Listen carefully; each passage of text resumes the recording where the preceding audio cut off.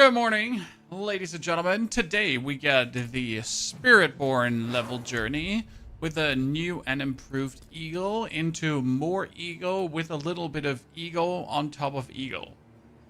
And then later probably jaguar. But we're going to try to eagle as long as possible, as much as we can. We're going to call it Eagle Lady for the time being. It's definitely going to be the biggest part of our actual leveling, right? To just eagle around. It's going to be interesting because I haven't messed much with eagle in prior seasons. So it's going to be my first season really messing with eagle. Trusty, good to see you there. Ghost, howdy. Pleasure. Chippy, greetings. We got our lady here with a thunder pike into when you evade you attack with thunder pike, right? Then we got quill volleys together with the advantageous quill volleys. Most importantly, we got the follow through together with the Ravager. So, I thought traveling. Intriguing thing. Kyle, howdy, Pop-Tart, greetings. If you've never played Evade Spiritborn, today's the day to find out what's happening, how it's vibing, and how much you're enjoying it or not.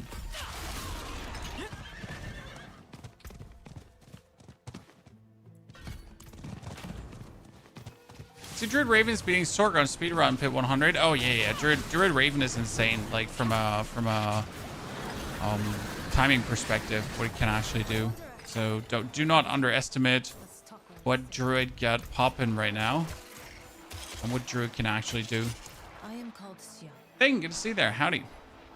Druid just has the range advantage, I guess, that pretty much Ravens are hitting the whole screen. You know, it's like where the balls are kind of like more local. That makes sense. As the swing coming along, Kyle, today we gotta kind of build it up without the daughter noticing for 2 days to come. So, yay.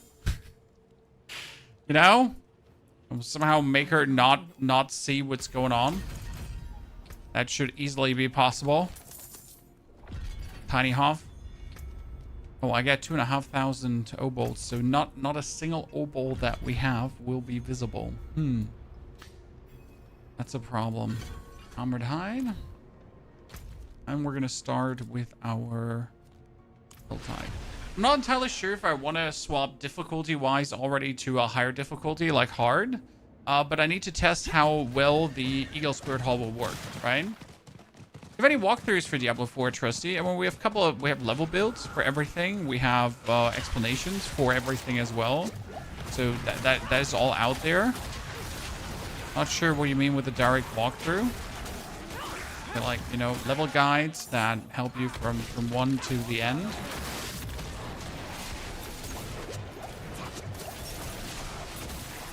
This is what I like, you know. This is why we start in normal, because when you begin, you're gonna be here fighting demons. Oh, this is pretty much like not having anything yet, right? Aye, Spiritborn. First levels. Harsh. Okay, we got ourselves the enhanced armored hide. It's gonna help. 20 hours till Ghost of Yote. Yeah, we probably won't have time for that. I mean, tomorrow is my last day of streaming. Then Friday is daughter time. Saturday is also daughter time, and then Saturday late stream. So I think Ghost of Yote is going to be on the menu for the time being. I have to skip on that for now.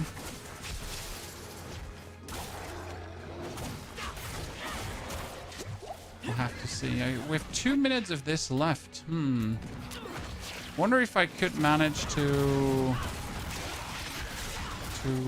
get a chest open in that time. Probably, right? Come on. Like, we should manage to get a chest open. When I'm in 2 minutes and 30, I could maybe kill the Queen of the Helltide. You know what? Let's actually give this a try. Maybe it works.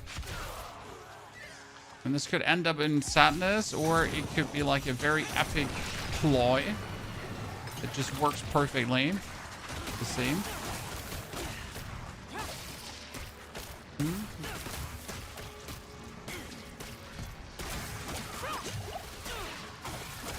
Okay, goal is currently use Thunder Pike. You reset cooldown, you dash, you Thunder Pike, you reset cooldown, you dash, right?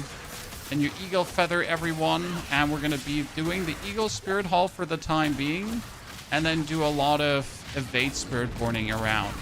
It's currently the average level plan. Should work out, right?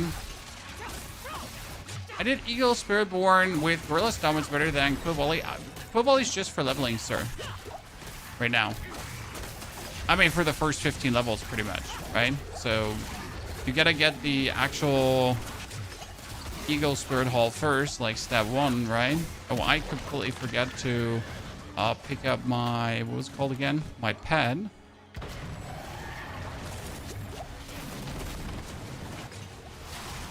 And I forget to pick up my, what's it called again?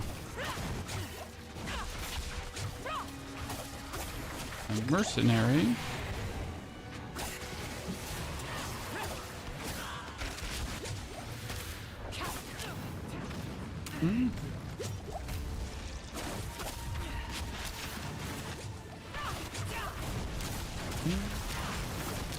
Killing the Queen of the Helltide without like any kind of skill points is quite something, right?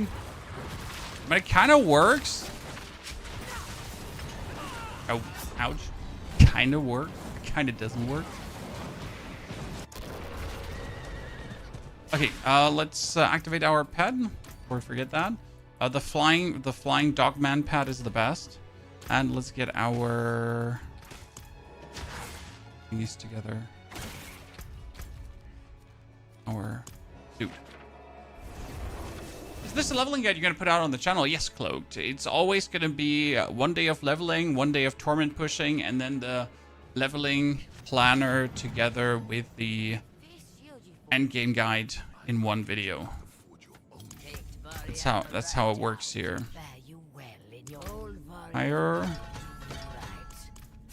Let's get over here as our reinforcement. As a savior, just in case we should die. Okay. Get the points so I can put them in. Okay, now we get that one. We're going to do the quest. Seasonal quest line, very important. We have a Quill at 60. I'm not sure what 60 will yet look like, Viking. I want to avoid doing the most boring Spiritborn because I've seen some like 120, 130 clearing Spiritborns. But they're really just the I'm good at pit Spiritborn kind of, if that makes sense. And like Spiritborns that are good at pit are usually very boring to play outside. And obviously to get Spiritborn good, Jesus Christ, it's kind of weird again, so to say, right?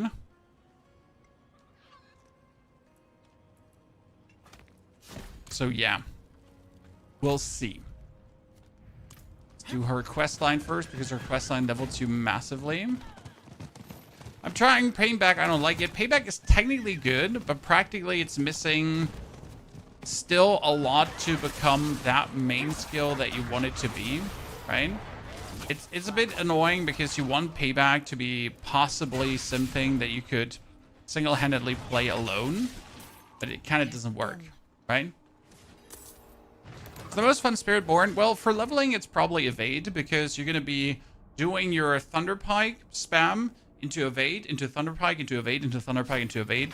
So that's pretty much how you're going to play. So right, it's like Thunder Pike, Evade, Thunder Pike, Thunder Pike, Thunder Pike, Evade, Thunder Pike, right?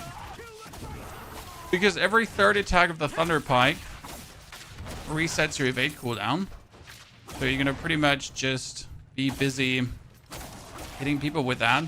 And then evade and shoot out bonus feathers, and your thunder piking itself will shoot out bonus feathers because they reworked how the Spirit Hall works. So the actual Spiritborn Spirit Hall, the Eagle Spirit Hall is nowadays giving you just cool bonuses. Really worth it.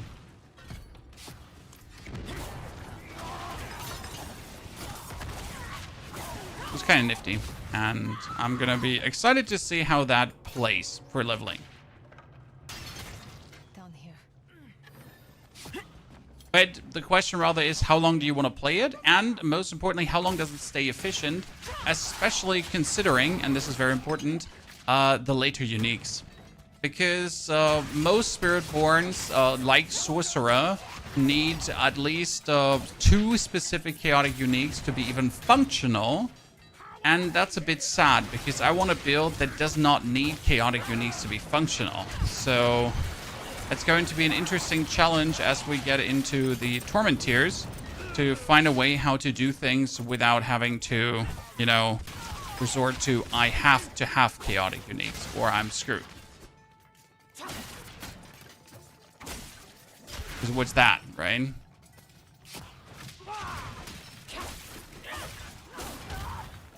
Having to have uniques is never what I want, especially chaotic uniques, right? So normal uniques, yes, but needing chaotic uniques to make something work, because a lot of the builds are playing Simple Sonntag together with Kibaleko, and that's kind of like, those are both weapons, right? It's gonna have in mind nothing really much, Karsten. We'll be playing around a bit, and we'll see how we vibe down the line. I mean, for Sork, I have Ball of Lightning in mind. I would like to play a Seeker-focused build, but I know that sadly doesn't scale enough. I would love if I could just, you know, play Seeker main, and that's it. Like, I feel it's a shame that Spiritborn can't just use its ultimate to have the best going on, you know? How do you and other build makers get the gear for these builds so fast? Well, so Cloaked, like, Rob pretty much plays non-stop, right? I mean, my streams are like 4 to 6 hours for leveling and the first Torment tiers, and then I do another 4 to 6 hours for getting equipment together, right? And then you have people like Rob who just play 20 hours per day roughly, right? Non-stop farming. I mean, I don't, like, I level all my characters very slow and methodically. I just do everything very chill. So how do they get these items? By just playing like crazy. No sleep, gang. I mean, people like Makuna, they actually farm non-stop.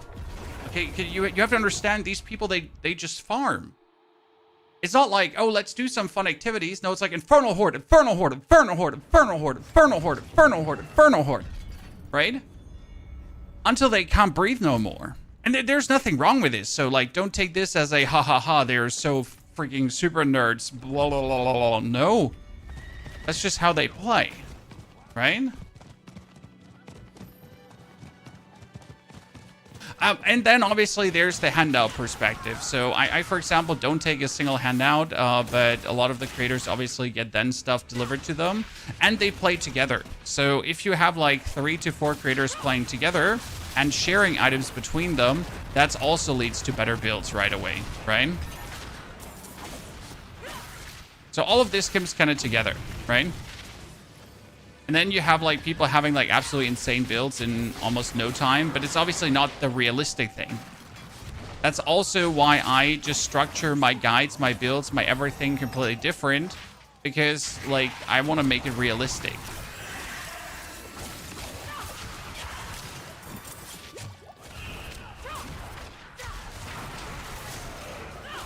Because if it ain't realistic, it's useless for you.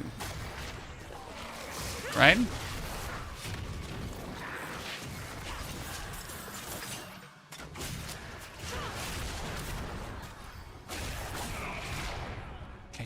Hit the boss.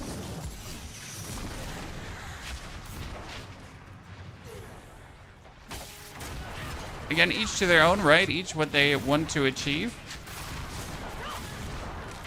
I played Pulverize. It was one of the best builds I've played. Get into tier 4 with leveling gear. I mean, Pulverize is insane. Pulverize does not even need the Rotten Lightbringer to go stronger, but you can get the Rotten Lightbringer and become even stronger in no time. So yes, it is absolutely mental what you can do with that.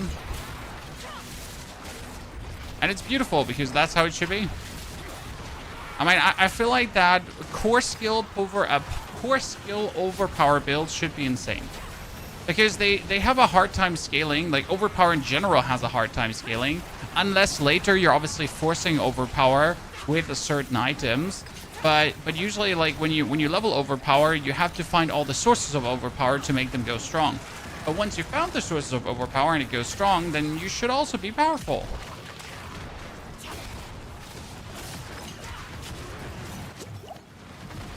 Nate, I don't think it's bad to take handouts. It's just like, it's something that people should be aware of, right? When they see an amazing build and they're not aware that the creator is being fed handouts, then, and they obviously believe they can get something equivalent in no time, but that's like just not it, right?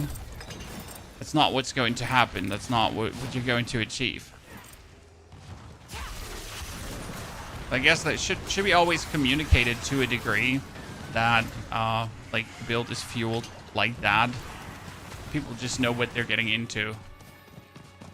Season start today. No, season is second week. Since yesterday, we're in the second week. It's going to be a rather short season. We gotta be real about that. I mean, we're already at Spiritborn. I only have Rogue and Barbarian left, so I'm almost done with this season.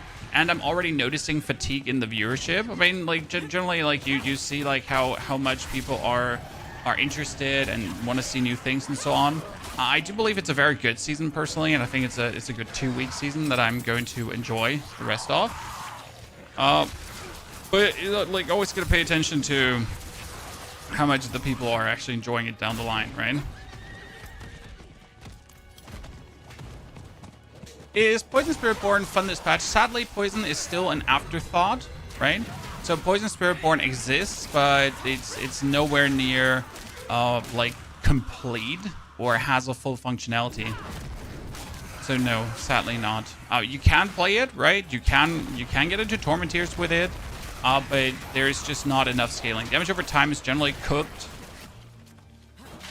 And Blizzard really stinks at making damage over time work. I gotta say, Branding Gear Games has a bit better eye on that, but not a much better one. So in like Path of Exile, there are some damage over time builds that definitely work somewhat better, but also not by much. Like, let's be real. There's not a big difference between the two big boys, right? Each of them kind of sucks with damage over time. Okay, goal right now is, chat, to become level 15. Why 15? Because then I'm gonna get my Spirit Hall. And the Spirit Hall is going to change, obviously, everything.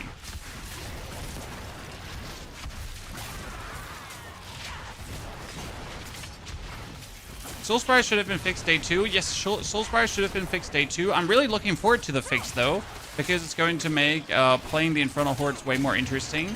I do believe it's a big failure that it takes so long, but you also got to consider, like, how do I say this now? So I might be done after 2-3 weeks with the season, right? But some people haven't even started with the season yet, right? I mean, there's Ghost of Yotei coming, then a lot of people are going to be playing Ghost of Yotei. Then there's different games coming, so it's not like that people non-stop play this game. Yeah? Wait, give me a second. Yeah!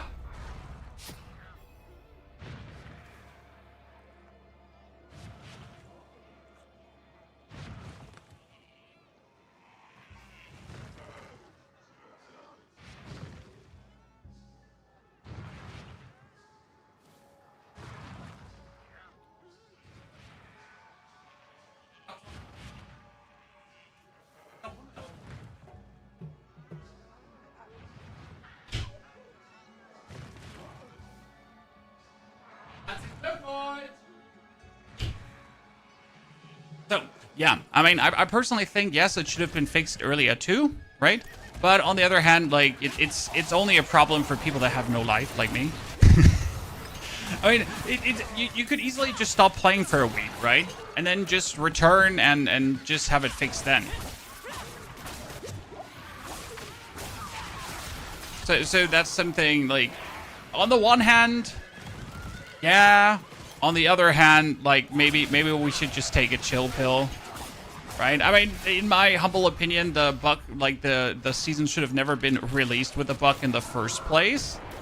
So that's also something that we should mention, right? That the actual season even remotely released with an error like that is not acceptable. Because, hello, this is the season of the Infernal Hordes. Maybe the season should work on release.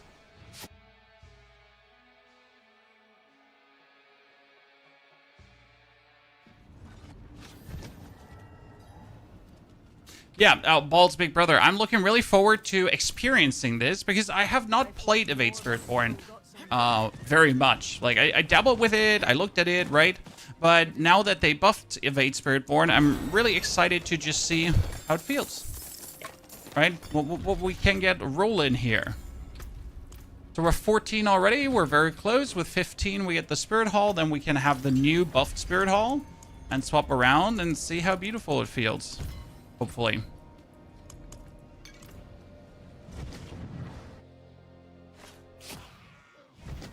If you stop playing Diablo for a week, you're not coming back. I mean, for me, it's obviously a different thing, right? If I would stop playing Diablo now for a week to come back on the patch, like, community interest gone. But that's probably more to do with the life cycle of content creation. I mean, it's the same with Ghost of Yotei, right? If I'm not releasing my banger videos about Ghost of Yotei on week 1, I might as well not bother releasing a video at all. Because that's how it goes with guides. They gotta be out when the mass of the players are playing. Unless, obviously, you have a game like Elden Ring, which is eternal.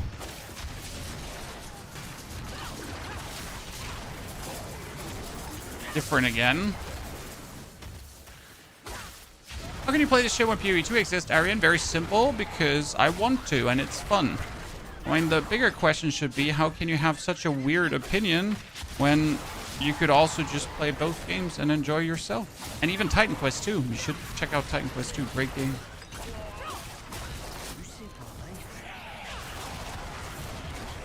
So please grow up, sir. Thank you.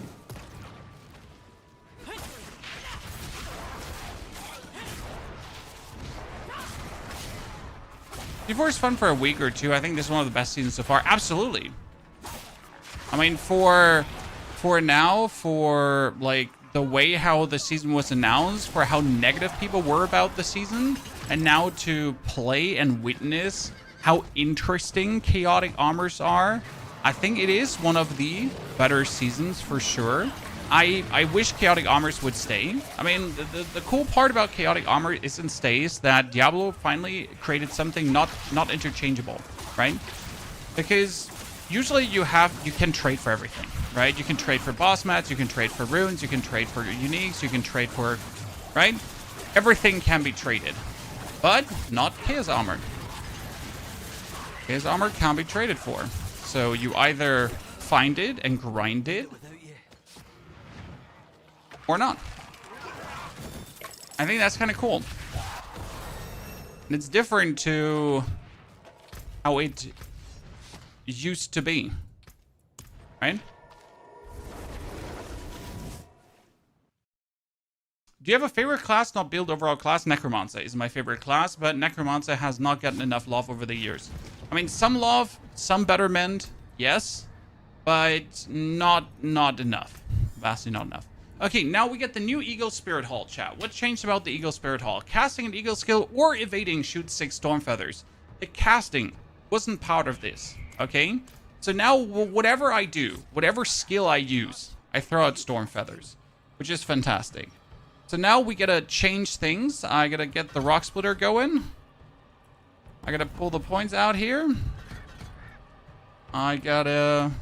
No, I prepared some things beforehand, so we know what we gotta do. We get this one running.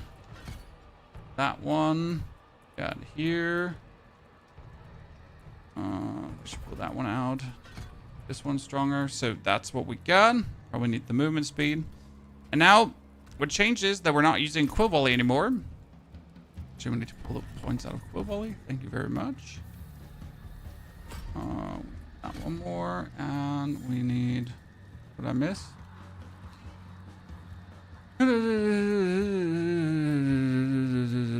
Ah, there you go. See? That was all we needed. Okay, so we got Thunder Pike, and we got pretty much our skills to just evade around. Rock Splitter is not being used right now. Rock Splitter is just later good for... when you get the skill that boosts your overall... for base gorilla skill in your action bar, you gain life, knockdown duration, and barrier generation. So that's kind of useful. Fivo, thank you for the 104 months of support. Mr. Crip, thank you for the 11 months of subscription. Fivo, I hope you and the family are doing all right. Life finds you good. Okay, we need to go down here and kill some Hi, dudes.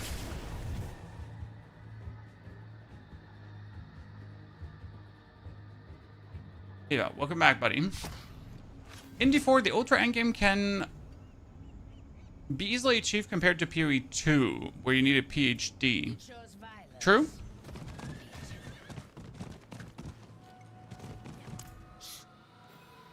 Family is doing great. Looking forward to Child's birthday. Child's birthday is going to be fun.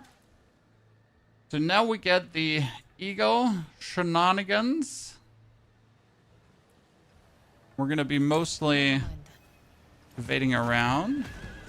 Oh, second one is going to turn 5 already. Jesus Christ. Time flies when you're... See now, like the Eagle skill, when I do the normal attack, right? When I do this, it's going to shoot out things. And technically, to make this build the most optimal, you should use attack in place. You notice this? How I'm attacking in place? There's a way to force this. And it's not necessarily needed for the evade, but it allows you to pretty much evade more around in place. I don't think you need it. Why would you do it? So you can just keep evading instead of walking or attacking, right? So you would evade to shoot out, and then instead of having to walk up to an opponent, you would just attack in place to reset your evade, to reset your evade, to reset your evade. That makes sense? But I'll be fair with you, that's annoying and I don't want to do it. Right?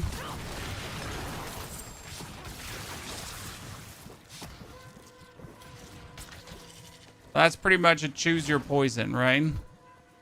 You want to or not want to. It's a bit like the question with the permanent teleport Sork, right? Do you need to permanent teleport Sork, or are you happy with already just teleporting a little bit around? People will tell you, nah, I need the permanent teleport Sork or I'm going to lose my mind. And other people are going to tell you, you know what? It's fine. I don't need to 24/7 teleport around.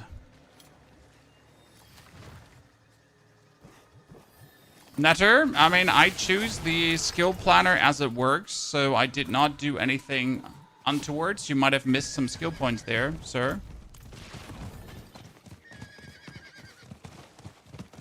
Zoom Sork versus Boom Sork gameplay, basically. No, not really. This is more a philosophical decision, right? So, for example, my Sork teleports every 3 attacks, right? Every 3 attacks, my Sork can teleport. Some people will tell you, because I'm too lazy to masterwork further, right?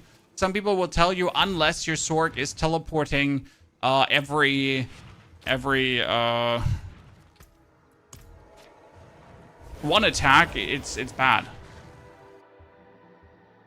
Does that make sense, right?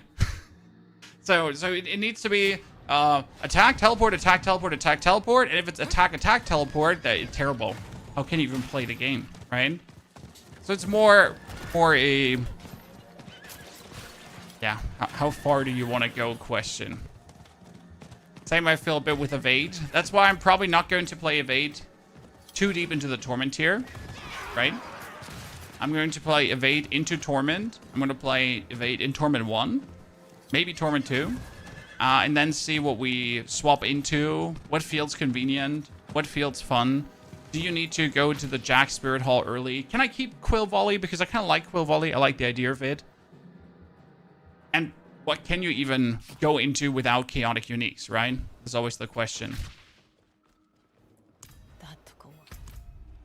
Okay, what we need to test now is, I was told that after you get to level 15, guys, with Spiritborn, you can easily swap to Expert difficulty. I believe it when I see it. Plus this Spiritborn, sir. In case you did not notice, let's make it obvious. Batman. I am Batman! Thank you.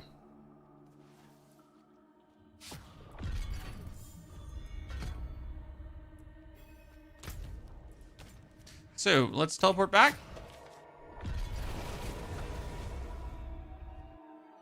And see what we get done.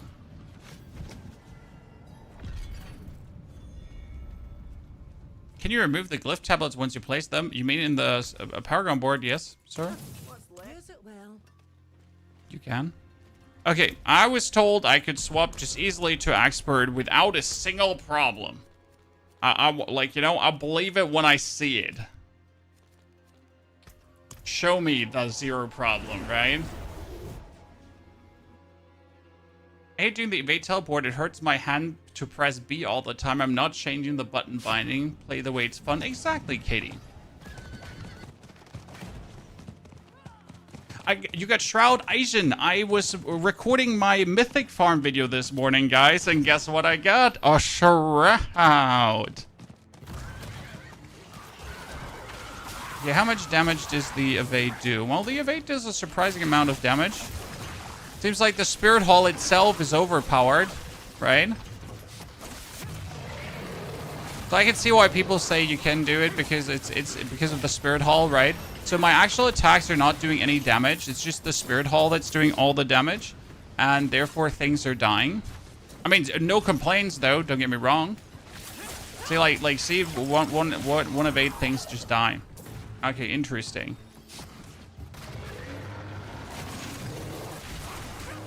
I'm surprised. It feels a bit like Dens of Knives, honestly. Different Dens of Knives gameplay, but kinda like Dens of Knives. If that makes any sense to you. Interesting part is if you actually use your skills, these skills also... Oh wow, this is like dealing damage to that Chaos guy like crazy. Okay, cool. Huh. Huh. I'll be damned. That's good. It's good. I mean, it's good. It's good. It's really good. It's really good.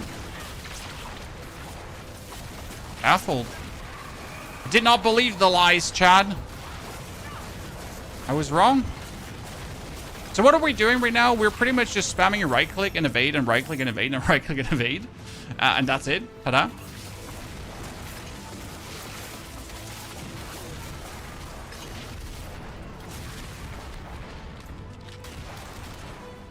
Funny part is that you can pretty much not run out of resource.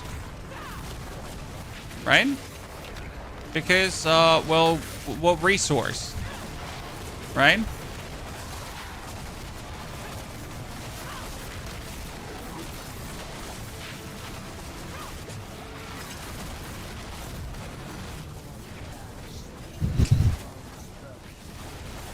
Not even like harsh to play. It's like pretty spot on.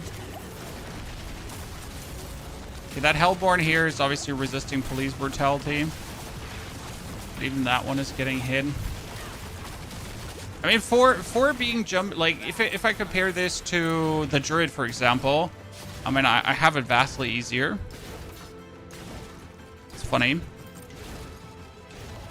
I was trying this build last season, and I was great onto Torment 4. I mean, obviously, I don't want to play this in Torment 4. This is like the evade playstyle is going to make me cry at some point. However, as long as this is a convenient farm playstyle, it's worth to consider, if that makes sense.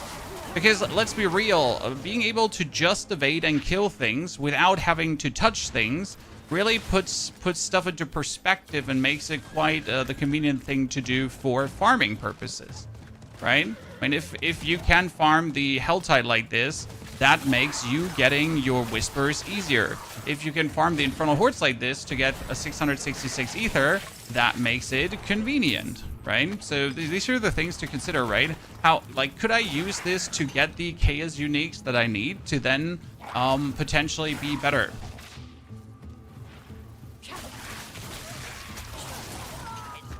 Right?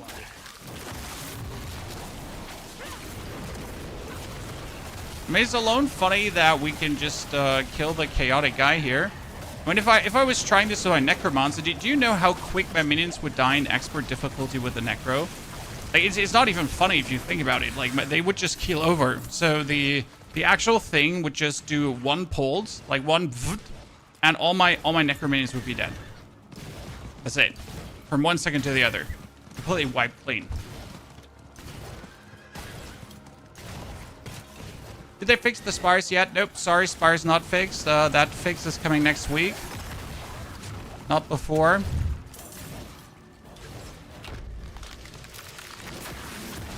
Will there be a Mythic Chaos version of Raven Druid soon? Not soon, but I'm planning to do a day where we max out the Chaos Druid and literally just play. I picked up a Shroud of the False Death, so that's amazing. The only way how I can do a maxing out stream, though, is if I sell an item on trade. So I currently have a bunch of items listed on trade, and I'm trying to acquire a couple of billion gold. You know how it is? Like, you know, the people that have a couple of billion gold totally legal flying around. Because yeah, if I want to masterwork something, I need way more money. Therefore, I need to make sure to get my money first. But once I have that, like, we can max out stream. But yeah, I need to wait until I traded something. I have a bunch of greater affix items. Problem is, like, the only thing that really sells this season good are some key uniques, and like if you have double to triple greater affix items, right, on rings, weapons, something like that.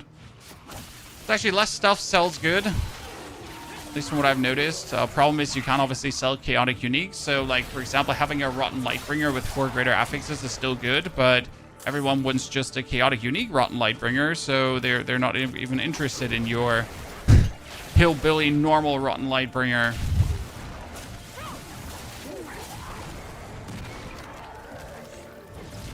Kind of like a funny thing.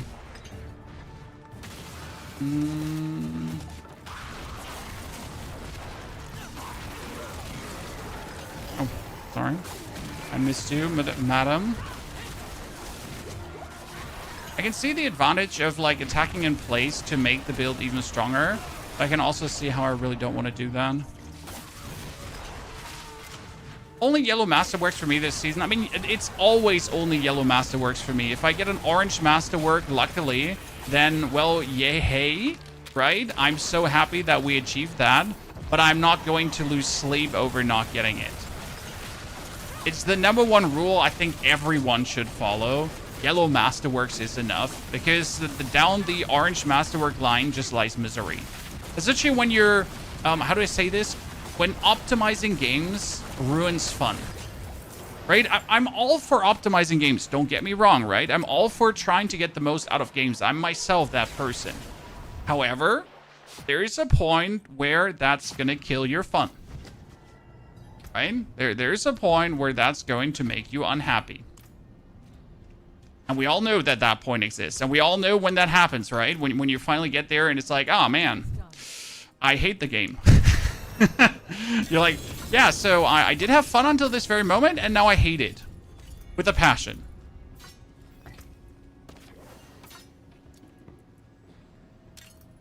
Oh, here. When you evade, your turn is to become unstoppable, but that's not worth it, right? Because my evade cooldown gets higher. Oh no, after you evade, your next core skill dashes to your target and does damage. Yeah, well, not really useful. But here, attacks reduce evade cooldown. Woo! I guess that's what I want to have, huh? Can I lose free cosmetics? No.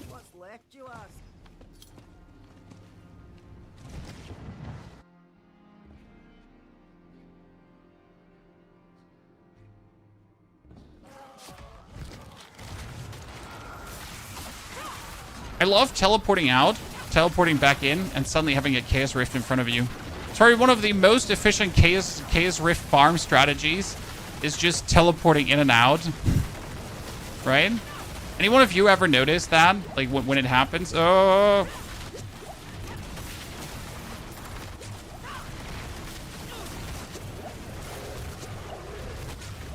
Oh, poison from that dude. Way too annoying. Stop fearing me and knocking me down, and Jesus Christ. That dude just had me completely, like, everything, chat. He had me poisoned, he had me feared, he had me knocked. You know what? I'm like, it was nice meeting you, but I hate you. So bye. I don't want to play that game anymore. Where you bully me. Ooh, treasure goblin.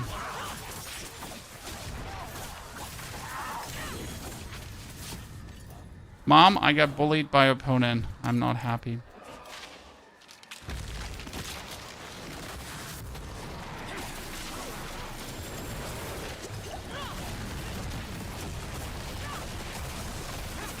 Took advantage of your Spiritborn, dude. I got handled there.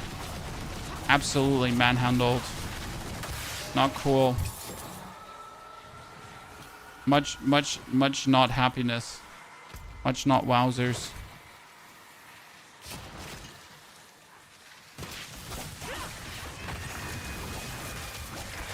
I mean, again, though, for playing expert difficulty, I guess you can't complain. Because when you're playing expert, you're just always one stun away from death, right? Would I do this now if I was playing hardcore? Absolutely not, right? There's no reason to do this in hardcore. That would be the worst thing you could ever attempt. Because you're pretty much just one evade, one stun, one unfortunateness away from death.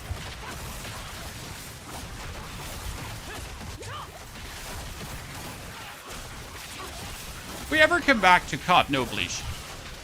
COD has absolutely nothing to offer. COD has the hardcore identity crisis. I'm not sure, like, I mean, COD creators are the most unhappiest person in the world.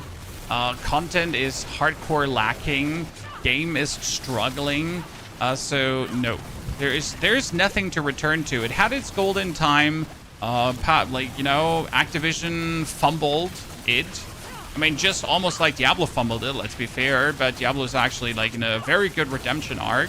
No matter what some other people will tell you. I personally feel like the redemption arc is pretty good right now. So that's great to see. Same for Path of Exile 2, by the way.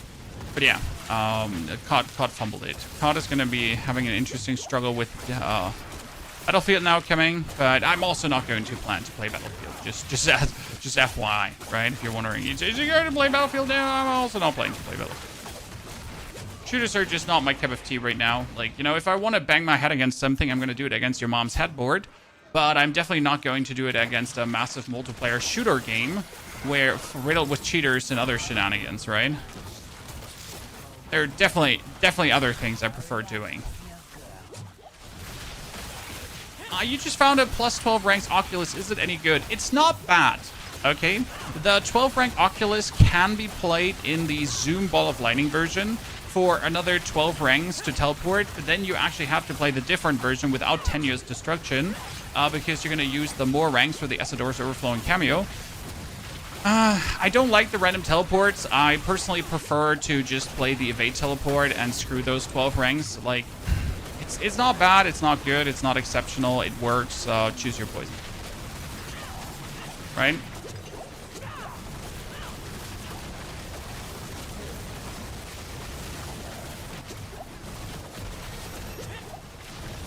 I'm surprised how well this is working.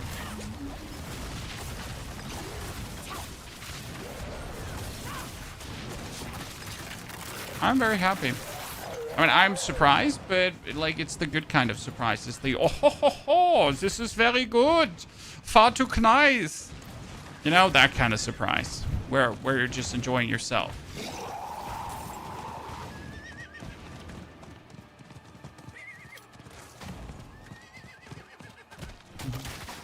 Trooper, it's a bit the same with Pain Gorgeous Gauntlet. So my Ball of Lightning build actually in its base plays Pain Gorgeous Gauntlet, which are virtually useless unless you actually combine them in a meaningful way to get yourself very many basic skill ranks and make them useful. It doesn't per se make the item good, but you find a use for it. Is there any build that makes use of Mother's Embrace? So Mother's Embrace is always usable. It's just never good. What does that mean? So if you get into the Torment tiers and you have Mother's Embrace as the chaotic unique, right, you can just use it to fix any of your spirit problems. There's nothing wrong with that. For example, Blood Surge with Mother's Embrace is insane. Unless you're fighting a single enemy, then you're screwed. But to that point where you're fighting like multiple enemies, congratulations, like you're restoring spirit like crazy. So if you do something like the Infernal Hordes, Mother's Embrace is insanely good, right? Mother's Embrace definitely is one of these uniques that needs a complete rework because the actual base functionality does not live up to what it was used for. Mother's Embrace used to be good if you get it during leveling, but that was only good if you had 100 levels of leveling. So Mother's Embrace used to be an absolute top tier unique that you were super happy if you picked it up early. Like, you know, you get that with level 30 and you had to level up to level 100 and Mother's Embrace was king. But obviously those times are gone for quite a while now. So not king anymore.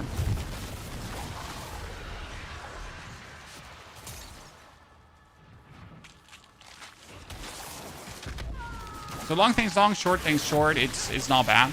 You can have fun with it. It works. Oh, there's 2 Chaos dudes out of here. Jesus Christ. This would be an absolute death sentence for me right now because I actually don't have a single heal. You know? This would be an absolute death sentence for me because I don't have a single heal. Okay, I don't know how I survived that. I feel like we should have died. I'm happy we didn't.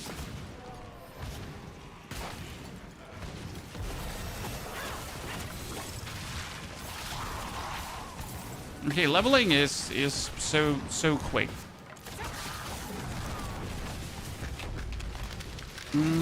That one.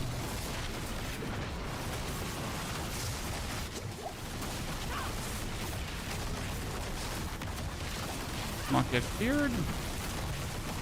People still play before you, sir. New season hype.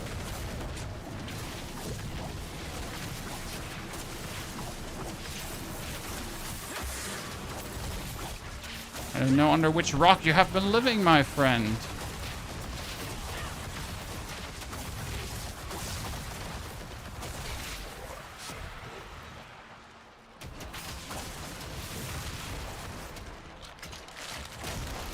Okay, I need to go to the harvest. Yeah, I need to stop doing chaotic things, right?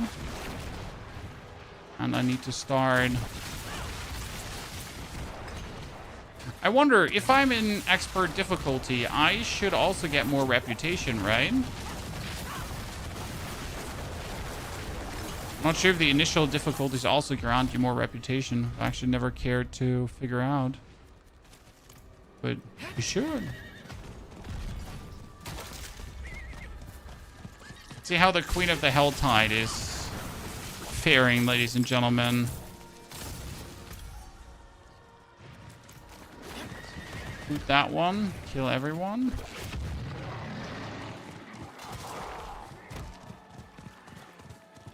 Mr. Wars on Gun Doctor videos, that's kind of you, sir. I'm happy that there's still people that remember that part of the channel. The only shooter I'm kind of interested in returning to would be PUBG 2. But even that is not really interesting. Main reason that I don't have much hopes for the PUBG company to actually ever be competent. Right? Bad developer stays bad developer no matter what they do with their actual game. The same with Super People. I mean, Super People is back now, in case you missed it, chat. Super People, amazing game. But it's still the same developers. I mean, no matter how much they change their philosophy, I mean, these guys are incompetent. Unless they fired, like, the whole leading structure and completely rebranded, and I don't know, they got bought by Tencent or whatever. Not much hope for you. Sorry, lads. Same for Crafton, right?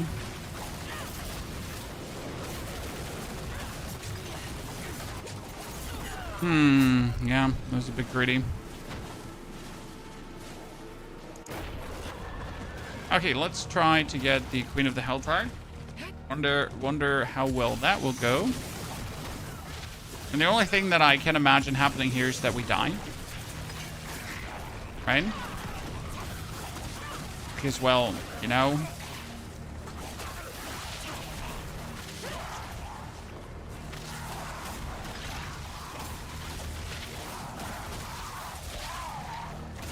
Gotta attack the lady. Do you replay each season with a new character, or do you try new builds? What do you mean? I mean, every season I level up every character from 1 to 60 with varying builds, and I try in the end game to always do the new fun hot stuff, unless the new fun hot stuff is completely boring. I mean, for example, right now Necromancer has the Gospel of the Devotee, but that item is virtually useless, so you can't actually do any fun hot new stuff with a new unique. For Druid, obviously, you had the Ravens, which were really, really cool with the Kill of the Blackwing, so there is actually fun hot new stuff, right? For Spiritborn, it's a bit of a mixed bag. Chaotic uniques are good, but you don't really have like super fun hot new stuff as well. More like the old being even better than before, right? So kind of fun hot new stuff, but also kind of not.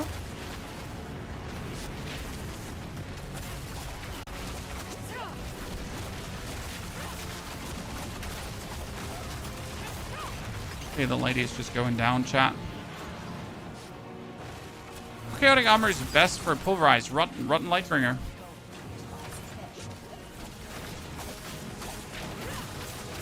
Because then you can play another aspect as your two-handed weapon. Rotten Lightbringer is absolute king. Get that, you win. However, like it would be good if Rotten Lightbringer, I think, is your pants or your boots optimally. Shouldn't be your gloves, shouldn't be your helmet, and it shouldn't be your chest piece. Yeah. It's the only thing to consider there. Okay, 27, Queen of the Helltide down, all the points spend. Just making double sure we got it all properly knocked out. We need to take the vital strikes. We always make enemies vulnerable, so we do so much more damage. You should go Ravens build, sir. We already made our Ravens build. We have a very fantastic one out. Brilliant. But Pulverize is easier to scale than Ravens. However, Ravens, in my opinion, is smoother and faster. Zooming around the battlefield. Choose your poison a bit there, right? Okay, now we get to the point here. Let's mix in Vortex. Vortex is just cool.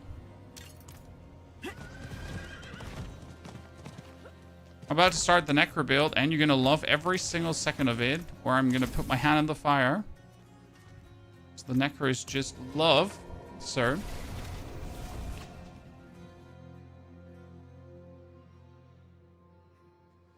Rogue is the best class to open mythic caches if you're hunting for Starless, correct? Yes.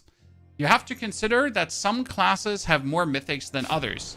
So the Spiritborn has Vushnak Pa, for example, but can't get the Grandfather. But you obviously would rather get the Grandfather than Vushnak Pa, because Vushnak Pa is completely useless.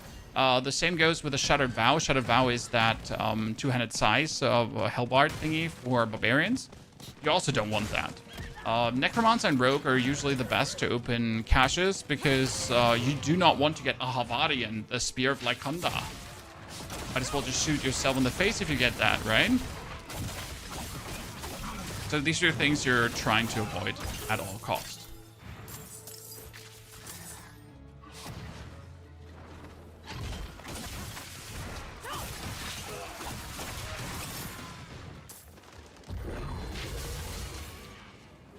How do you overpower with the Zoom Ball of Lightning, sir? Did you skip the complete explanation with the chaotic powers and the Banished Lord's Talisman? My friend? Yes. Enough? Enough?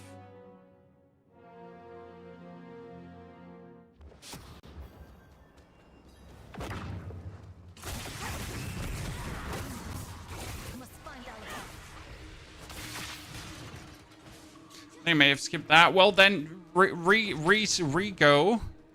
And no skibbity doodle dandy, Andy, sir.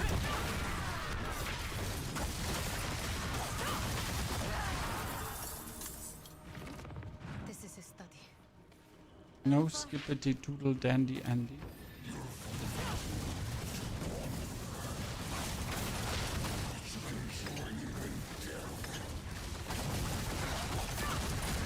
Poor guys.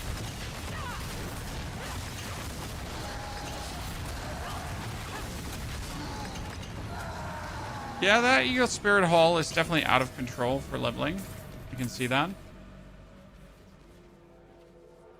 We were too late. Too late. I like it.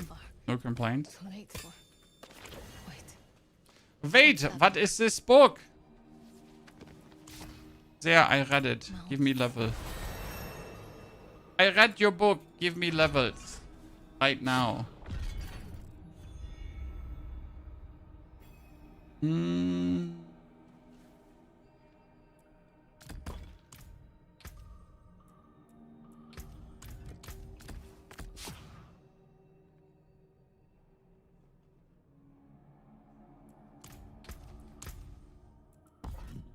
pull that out as we've reached the point where we don't need it anymore. Let's finish the quest. Why are we doing her quest? Because her quest gives me tons of XP, so we're obviously doing it. Best class if you're playing solo. I mean, Sork, Necro, and...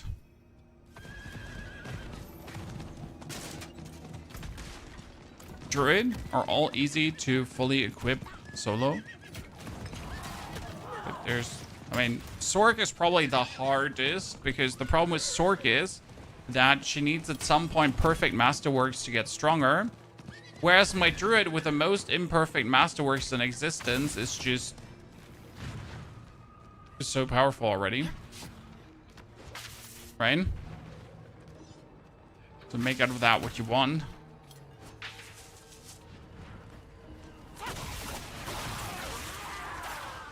I just leveled Rogue to 60 and I'm having trouble. I get like 0 damage. Yeah. I mean, Rogue Dance of Knives 260, extremely easy. Then in the Torment tiers, Dance of Knives does usually not feel that good anymore, especially if you did not get the Star Shard aspect. Is there a complete build guide for the Spiritborn? I'm currently in endgame with my Vate Spiritborn, but I'm not sure it's optimal. Well, sir, we gotta get to the endgame first before you tell you anything about the endgame, and we also gotta finish leveling first before you tell you anything about leveling, right? So that's that. Not much to share until we have it done ourselves.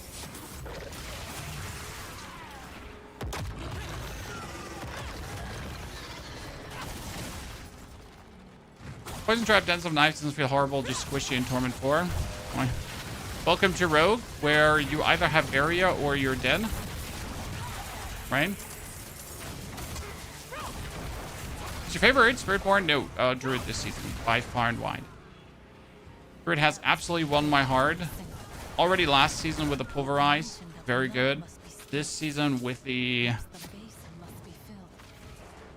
Ravens, even more. But well done, Druid. Made me like you even more.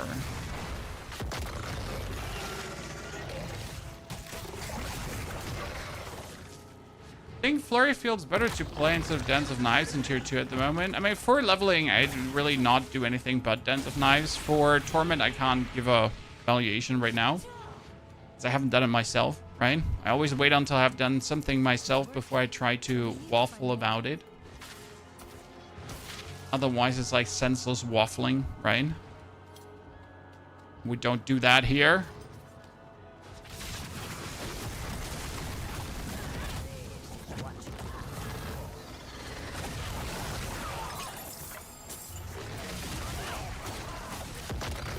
No senseless waffling.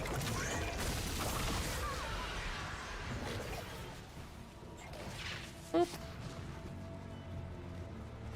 Okay, that is level 30 right now in an hour, chat.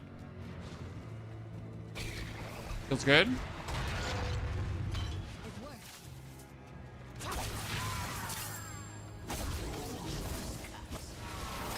I really wonder how long the leveling is going to take. I mean, all the other characters, 3 hours, 30 minutes roughly, right?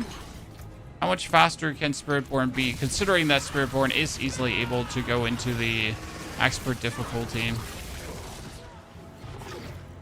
Kind of want to see a fleeting horde now in expert difficulty. How much XP would that give me? I have a fleeting horde compass, Chad. Woo! Let's go! This is it. Let me look. Should be able to squeeze out some Hold up. nifty experience from that.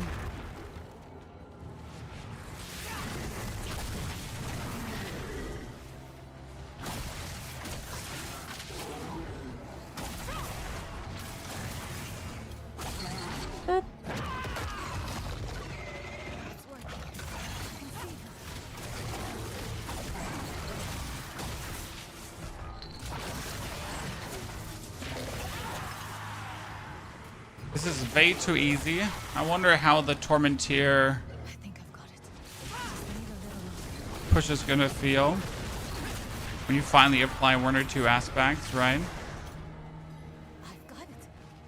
I know we're. Are we sure that Druid isn't bugged? Their damage, I mean, yes, Druid is not bugged. The damage is absolutely intended. Unless you played the Poison Creeper version. The Poison Creeper version was bugged and overpowered. But I assume you probably did not play the Poison Creeper version, right? So that version was too strong for what it was actually able to do. Okay, that's the only one. The other druids are exactly working as intended. Why is druid so strong? Overabundance, my friend. So overabundance works well. Brawn over brains works extremely good. The companion thing works really well. I mean, companions are strong if you can spam them, but that's the thing there. Then they disable the aspect. Well, the aspect of Wild Rage, but that wasn't because of Ravens. The aspect of Wild Rage was disabled because Poison Creeper was going crazy with it. So that was not the Raven's fault.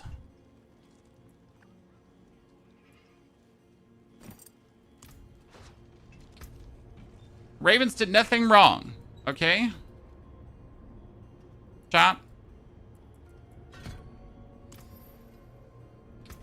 You can take what's left. Okay, you know what? Let's do the fleeting compass because I want to see how that feels at this point.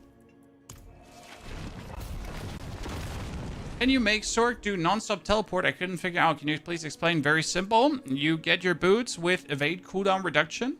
You use teleport as your evade. And then you need boots that say attack reduces your evade cooldown. Okay. And you need to triple masterwork the evade cooldown reduction. So, like, very simple steps. If you do not get to triple masterwork that cooldown reduction, well, then good riddance. Good sir, right? But yeah, that's what you pretty much need. Alternative, you can also get the evade cooldown reduction on your amulet, which is actually quite a nice way to boost the whole thing. However, for that you need to have the usual amulets that you would play as chaotic uniques, or you can't actually do that. So yeah.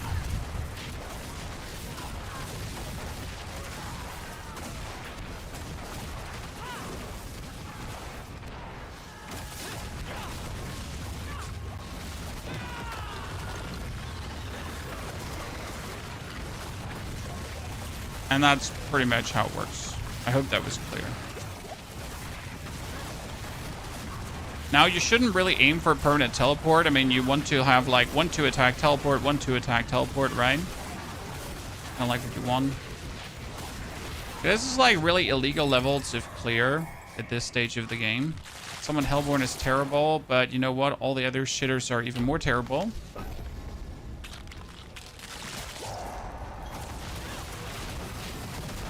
What aspect do you use for the Raven build instead? The Raven build planner has alternatives. You can use the aspect of retaliation. You can use the aspect of Changeling's Debt.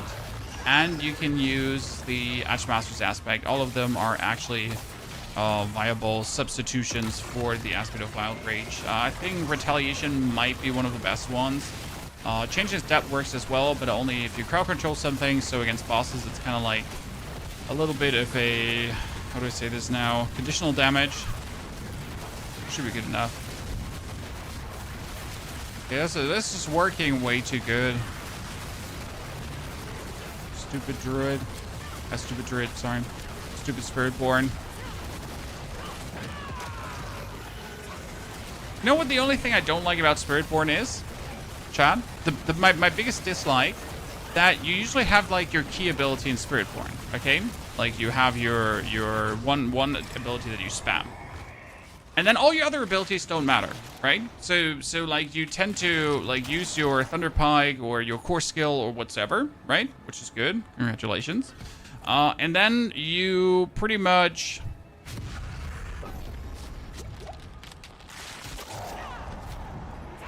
just spam all your other skills when they're off cooldown without rhyme or reason, right? You're not really looking like, is there a certain sequence to use my cooldowns in? You just slam your hand on the keyboard like every 8 seconds to just use all your other skills. Nothing wrong with that, but you know what I mean. It's a bit weird. That's why I also end up like using my ultimate in like complete non-mattering situations, because again, you just randomly ruffle stomp your keyboard.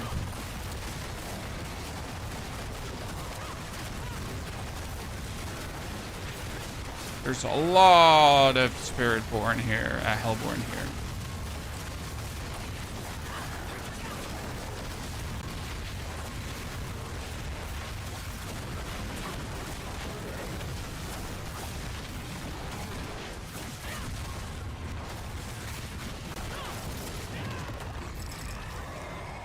I'm almost 200 ether. Oh, guys, surging Hellborn again. Let's go. I hate having to use more than one ability. Is why PoE is my favorite of existing ARPGs. I don't mind using more than one ability if, and that's very important, it's worth it to do. So if you're like, you know, if the comboing of stuff is not worth it, if the outcome of the comboing is vastly worse than just spamming one skill, why would I even do that, right? That's why I really like the grenade playstyle in Path of Exile 2, because it was always like, put down grenades, then shoot the explosive shot to explode grenades, right? So it felt like a meaningful combo playstyle that actually like had something going on for itself, right? And not just the spam one skill, like just spam grenades. No, do like both. You do grenades and the explosive shot, because that goes like very well hand in hand.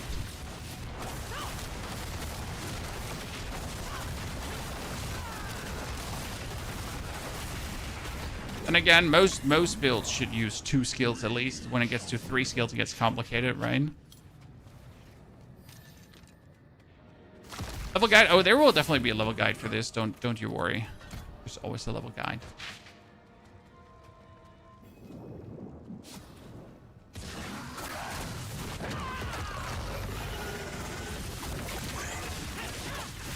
End of the day is really simple. You just need Thunder Pike and Evade, and everything else is bonus. I mean, as you can see, what I'm doing here is I'm smash my, like, I'm pretty much just permanently hitting spacebar and right mouse button.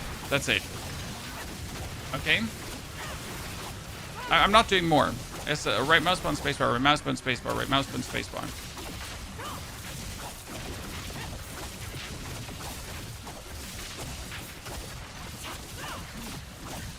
And technically, I wouldn't even have to do this. I could just also just mash my right mouse button, just that the right mouse button spacebar is more damage.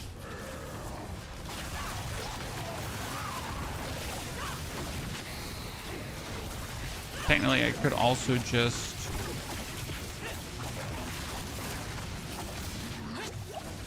hold down my right mouse button to shoot him.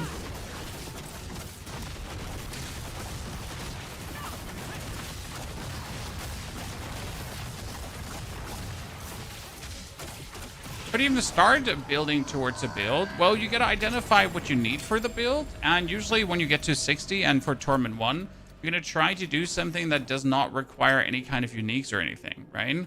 So you're gonna get into Torment 1 and then you're just going to use a build that just works. Like, for example, the Pulverize, which just works.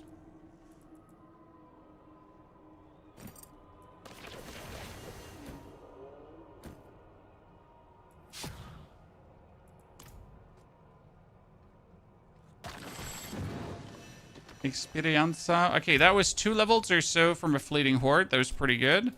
Now we're gonna kill the boss here. Then we're gonna Start doing strongholds, right? Zoom ball, Carnage. I'm happy to hear about that. I kind of want to find like all the chaotic uniques to really make Zoom ball go crazy. So I want to see how far we can take that. Do you use the numlock trick? No, I don't use the numlock trick, sir. I just press right mouse button and spacebar. No tricks, no macros, no weirdness. No mouse scroll wheel scrolling, just normal gameplay. You know? The moment where I hit right mouse button, evade, right mouse button, evade, right mouse button, evade. I mean, what you could do, very importantly, you could obviously make your right mouse button to be the attack in place button. I don't want to do that because I don't think I want to try hard that hard. What time is it in Germany? 11 a.m. Time to use your Prime Gaming subscription and like the YouTube stream if you haven't yet. Angry Rage Viking. By the way, Reese, thank you for the 43 months of support. Thank you for using your Prime sub, Reese.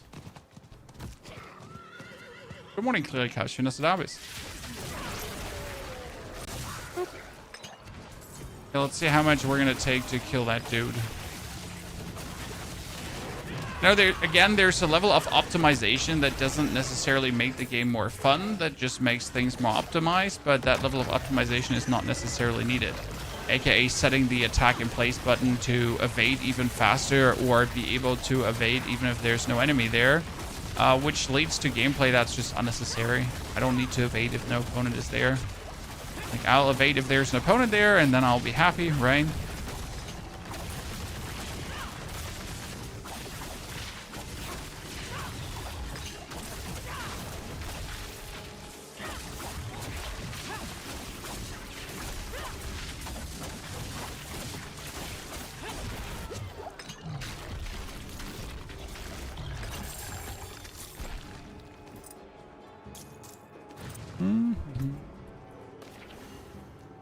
Helmet.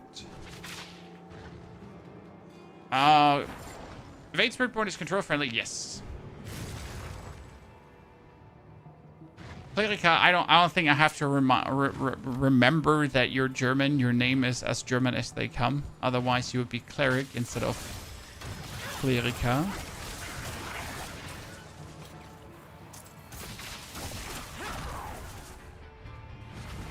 Spike goes, howdy. Is the patch today? Nope. I mean, when they announced the news, they said patch next week. I just checked the dates again. I would not expect it either before Thursday and or next week, Tuesday. Which is kind of sad. The fastest build to put together this season, Druid. Druid. I mean, technically, you only need the Rotten Lightbringer for Pulverize, and that's it, done. You don't need a single other piece.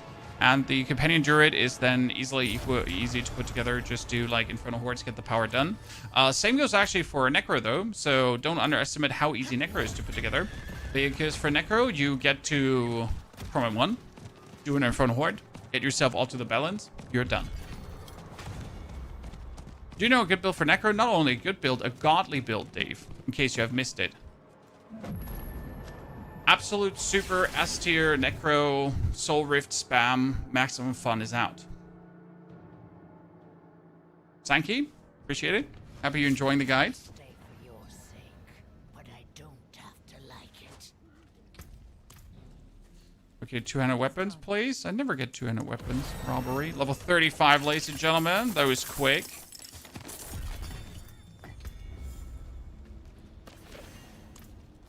Spiritborn is cheating. I can cure your speed in the park. Okay, we need to teleport back. Why? Because there is a stronghold right next to where we are, and that is instantly going to give us another level. So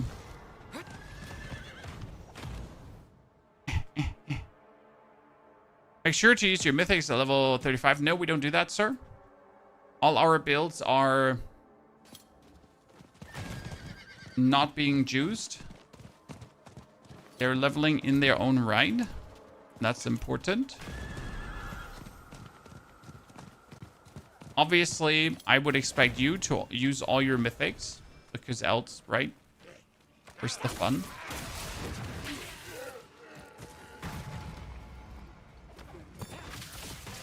But I am not doing that.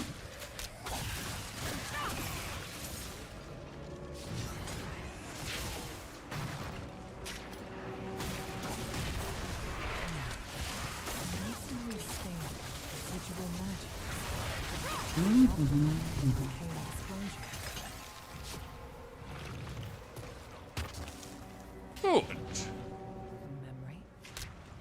Send her back to the lobby, ladies and gents. This is madness. We will not survive. Honestly, might as well get 2 levels out of this now. Before our home. Right?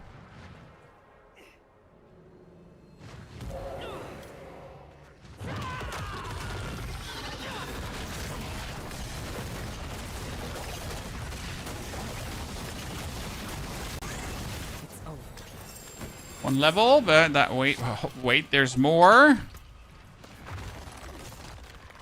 We're gonna hand it in. Ah, 2 levels. Let's go.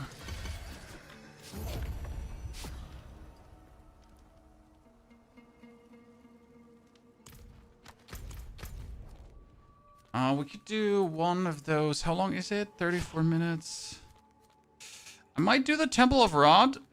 Yeah, you know what? I'm gonna do the Temple of Rod. I'm gonna pick up the Whispers, and then we're gonna do the Undercity run.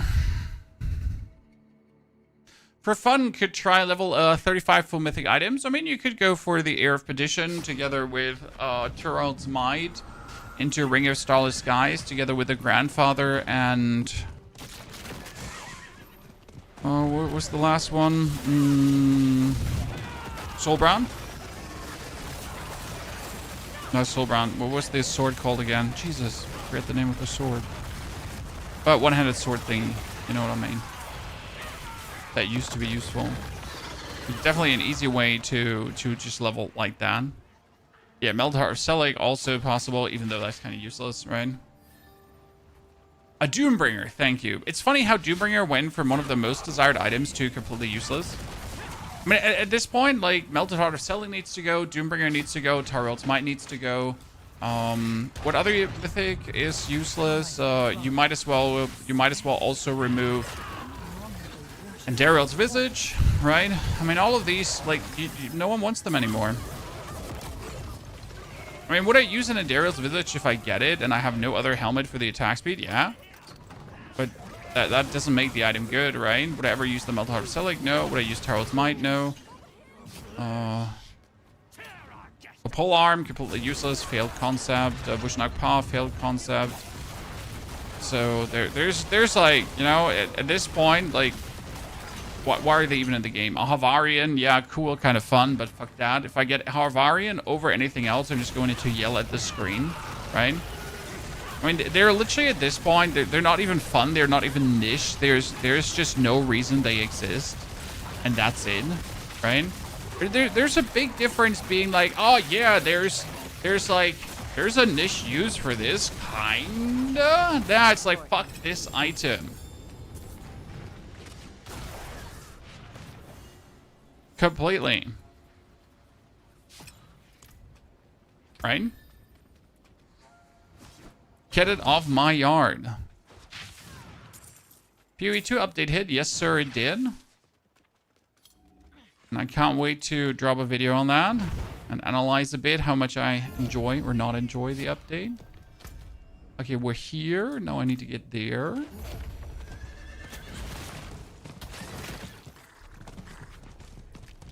And the same goes for tons of uniques that you don't know why they exist. Motor Crew, still, the Gospel of the Devotee and that kind of stuff. I feel like Diablo is in one of these states where it's developing in the right direction, but at the same time as it's developing in the right direction, it has so many corpses in the cellar that pull the progress down, right? So we keep making the game better. We keep improving the overall putting together, right, of everything. However, while we keep improving the game, a lot of the old things that are just inherently broken and completely useless just keep staying in the game, right? And there's no sign that they'll actually do anything about it. And I do believe that's kind of bad.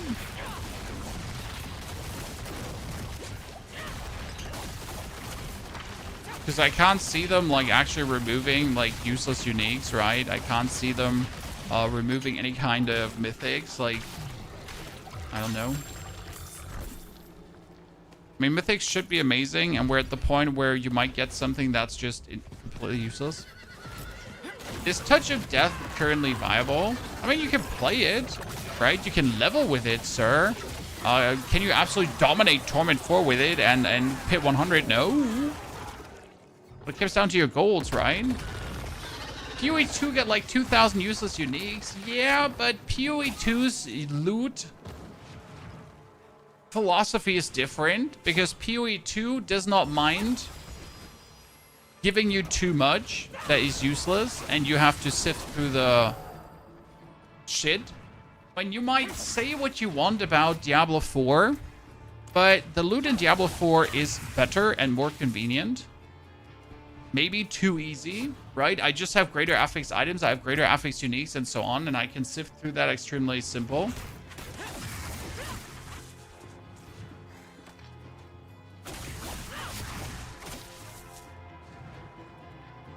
So yes, PoE has tons of useless uniques, and you'll never play them, and you ask yourself, why do they even exist? But this is Diablo, right? And not PoE.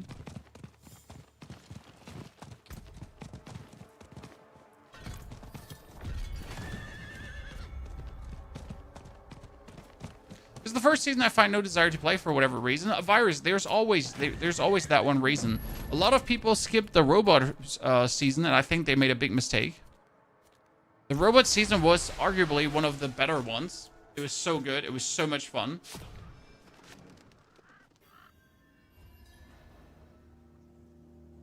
And that was season 3. And people actually skipped it.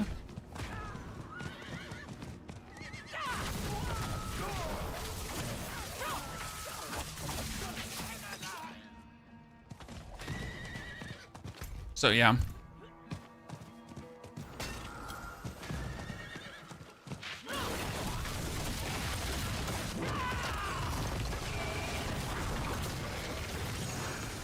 There will always be that one season that you simply don't vibe with, and it's just a normal development of how it is. Maybe you have some fatigue too, right? I mean, I gotta say, I am luckily not having any fatigue on the ARPGs I enjoy playing. I do have Last Epoch fatigue, so whenever I start playing that game, I'm already bored after 10 hours, and that's it. I mean, like, the first 10 hours are great, and then I'm just bored to death, and I don't want to see the game anymore, right? It's literally that.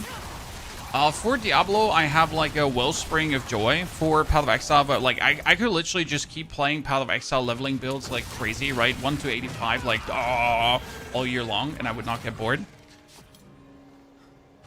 Lucky me.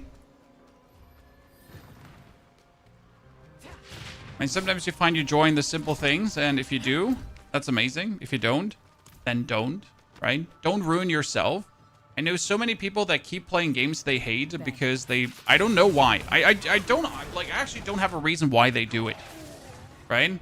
Some weird obligation, like, you know, Call of Duty players, League of Legends players, like Valorant. You know, you know your game's shit right now, you don't enjoy it, but you keep playing because you gotta keep your rank, or I don't know, whatever reason you give yourself.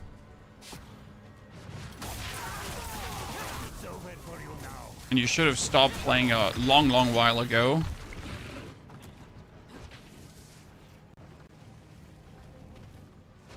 I tried Unique Reload Arbalest that you suggested from a Heartseeker build, but it's so painfully slow to play. You get a lot of damage, but it's a very halting, weird gameplay. I mean, no one likes artificial cooldowns introduced into their overall gameplay loop. So I fully agree with you. It's weird. Massively weird.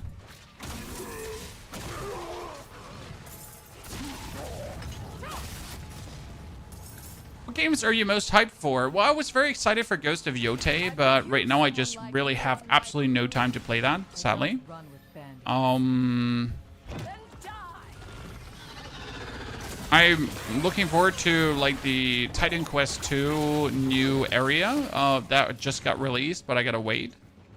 Path of Exile Season 4, so patch 04 is what I'm really pumped for. I'm waiting for Slay the Spire 2, Vampire Bloodlines, end of the month, excitement. I'm not sure what other game is coming this year. If anything else is coming this year, that should be cool, right? That's a little bit the problem. What else is coming this year? Do you have something on your radar, Chad? Because I don't. I'm like, I don't know if any like cool big game that's kind of releasing.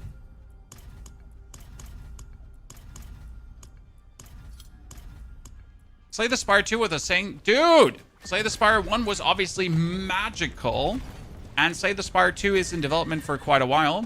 I'm not sure if we're going to see anything this year, like an early access, alpha, test, beta, whatsoever. I am really, like, that game is going to definitely be on the channel a lot, and I don't care how the view numbers are because I will play it. And we're going to have a grand old time. Just have no clue what kind of videos I want to make with it. That's the problem. Witcher 4 looks amazing. Yeah, but Witcher 4 is so far away, it might as well not matter. If that makes any sense to you. Oh, we're talking immediate future. Immediate future, sir.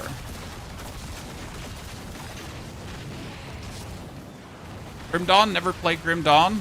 Also, don't really need another ARPG. Come on now. I mean, I still have to play the latest update from No Rest for the Wicked. That's what I'm actually excited for. Problem is wanting to play something and making YouTube content for it. Two pair of shoes, right?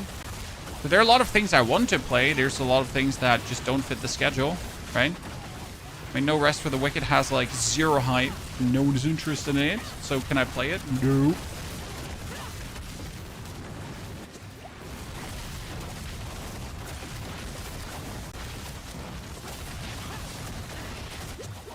Hey mom, don't kill me. Also, whoever was like fighting with me, could you please be useful? Missing out a lot. Well, you're saying that, but I don't actually like ARPGs. you know what you have to understand is that I actually don't like ARPGs. I just like a certain set of games, right? I like Diablo 4. I like Path of Exile 2. I like certain games. But I don't actually like ARPGs per se, right?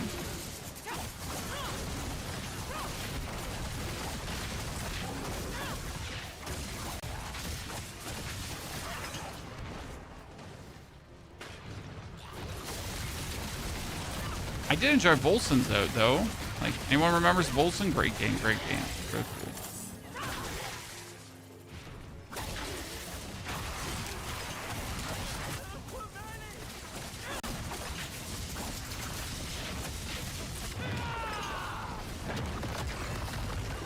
Oh, there's 2 Hellborn coming out of that.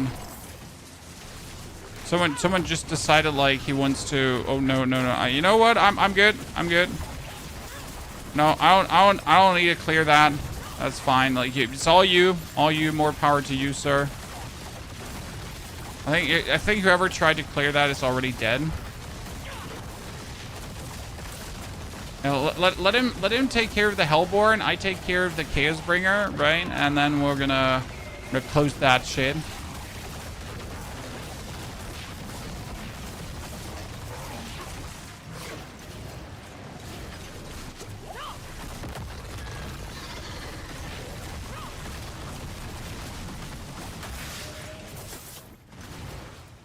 Expand your horizons. Oh, I would like to enjoy Grim Dawn, sir, but the game at this point just looks too old for me. I know graphics is not gameplay, but I need a certain level of graphics to enjoy my games, right? Might sound simplistic, but the eye plays with you a little bit. Hello, Mr. Etherfiend. Nice to meet you. Titan Quest 2. Titan Quest 2 is brilliant, and they just brought out a new update. Sadly, no time right now. We will probably check out the Titan Quest 2 update in a week or two time, and then see what kind of new builds you can actually make. And we've already done a bunch of Titan Quest 2 builds, so I'm excited to see what the new season, what the new chapter has to offer. For the real Titan Quest 2 interest, we have to wait for the full release of the game. Let's be real. I mean, as much as I like early access games, early access can also be so ruinous for game hype. Because obviously you have these games in early access, like Titan Quest 2, and they get hype with their first act, and then everyone forgets about it, right?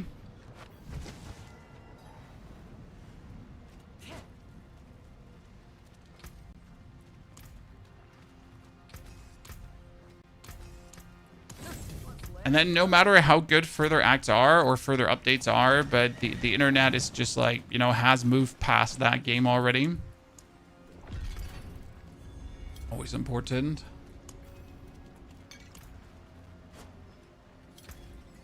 When do you play Destiny 2? Oh, I played Destiny 2, Adrian. And I enjoyed it. I really liked the PvPvE game mode. That was kind of cool. However, it's just not enough interest to consistently keep playing, right? Good game, fun, enjoyment, but not so much that I just not want to do anything else. But always something like Destiny is too, that the community that enjoys Destiny, they usually only enjoy Destiny. What does that mean? So on this channel, we kind of cover everything, right? Like, might it be single player games, might it be multiplayer games, might it be ARPGs, shooters, whatever. We do whatever we like, card games, auto battlers, like whatever gets released that's even remotely interested, I'll play it. Now the issue is, if you have a community that enjoys games like Destiny or Call of Duty, well, these people, they only want to see certain games, right?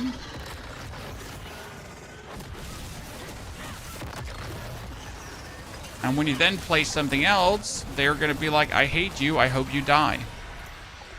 Tell me I'm wrong. If you can. So there are just certain games you never want to build up a too big presence in.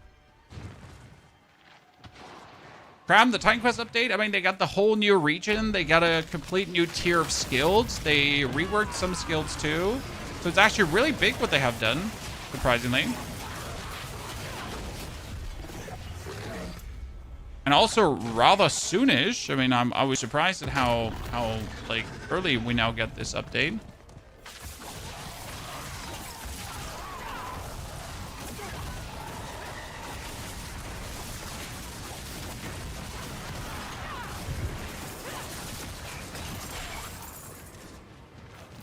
The issue is only that a lot of people will have ruined it for themselves due to over farming, right? The problem if you have ARPGs where you wait for a new act to come, because people will have over farmed the act like crazy.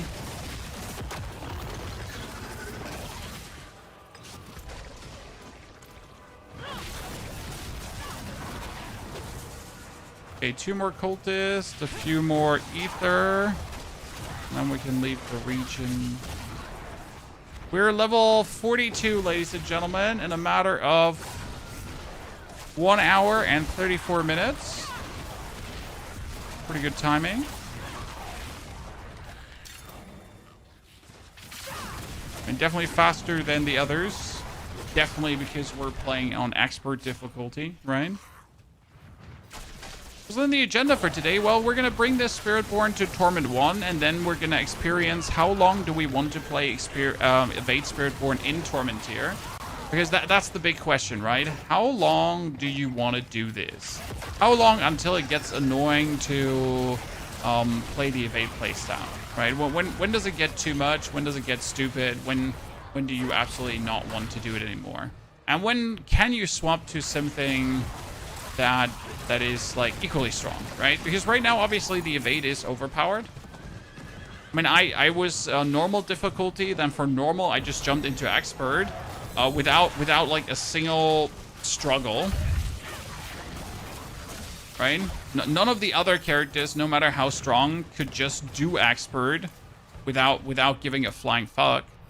Right? So that's quite different. Oh, did this. Let's start knocking out strongholds.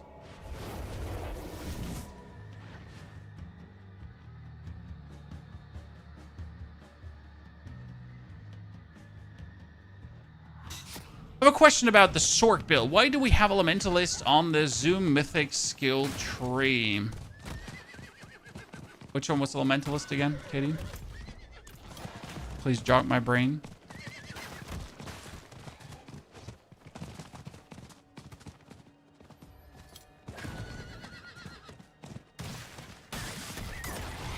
If I'm not mistaken, it was to boost the shock skills, but I'm not entirely sure.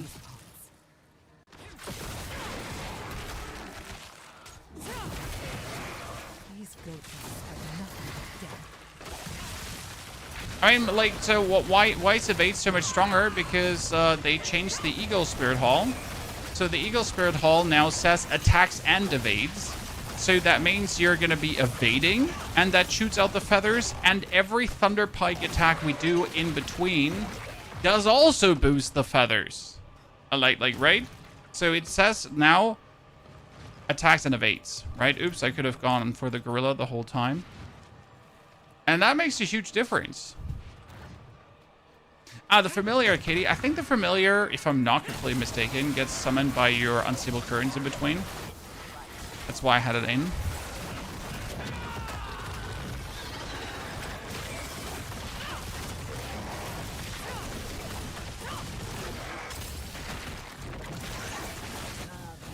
So just in case he gets summoned by unstable currents, you want to have the points in for the damage boost.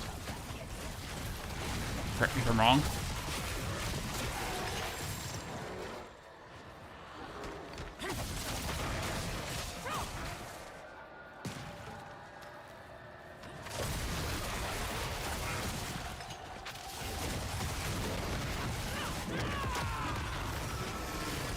As you can see, the Eagle Feathers are just overpowered. Like, pretty much my attacks and everything don't do any damage. Only the feathers do damage. What boss in 5 minutes? No. No what boss time waste. Come on now.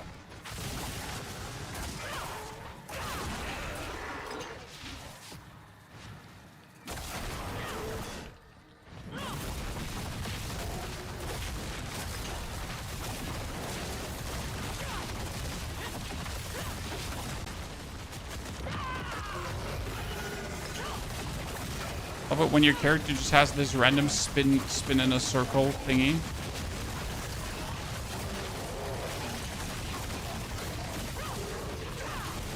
That fight took a while. Took a while.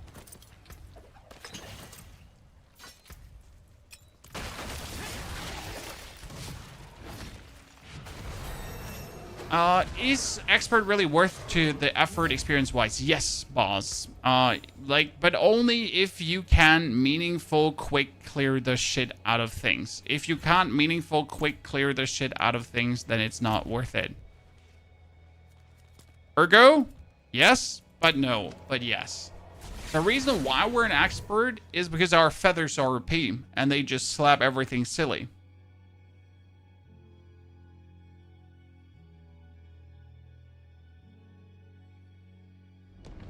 Right? What's the fastest way for Infernal Warp? You do Nightmare Dungeons. In Nightmare Dungeons, you gotta make sure that you open up the Chaos Rift. So Chaos Rift Nightmare Dungeons, okay? And then as you open up Chaos Rift Nightmare Dungeons, you get a certain buff. That buff allows you to kill minions, and then Infernal Warp will trigger in the thousands. Usually, every Chaos Rift Nightmare Dungeon gives you 2,000 to 3,000 Infernal Warp. Unless you're not getting the buff. Which is very rare. It happens like in 1 to 2 out of 10 dungeons. Do Legion events start anything decent? Legion events for Forgotten Souls. If you're struggling, Forgotten Souls and Veiled Crystal, Legion Events is usually where you want to go for that. So a reason why we're also an expert with the feathers is because we would be one-hitting everything. Well, like, not one-hitting. We would over-damage everything in a lower difficulty. So right now, we're pretty much doing a lot of damage, right? And we're still devastating things. But in a lower difficulty, we would over-damage things. Right? Sure, I could then kill this elite here a little bit faster. But since you're mostly not fighting elites, you're fighting like a bunch of shitters. And if I can still one-hit them on that difficulty, it's worth it. And most importantly, if you can kill the guys in the Chaos Rifts, then that's your difficulty, right? That's pretty much how we're looking at it. You can kill the guys in the Chaos Rifts? Fantastic, that's your difficulty. If you can't kill them on that difficulty, you need to drop lower. No master working till 60. No master working till 60, boss. No tempering till 60, pretty much.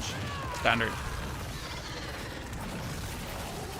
I mean, again, we're not using anything from our other charge to boost this.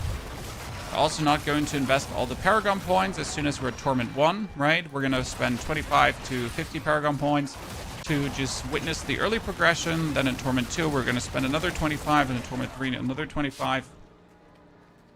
Doesn't make sense, right?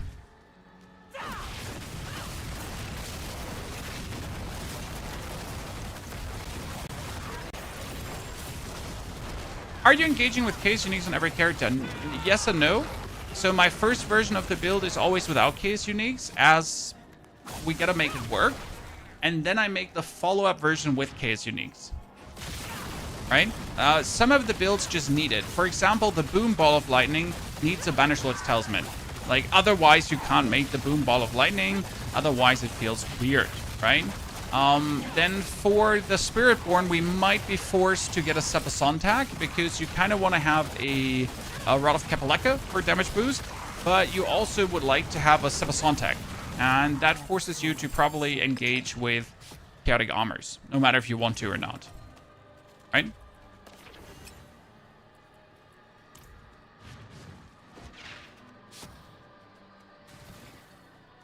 Do you skip the Horde portals and Nightmare Dungeons? Mostly because I can't be asked. However, the Horadric Hordes can drop chaotic uniques.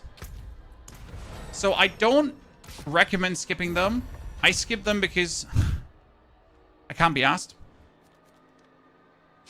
I simply can't be asked. I've done so many of them. I don't want to anymore. It's okay. I have seen them all, right? I've done so many. Like, fuck you. Sideways. I'm cool.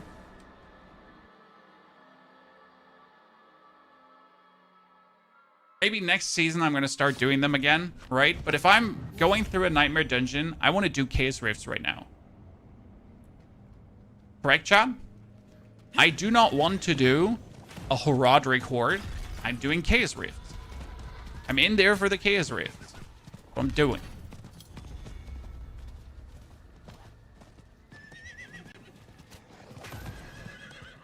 If you have a chaotic warp thingy and have a Horadric portal open, it's worth a lot of work.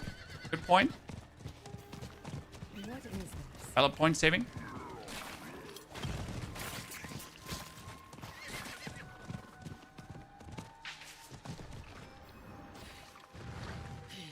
Hello? Young lady with leprous tendencies.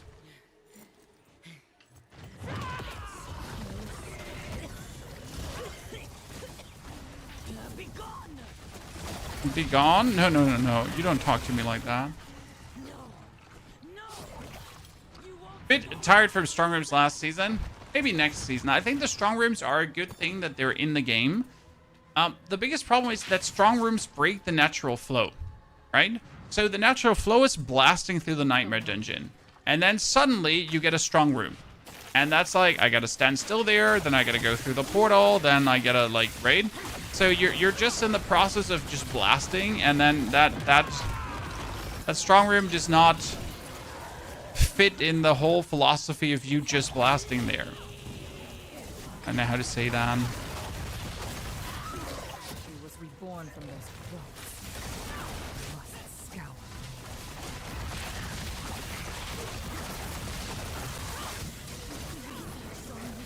And maybe it's just me, but health builds. Is there a good build for Barb this season? There is an auto farm Whirlwind Barb because you can have your war cries, your shouts, permanently active over a power. And with that power in Tau, you are pretty much automatically dust deviling the whole time in a room. So you could stand AFK in a Helltide for farming purposes. It's kind of funny. Okay. I was hoping for a bleed barb because they kind of buffed bleed. But sadly, that's not happening.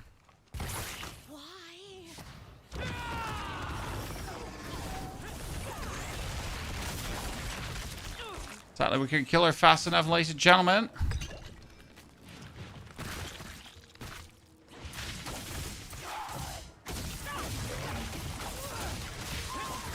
By the way, we could probably swap over to Penitent difficulty, right, Chad? I wonder how that would feel. Would do that. Mr. Big Brother, take care of your responsibilities. Pretending to be an adult for a while.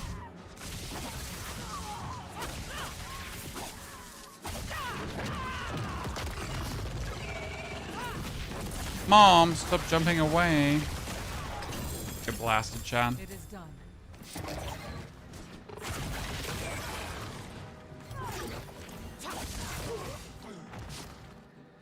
Companion Druid build on YouTube doesn't have the same Paragon board of the planner. Which one do we follow? Well, you might have noticed that my companion build on YouTube has less Paragon points than the planner, while the planner has more Paragon points.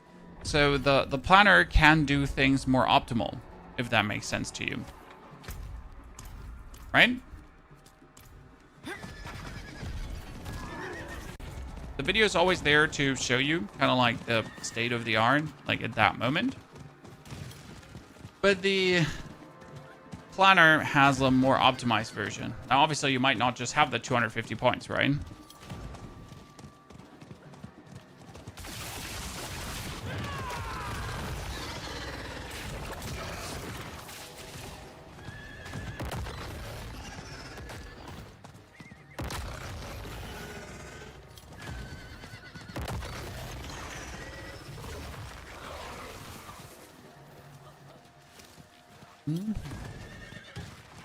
Thoughts on the Spiritborn payback build? I haven't seen it.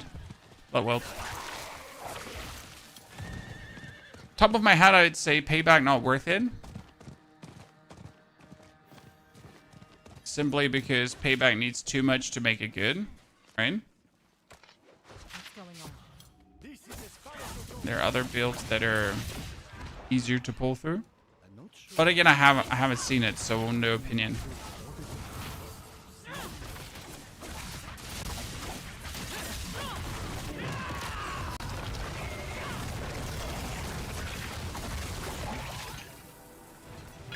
Keystone. What build are you gonna do in the end game? I haven't decided yet. So plan number one was start with Evade Spiritborn and see how long I can carry this.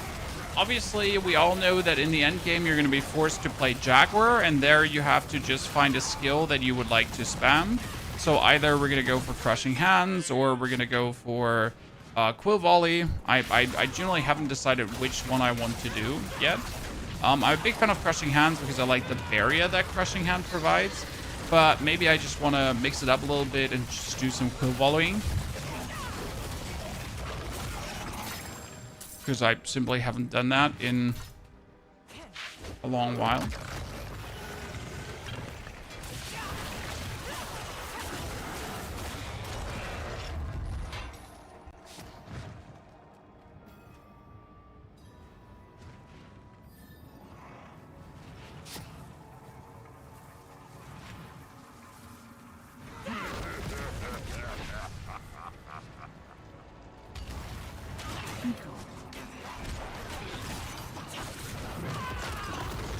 That out. What build do you think is best for pushing pit? Pulverized Druid.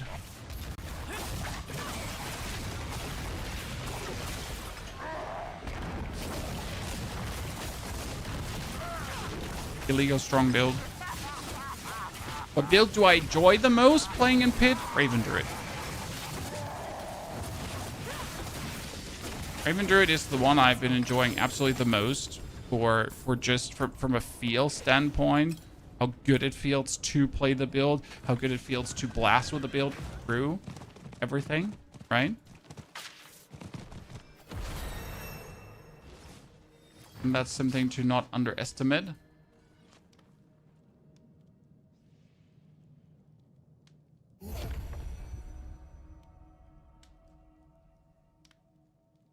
Mm-hmm.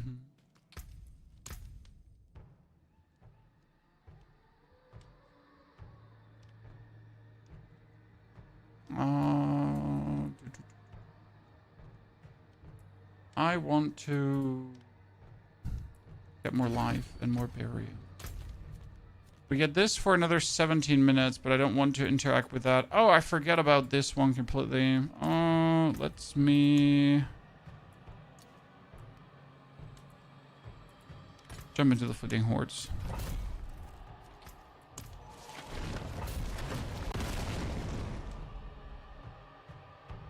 Any interesting Spiritborn season power? Yes. The actual legendary power is quite intriguing. You got Convocation of Spirits, and you have Back Off. I'm not sure about Combined Strikes. Your base core skills hit additional times in a larger area for a 20% increased damage, but also have a 10-second cooldown. Your basic skill's third attack resets the cooldown on your core skills. If like that is technically interesting, but practically it just does not lead to a worthy gameplay loop, right? Now what I wonder is if you make a core skill a basic skill, if you can play Combined Strikes to actually keep resetting itself.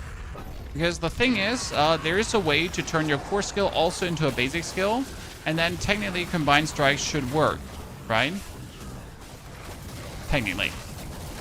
Now I don't know. Haven't messed too much with Spiritborn yet. We'll be having to experiment around.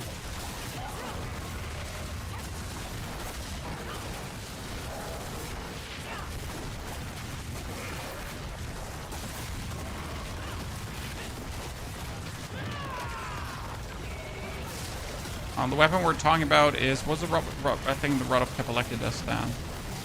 Not mistaken. You can also rotate Rage and Crushing Fist. Yeah, but that's boring. Like, rotating things for a minuscule bonus like that does not seem like something I would want to do. Right? Unless it's happening automatic, it ain't worth it. Number one rule.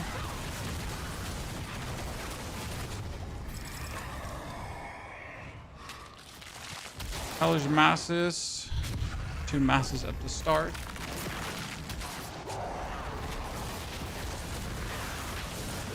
Yeah, it kind of requires Capellecta and Chaos Sepasontek, and that's one of the gripes I have with Spiritborn this season. That seems to be exactly the thing. To make Spiritborn really beautiful, you already require a Capellecta, easy, and a Chaotic Sepasontek, or a Chaotic Capellecta and then a Sepasontek in your inventory. So one of the 2 quarter stuffs needs to be Chaotic, at least. Both preferable, but one at the minimum, right?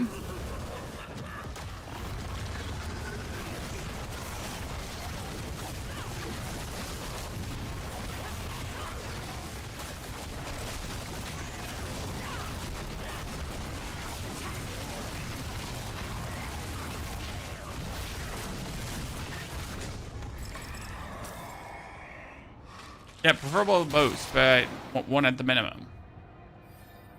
Let's do the Hunger Spires. Hunger Spires are actually pretty good.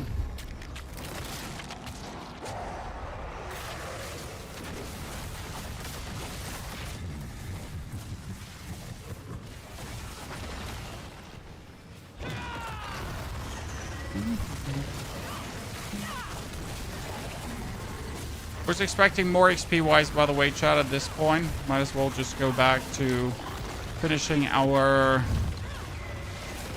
What's it called again? Finishing our strongholds. So I have a bunch of strongholds we haven't done yet, right?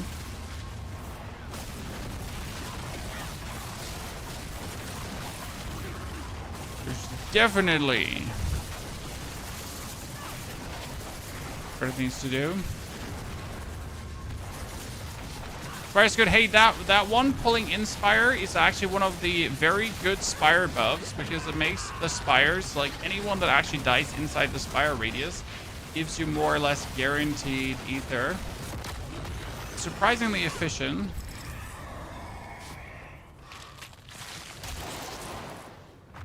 Oh yeah, massive spawn Spires on death. Let's go. What could possibly go wrong?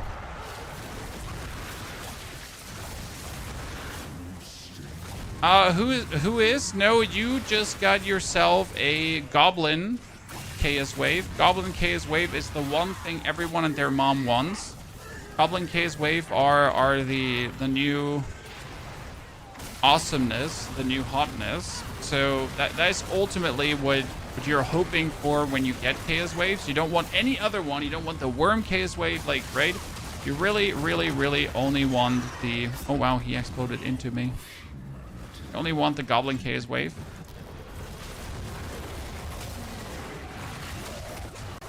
Because that one is so good.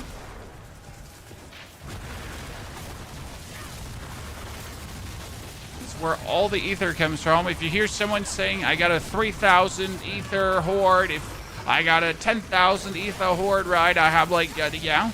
That's always because people get exactly that. They get one of the Goblin things. Nicholas using Shard of Rathiel. I think there might be a Barbarian build. I mean, you could still probably go for the Hooves of the Mountain God Barbarian builds that were very good last season.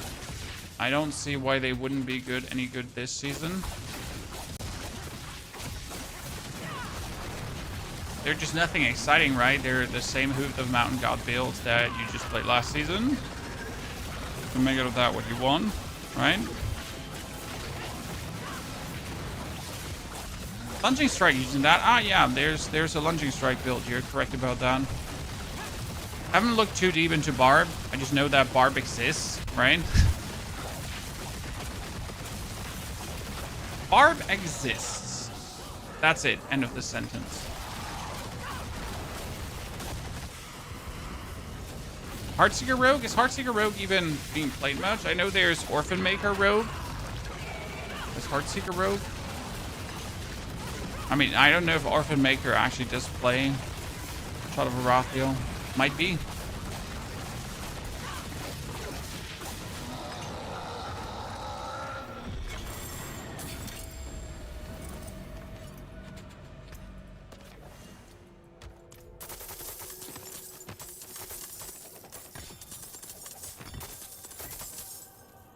Give me that sweet, juicy experience, chat. Woo! Level 48. Let's go. Potion check. 1, 2, 1, 2. Potion check. Ladies and gentlemen.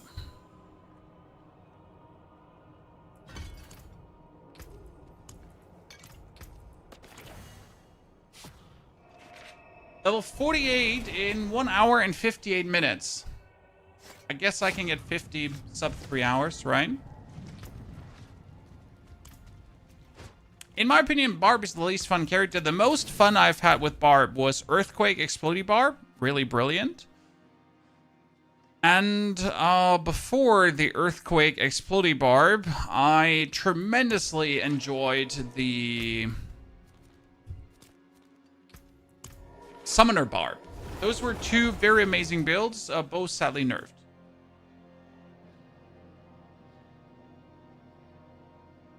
Hassan.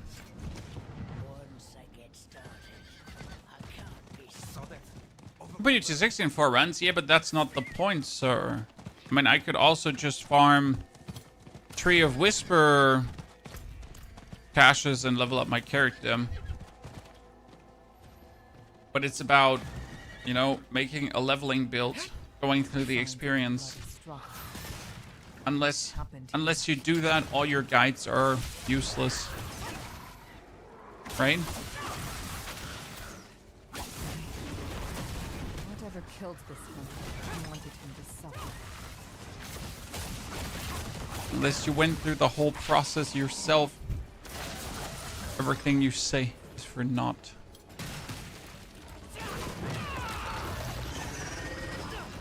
Here's the campaign for leveling. The only problem with the campaign for leveling is that you miss out on seasonal stuff, usually.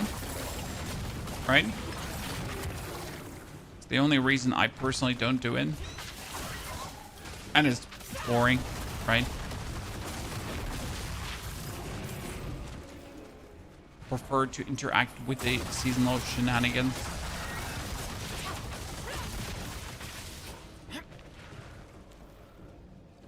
And it should definitely not be that campaign is a good leveling. It's encouraged to do that, right?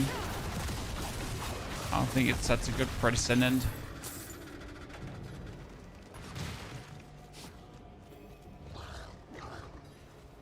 Pit 8085 right now on my barb. I mean, pit 8085 is pretty good for the barb, though. Sure. I reckon. Wow, we did too much damage to him.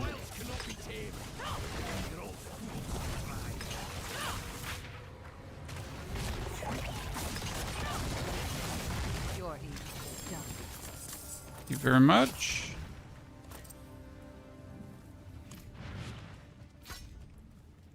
Thank you very much.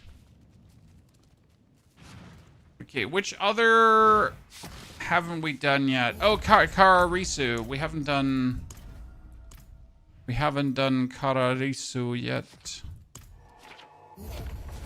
That's true.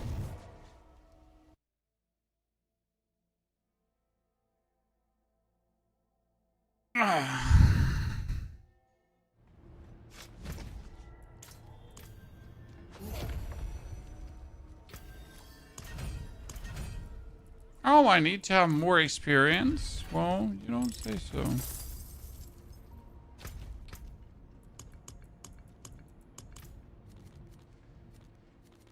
Oh, that one didn't... Wait, that one reset and didn't give us whispers? Wow. That's sad. That's very, very sad.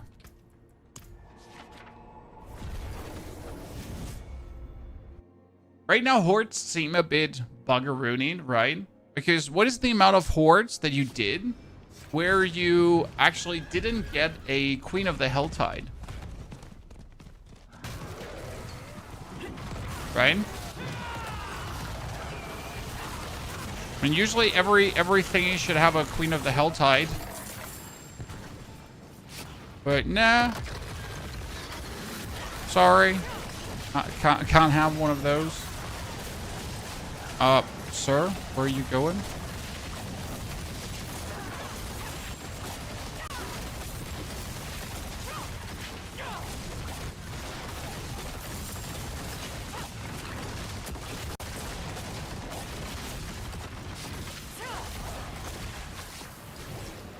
You just ran away. Look at that bonus XP blip. Well, that's been very buggy, right? I'm not the only one that's crazy. I mean, obviously I'm still crazy, but that's beyond the point.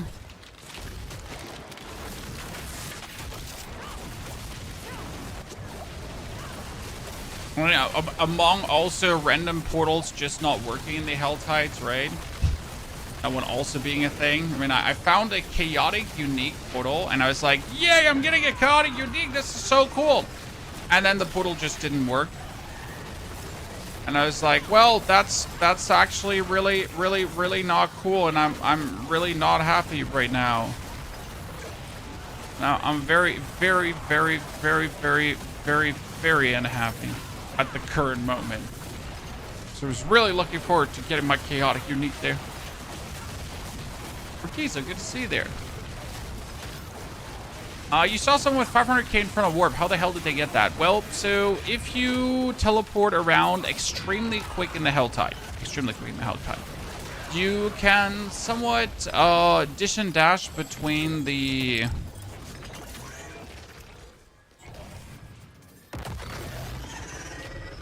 chaotic rifts and make a lot of warp. Also, some people just play the game way too much. Like, literally.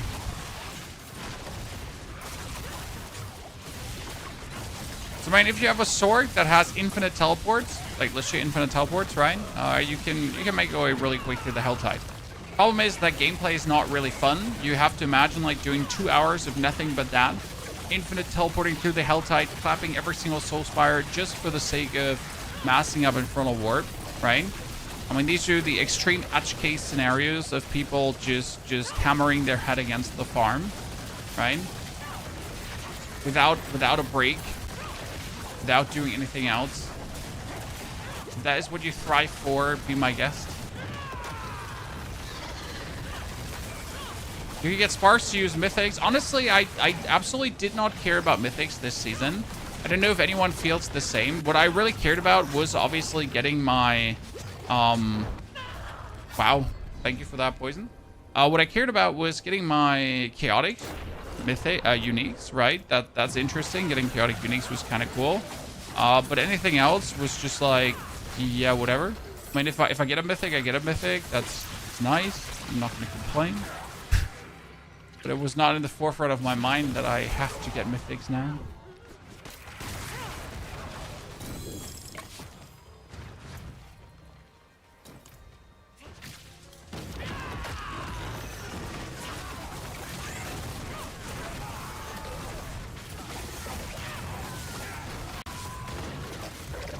And I do have the Ring of Starless Skies, right? Since day one, pretty much. I have the Shot of the Fall to Death, but we haven't been using them. Okay, I need to get here to hand that in.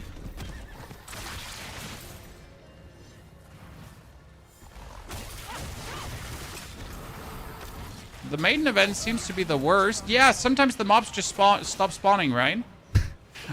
I was not sure if I was crazy or if that was actually happening, but the mobs just literally stopped spawning.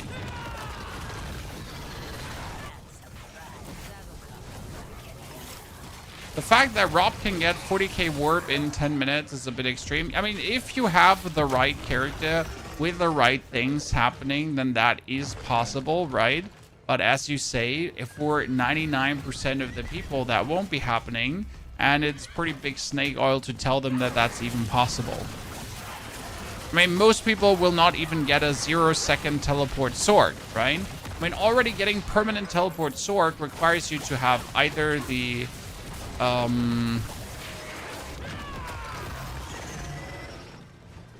evade boots that I forget the name of. And or you need to have, like, obviously the perfect masterworks there, right?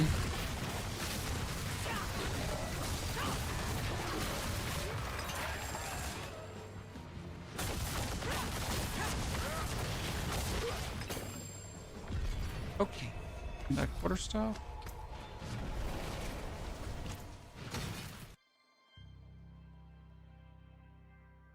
A flicker step, exactly. Flicker step, sorry. Yeah, and you need Shaco, exactly. It's like getting these things together is just not for the average day-to-day player. I mean, they can look at it and be like, wow, this is so cool it exists, and I will never be part of it. Right? Like, yay, this is really cool, but yeah, not for me. For everyone else but me.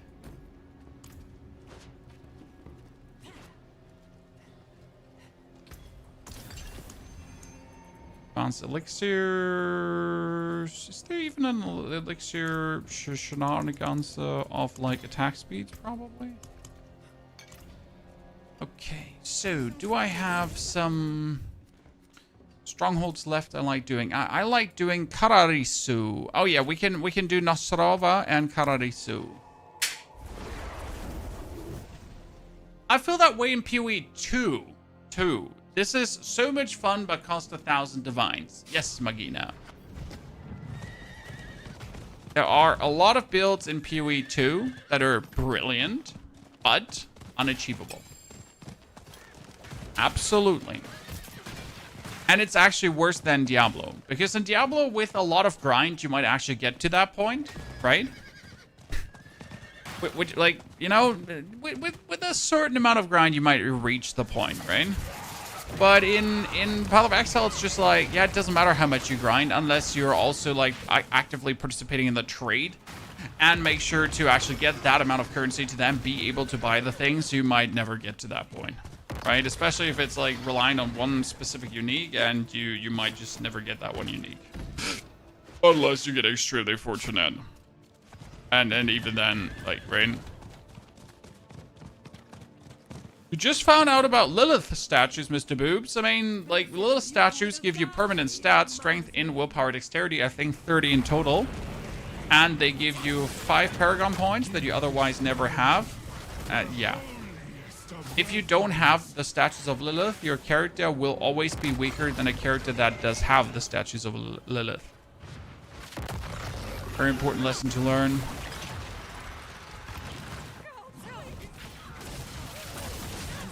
Statues of Lilith are not a nice to have, they are absolutely mandatory. Unless you want your character to suck ass. I mean, that's fine.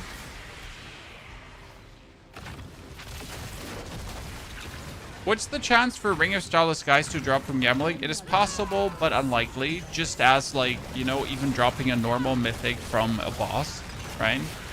Chances are slim, so be happy when you get something from gambling. That's great.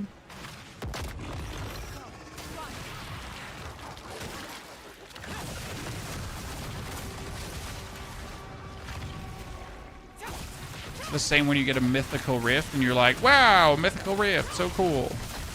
Got one of those, kind of amazing. You finally pick one up.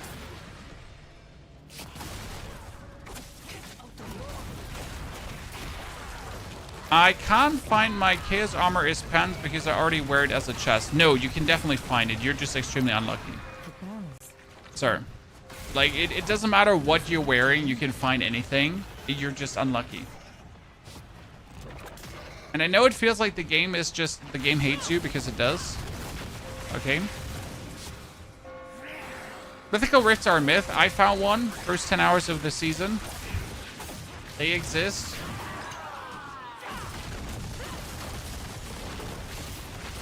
But I'm also playing on a boosted streamer account, so what can I say, right? Hacks, brother, man.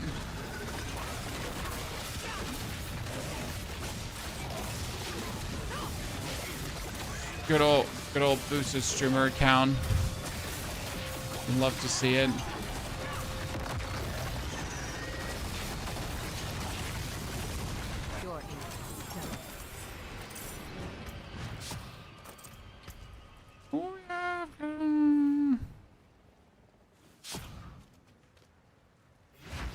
Are you standing? Yes, sir. I can still not sit very much.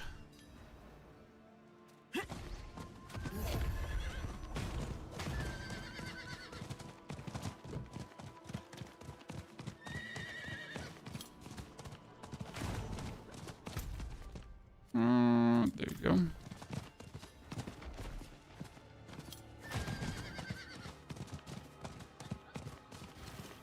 Best class for hardcore this season. Technically Sorg. Because as soon as you have Mana Shield, you're undying. However, if you play Pulverized Druid, you're going to be in bear form permanently. And it's super easy to boost the HP in bear form. You don't need to boost your HP in bear form.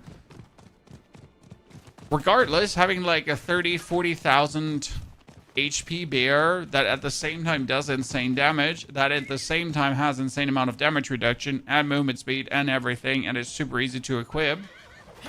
I feel like Druid is a bit of a no-brainer. How do you get your Merc to ride on a cat? I think that was your Merc does automatically.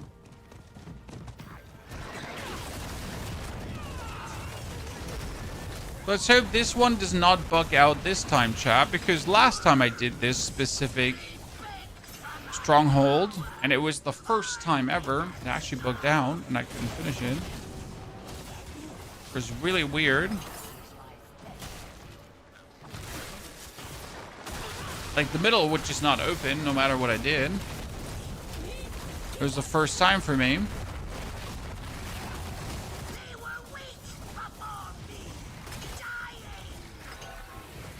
Oh, I'm stuck. Oh.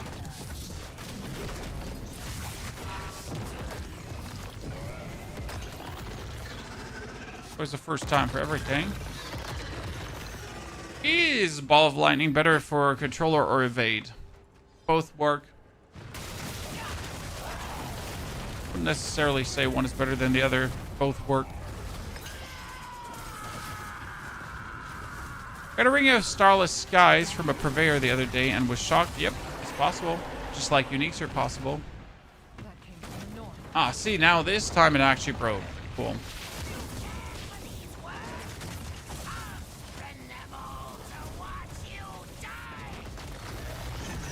Please don't be mean to me.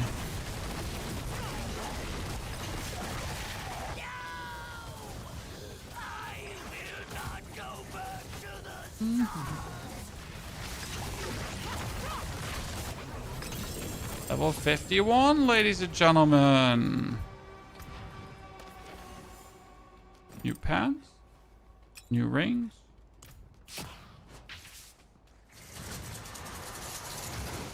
And further. If I get this one up to 5 now, I got more attack speed.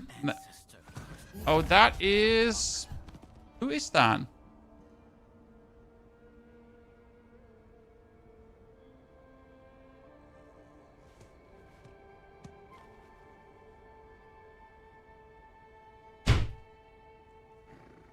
Just my wife and the mailman, Chan. Everything is fine.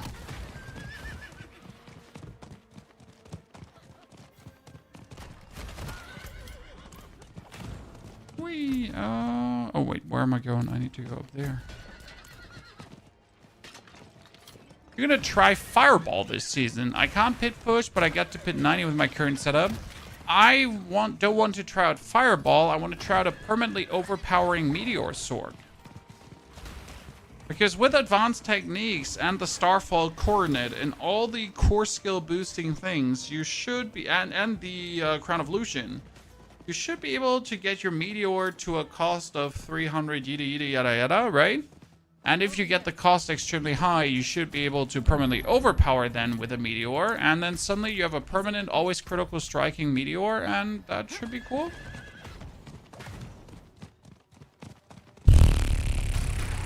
Technically.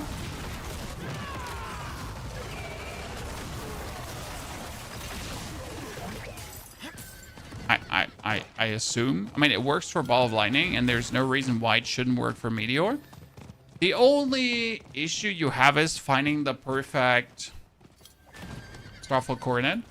So it wouldn't just be like a starter build. That's my problem, right? It wouldn't be a build you just do like that. So again, you would like to have the Banishment's Talisman then as a chaotic armor already, and you would like to have the Starfall Coronet in a very good role and all that kind of stuff. And considering all these things, why even bother when you can just play Ball of Lightning? This place reeks of demon filth.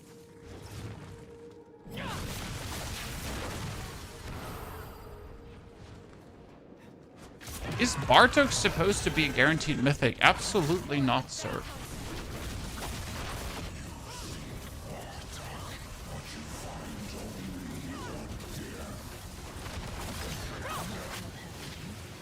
There are no guaranteed mythics in this game. The game hates you.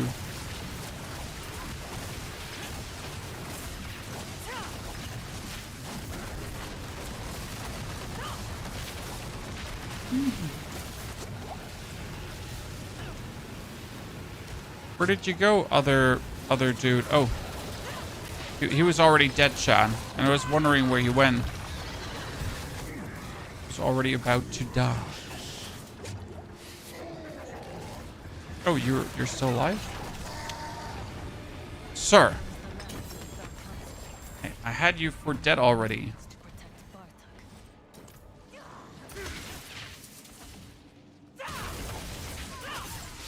Ascendant's tributes should be 100% mythic with how rare they are. I agree. Nothing worse than using an Ascendant tribute that has the chance to give you a mythic and then not getting anything. Completely with you.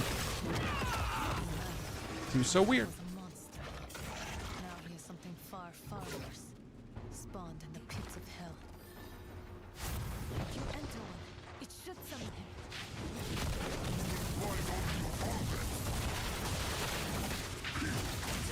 Die, Bartek! Die!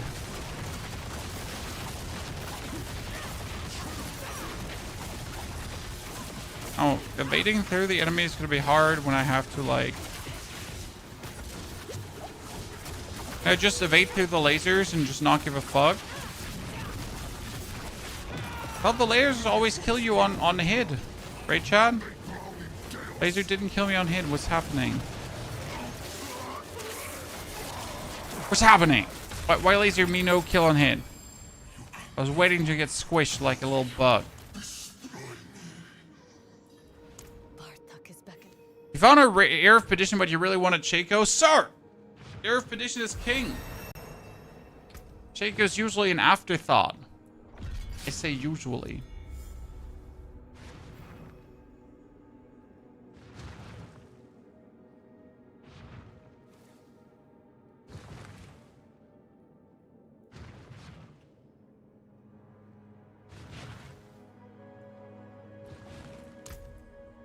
Usually. Oh, hello there. See, this is what we're looking for. I could do Crusader's Monument. Yeah, let's just knock out the last ones. That's what we need to do, right? It's a first world problem, absolutely.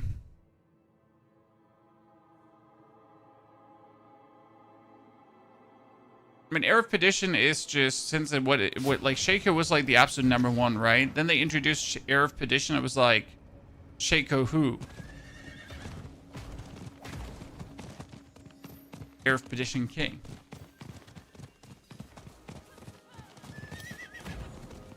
What have you pulverized druid? Raven druid. Boulder druid.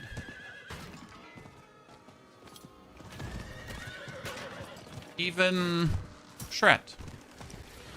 Strong rooms this season. Heraldric strong rooms can drop chaotic uniques.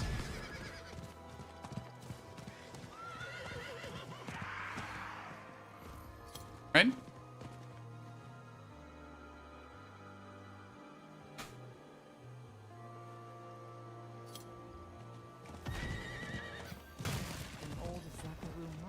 So you shouldn't like completely ignore them.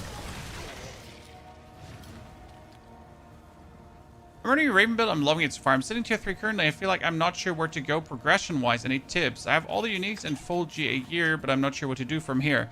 You're upgrading your runes, your glyphs, Michi. If you have all the gear already, then your goal is to get more Paragon points and get all your glyphs to level 46, that they're legendary, increase the radius, and you can get more out of them. And obviously masterworking to then get even more, right? So those two things. Masterworking and glyph levels.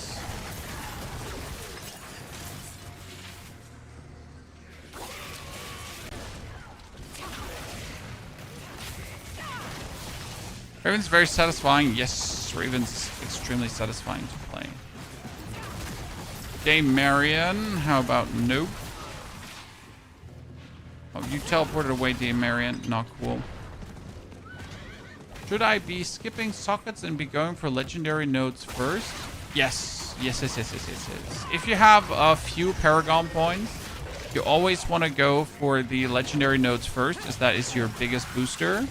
And then you're slowly going, and then you're at some point you're going to reset, like usually around 125 to 150 Paragon points, to also start taking the sockets. We do have a whole video on YouTube on Paragon pathing, and that's kind of like a universal video that explains it a little bit on how to efficiently pass through Paragon boards. Because obviously all the guides always show you the end game points, and you're like, okay, now I know how I should technically put my points when I have all of them. But what do you do if you don't have all of them? And that's what the guide kind of explains, like step by step, how you do it if you then do not have everything at your disposal.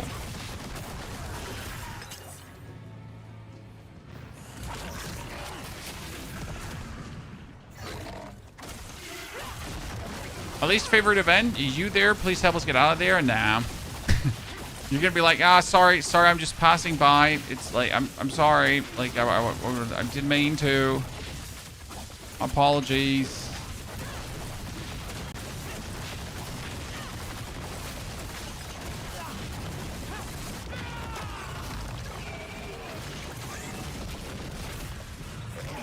Sir Tom! Dame Marion. Where did Dame Marion go? Punish her for existing.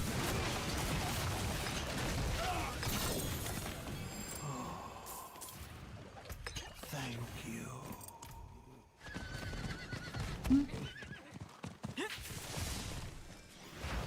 How big is the glyph difference from 46 to 100? It's a lot of, like, if you get all of them to 100, it's like another 40-50% more damage grand total.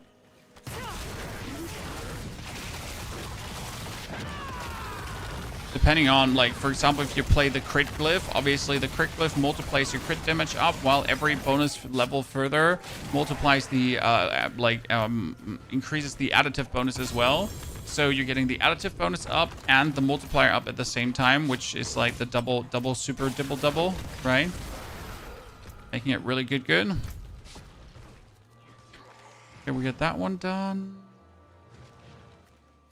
Technically virus, unless I just want to hang out on the Helltide. And I just want to hang out on the Helltide, to be honest.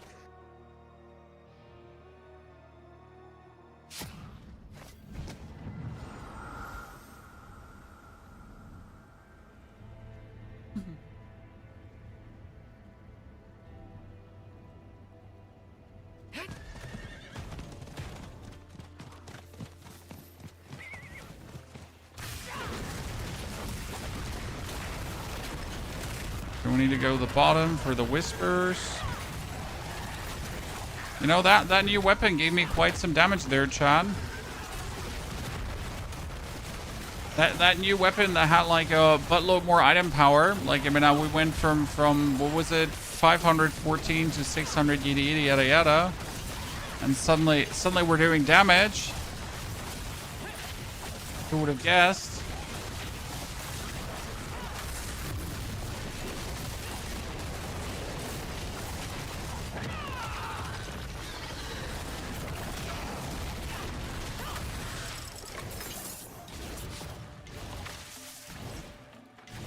I know by chance why the legendary aspect wild rage is disabled, because it's bugged. It's making the, what's it called again? It's making poison creeper do negative Integra infinite damage, so it get disabled because too OP.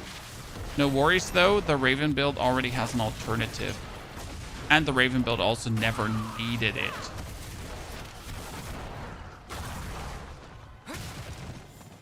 So that's why the aspect gets disabled. Not sure why they can't just fix it on the fly. Like, again, armchair developer, right? Fix it on the fly. Blizzard plays, get good at developing. What the fuck? I mean, I know nothing, so I'm just saying things, right? Unacceptable.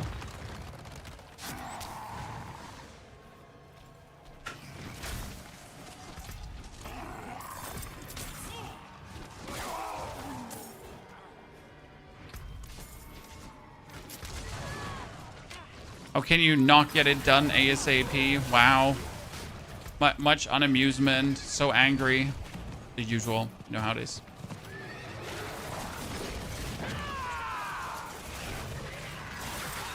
Blizzard bad. Developers don't play game.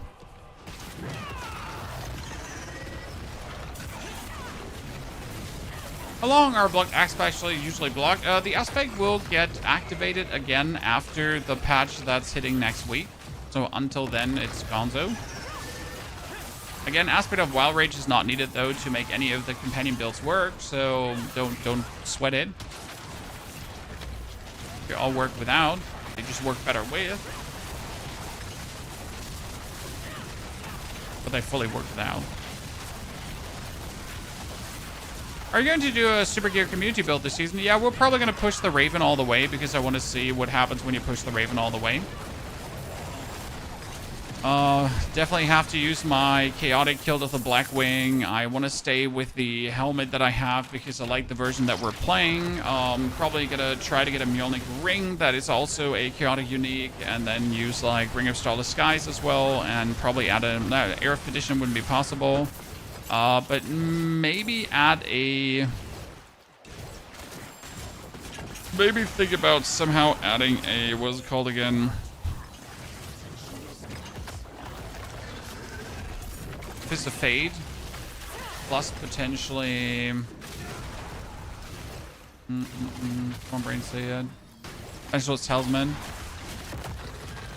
Not entirely sure if that could lead to something, but I wanna play around with it.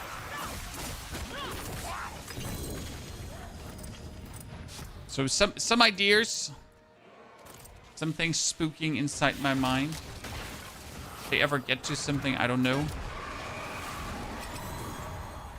Oh, hello, Mr. Ring. Nice to meet you. Am I paying any attention to what we're getting here? No. I'm just randomly equipping what I have.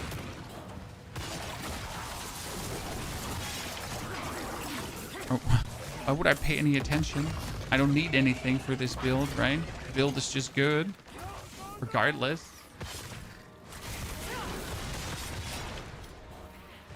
Has the PoE2 hype died down or something? I mean, it's already like 4th week after the patch release, sir. That's the normal life cycle of an ARPG. Yes, the hype has already died down of the new patch. However, there was just recently another update, which is actually really good, and people are enjoying it. However, again, it's like 4th or 5th week now. That's when most people are done with the season. Apart from the very chill casual gamers that just still have things to do.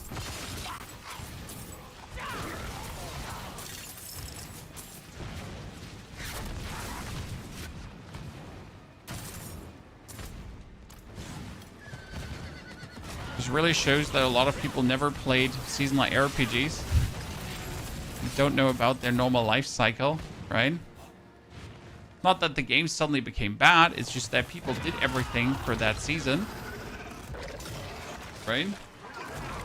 ARPGs are no games that you play 24/7 unless you really have nothing better to do. And I mean, there might be a world where you like really don't have anything better to do, and that's fine. Like, we're not judging.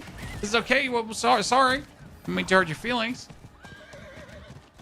It is the best for Paragon 300 push, yes, but why would you ever push Paragon 300 unless you hate life? Unless you... Do you hate life, sir? I might just blink twice if you need help.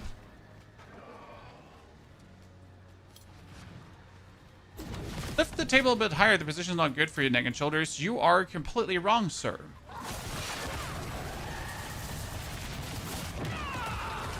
But thank you for trying to help. Just don't.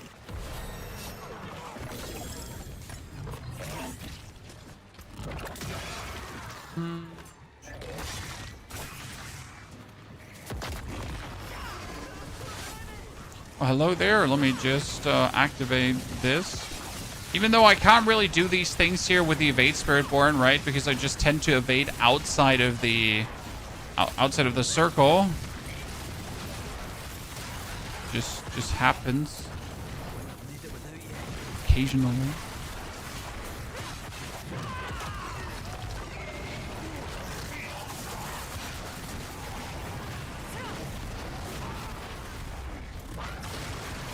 Leveled.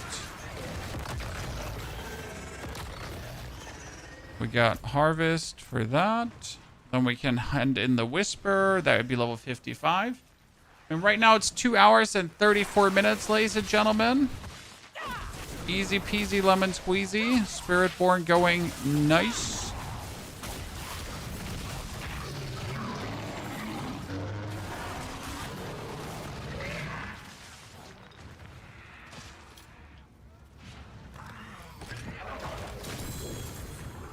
Yeah, Spiritborn has a good tempo. Very, very chill, very relaxed. We could do it faster, so what we could have done is we could have gone for Say it, brain. Say it. Say it. We could have gone for the penitent difficulty to get another XP boost, but honestly, I'm just very chill with this, right? So I could go for penitent, but if I go for penitent, then I would have to start tryharding. You know? Even more than we're already, like, I mean, evade Spiritborn in its nature is a bit tryhard because you need to, like, spam and evade and spam and evade and spam and evade. It's a bit less chill than playing Pulverize, where you just run around and you pulverize things and they die. So this Quillball, you know this is evade. So the difference is that we are using Thunderpike here, Thunderpike, to pretty much reset our evade cooldown, and then we're just evading. So it's Thunderpike evade, Thunderpike evade, Thunderpike evade, Thunderpike evade. Yeah. And since we're using the Eagle Spirit Hall, our evades are shooting out feathers, and our feathers are doing massive damage.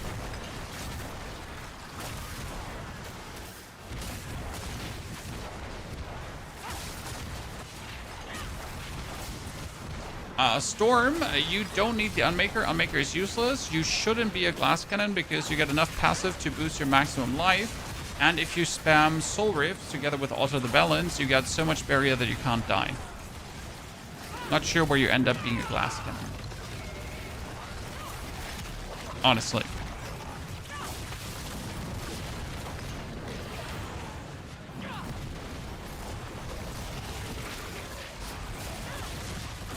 Shouldn't be one.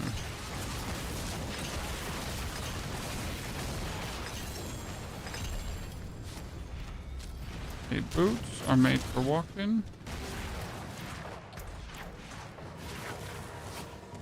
So I'll put out of this hole.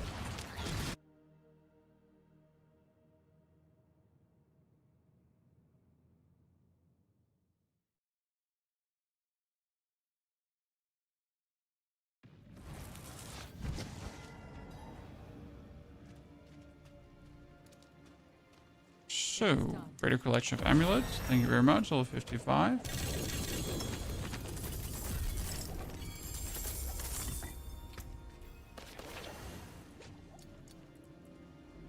What do we have here? 650, 650, 650 item power. I'll take it.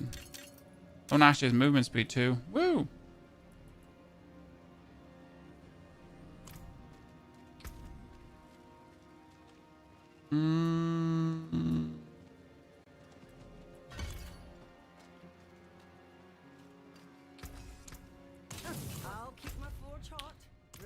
I need to finish the rest to get our level.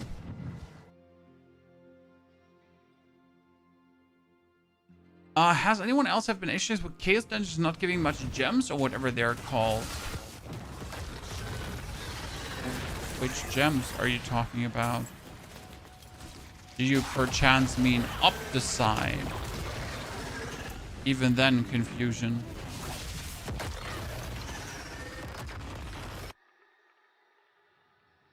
Yeah, be more precise. Or you mean Infernal Warp?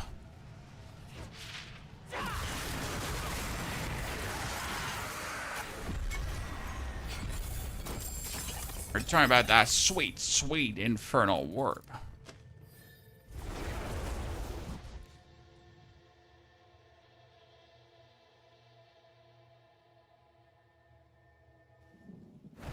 Do you consider playing hardcore at some point? Nope. Hardcore just has nothing interesting to offer. When we sometimes do a solo self-found challenge, and we gotta do that in hardcore.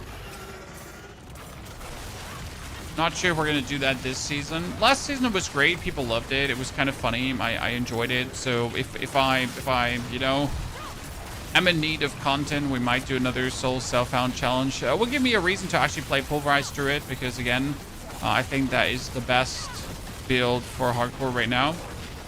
Actually rock some Druid and have some stupid fun. But not sure if we do it this season.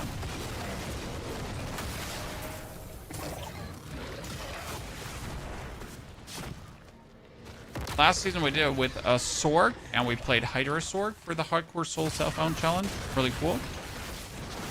Chat loved it. It took us like what was it, 14 hours to get to Torment 4 and beat a Torment 4 Belial. It was kind of like the end point, right? Get Torment 4, beat Torment 4 Belial, and also be able to clear a Pit 70. Why Pit 70? Seasonal Journey. So that was like the minimal requirements to beat the challenge. Kind of cool. Might do another one. But first we gotta finish a lot of builds. So first I gotta do the Rogue. First I gotta do the Barb. First I gotta finish the Spiritborn. So we get like some standard stuff to do before we consider going for that, if that makes sense. So that's pretty much like the hardcore soul self-found challenge is what we call content creation, right? That's then the end of the line. That's the end of the season when I'm pretty much, once the question is, do we stop playing Diablo 4 now? Or do we do a solo self-found hardcore challenge, right? When the decision is between these things. Then we do a solo self-found hardcore challenge. What's your finish point for each class? My finish point for each class this season is around Pit 100. But also my finish point is down to get every single glyph to 46. Pick up the items that you can reasonably easily pick up. Ergo, maybe one chaotic unique piece that might make the build better. Including like the actual uniques to make the build better. And then reach the level of power that is casual friendly, right? So that's kind of like what I do. There's no reason to grind every character up to 100. That's useless. Like every 100 glyphs is just stupid. Also, like to then get the perfect mythical setup with everything, also useless. So that's kind of like how I look at it. A bit like a reasonable power level, right? Because grinding your glyphs to 46 it's not hard, right? Grinding your glyphs to 46 is simple. You can do that with a Pit 65. Every build should do Pit 65. If your build doesn't do Pit 65, we need to talk. Right? We need to talk.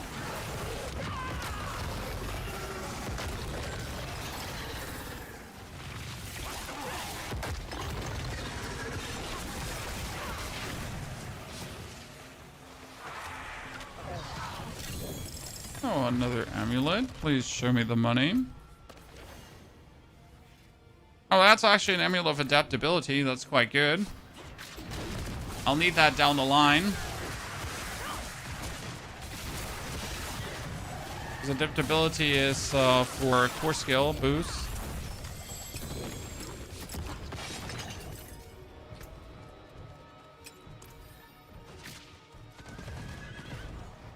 Did I just miss an item there? Oh yeah, I did.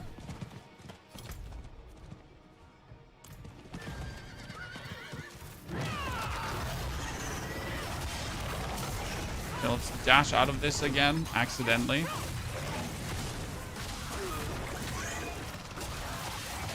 I can't wait to play this season, Kim Friday. Well, I'm happy to hear that people are still starting, right? That's what we said, like, earlier. Technically, for many people, they're already done with this season, but there are also people that just, they just got started, right? They're just kicking it off. There's no shame in staying Torment 3 if you have fun with a sucking build. Absolutely, there's no reason to go Torment 4. Like, Torment 4 is just if you really want to go for it, right? But if you just have a build that performs adequate and you want to stay in Torment 3, I mean, like, be my guest. However, if you want to finish the seasonal journey or Pit finish, right? You obviously would like to make it to Pit 70.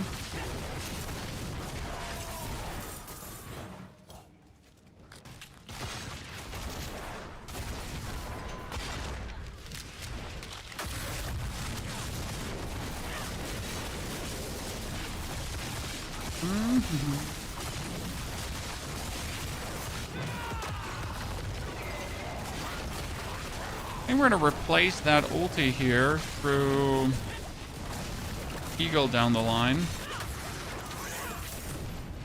Probably. teleport out. I can hand that in for level 57. Right? It is done. Almost 57. And we get a weapon that should make us stronger.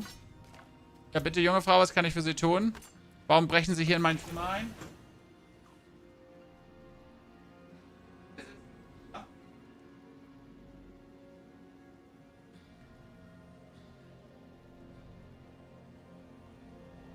Einbrecher, immer diese Einbrecher.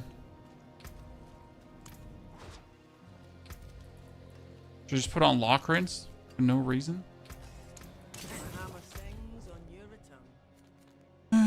Oh, I got more for more chests. Finally, Nightmare Dungeons are fun again. Honestly, like, normal Nightmare Dungeons without Chaotic Rifts are just going to feel like, what the F? Right? Right now, Nightmare Dungeons really, really good feeling. Like, you really want to do them. And then when they take away our Chaotic Rifts, it's going to be like, well, why should I even bother going in here? Why do you exist? What is your purpose? Who made you?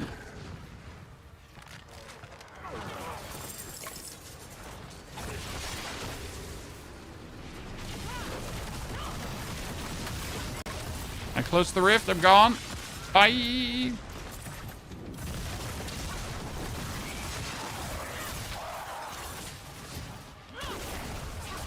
Can we get the next Bardic ranks? Why am I not going to the board to claim my reputation rewards? I'm pretty much waiting for level 60 because on level 60 you just get 750 items.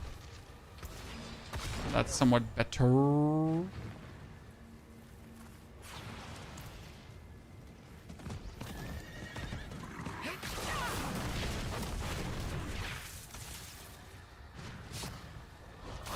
Is the Horadric Strong Room Opticite glitch still working? No, sir.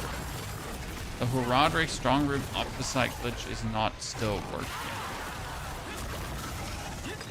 And we should not rely on glitches to farm our stuff, should we? Should we?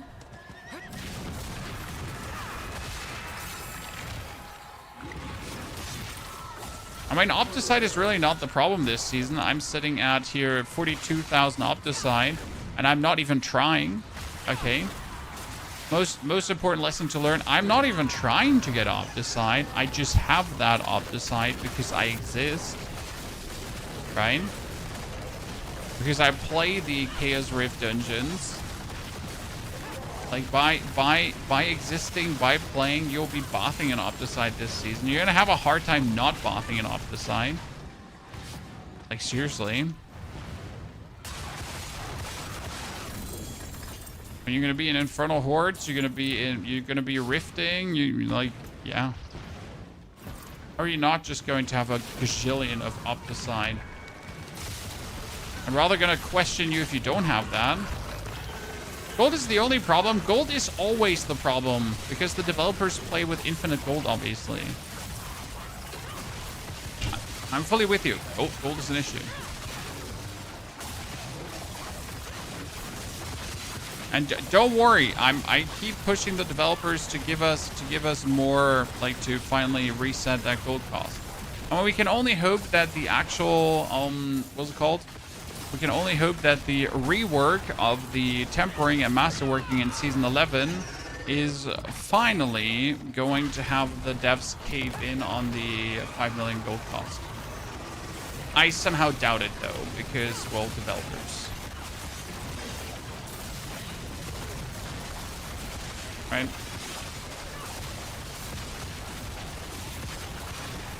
Storm? Yeah, that little small chaotic armor is a joke.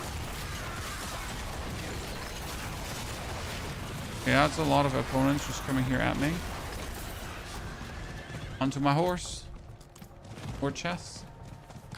What's your vigor refilling so fast? I don't use any vigor.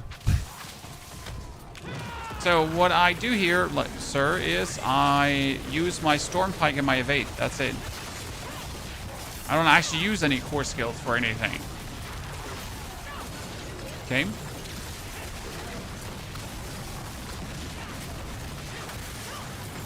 This is evade Spiritborn. Evade Spiritborn is basic skill spam and evade spam. That's what you see what's happening here. So I slam my mouse button right now while slamming spacebar as well. That's the gameplay loop. Second Lockrins chat, back-to-back Lockrins Talismans. Represent. Started trading because of the 5 million gold. I mean, I consistently hover around like 200 million. I know. That being said, if you really want to have gold, guys, just do an Infernal Horde and then try to get 2,000, 3,000 ether, and you'll actually get hundreds of millions of gold from the reward of gold.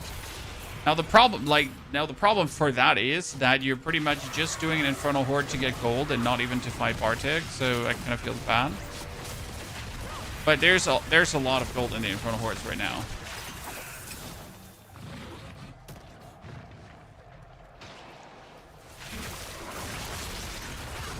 I still feel like we should be getting more gold, though. That's enough to reset 10 times. Exactly. I think they'll make Diablo 5 in 10 years, maybe. I mean, there's so much more they can squeeze out of Diablo 4 that there's absolutely no reason to make Diablo 5. I mean, the time between Diablo 4 and 3 was also humongous. Considering too that if they make another Diablo, aka Diablo 5, it needs to be earth-shattering, genre-defining, right? I mean, Diablo 5 would have to be something completely different, or back to the roots, kinda, to be in any way received well. So, and I don't think Blizzard got that in them. They don't have that dog in them right now to do that. To have that genre-defining game just at the cusp of their fingertips. Moonbeast D5. I mean, Moonbeast looks great, but graphics are horrible, and I don't think the graphics will change much. My only sore thought about that.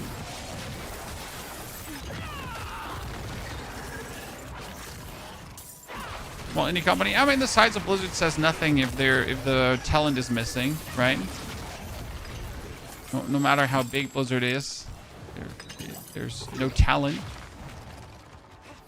The vision is not there.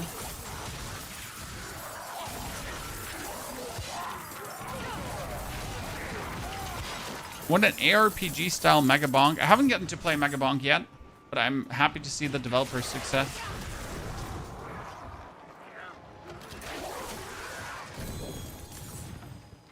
These boots are made for walk-in or evade charges. Okay, chat, we're so close.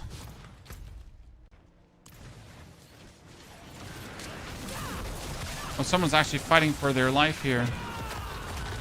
Level 51 with 173 Paragon points. What a loser, chat. Not even 200 plus. Let me help you out, sir. Do we have another chest that we haven't looted yet? No, okay, there, down there will be another chest, but I really want to farm until I get one more. I just managed to get Case Even Pierce out with GA Reaper's Pursuit. Oh, you absolute maniac, sir. I am totally not jealous, and I do not hope that you step on a Lego and die. That would be crazy to say these words, right? Yeah. The Infernal Hordes is a whisper. The Fleeting Hordes is not a whisper. Cool, cool, cool, cool. Good to know. Good to know, Chad. Let's do that one.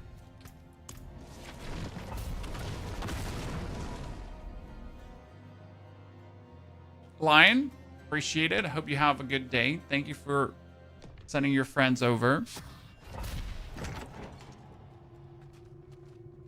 Didn't know how to play Diablo 4 until I started watching your leveling videos. Well, thank you, sir, for giving them a try. Were you invited to playtest all the content, Tristan? I was invited last year, and they kind of rotated around the creators that were invited then this year. So sadly, I was not invited to check up on the latest changes. I mean, that there are big changes coming is clear. There was actually a creator call a while back. Can't go into any details because I simply can't, NDA and so on. There are, in fact, you know, Blizzard is cooking and it's good what I have seen so far. However, you gotta be patient, you know. As much as Blizzard is cooking things in the background, they're like, it's not like, we have two philosophies here, okay? So you got the grinding gear game philosophy where they're just gonna say open wide and then they're gonna shove everything down your throat, right? And then you got the Blizzard philosophy, which is like a little bit more bird feeding you, right? So we are getting changes, but it's always bit by bit by bit.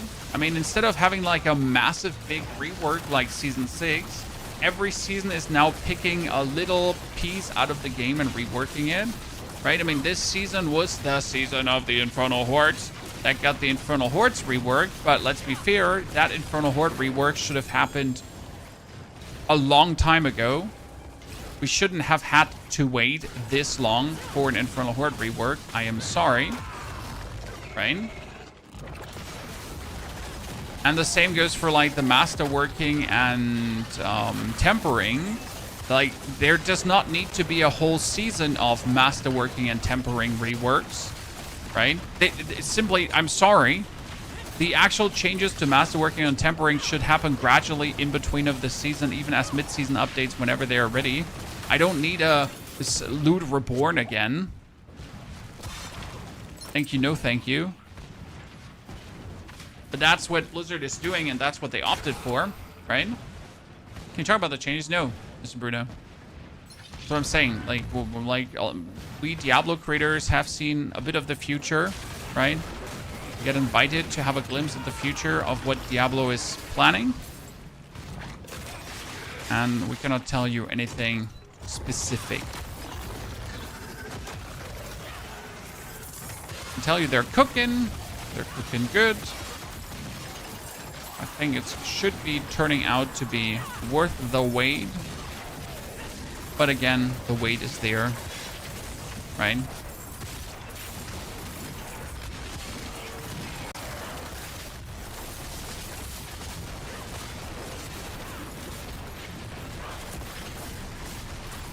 Some of the seasonal powers are literally D3 seasonal affixes. I like the seasonal powers. I mean, so far I have not been disappointed by a single seasonal power. I just really, again, dislike the fact that we're using seasons in the name of fixing the game. You know? I mean, this season you could say, yeah, sure, Chaos Powers is the season theme. But ultimately, this season could be summed up as fixing Infernal Hordes. Right? The prior season was fixing Nightmare Dungeons. But that shouldn't be the seasons, right? I mean, also that we had a season of The Loot Reborn. How about you just fix your game and give us seasons on top? Maybe. Wild thought, I know. I'm gonna fix the lag. I'm not sure which lag you're referring to. Seems to be some console issues that I have never experienced myself. After playing PoE2, I can't play D4 anymore. I mean, especially after playing PoE2, I enjoy D4 Carnage. They each have their individual charm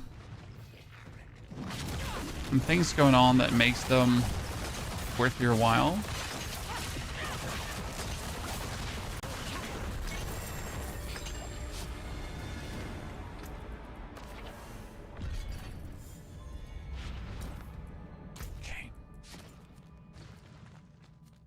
Preferable, I will get another 5.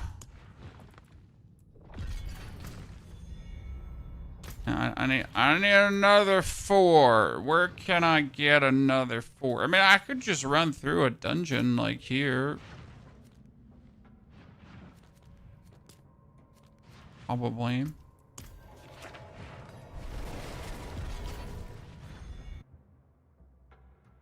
Amber, thank you for the 45 months of subscriptions. Amber, appreciate it.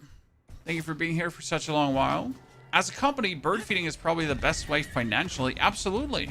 I mean, the bird feeding makes sense from a company perspective. That doesn't change the fact that it gets annoying after a while, right?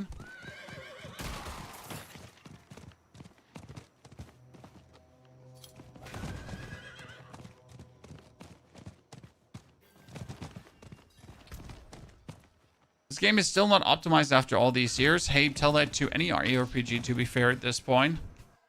None of them is running particularly smooth. Rexy, you came back after the original Infernal Horde, and the quality of life changes are big. They are. I mean, that's the whole thing, right? If you play every single season, if you follow every single update, if you are really at the pulse of Diablo, at some point the bird feeding can feel bullshit. However, if you're actually dishing out and coming back after a couple of seasons, the whole thing looks quite different, right? Because then you're not returning to bird feeding things. No, you're gonna come back and you're gonna suddenly have a massive package of quality of life stuff shoved in your face. Right?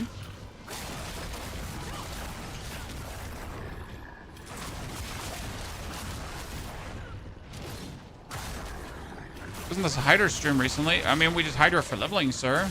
But we're already done with the sword. When we cleared Pit 90 on the Boom Zoom Ball of Lightning sword. And we just need to get more chaotic armor for Pit 100 and Masterwork. The build is already fully set, sir.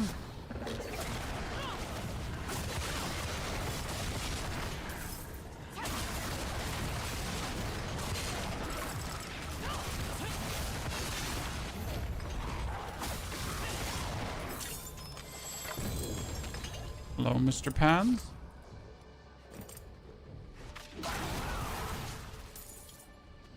It's gonna be an interesting endeavor to kind of like figure out what for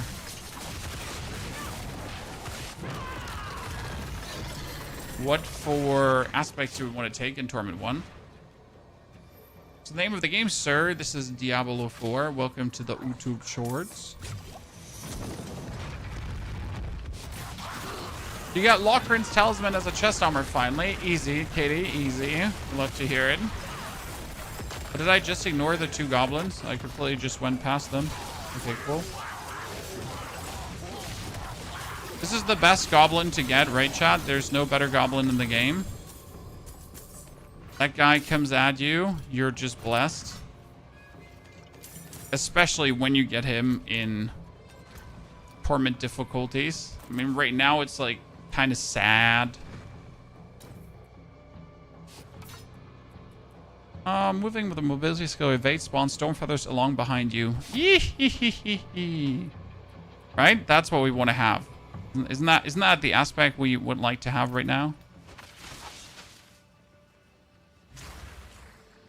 There's still Mythic Gobbo. Yes, there are all the Gobbos in the game at any given point. I just have never seen a Mythic Gobbo. The rarity for that one is incredible.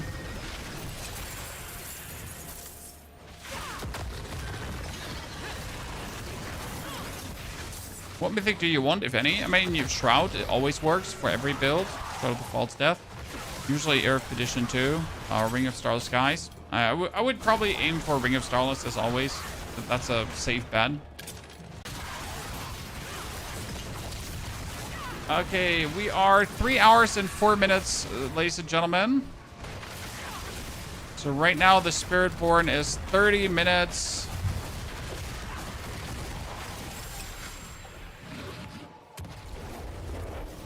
Faster than the other classes. What elixir do you use on the Raven build? Usually attack speed. Oh, the actual whisper just went out. That's fantastic, Chad. So just attack speed, Jonathan, to get the 100% attack speed, and then drinking your potion 180% attack speed. Easy peasy. I got robbed on that. I was pretty sure to finish my whisper. And there was no whisper to finish. I don't feel well, Mr. Stark. Cue Spider-Man slowly vanishing.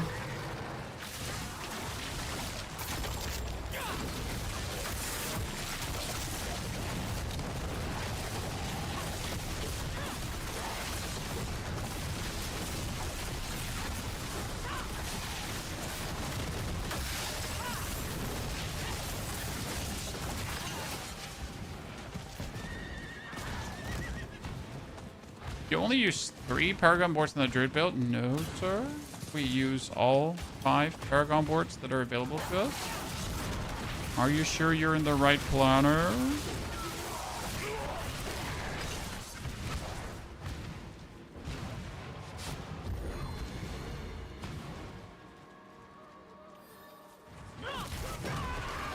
Come on, 2 more.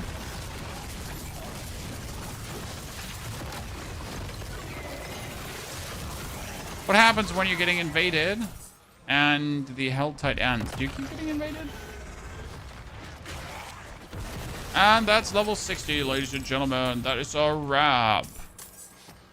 Okay, so what do we do now in the Torment tier? First, get 750 equipment, obviously.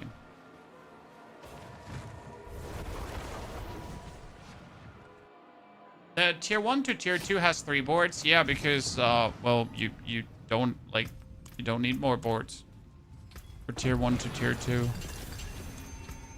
That's why it only has.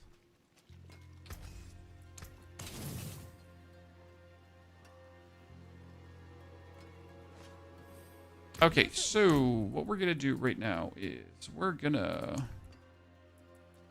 take out the sword. Gonna get our thingy. Get that out. Get you.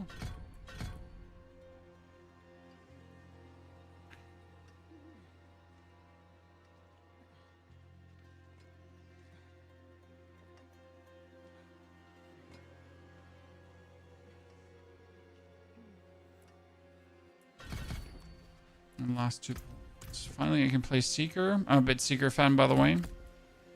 Big Seeker fan. Okay, first 25 Paragon points. R4.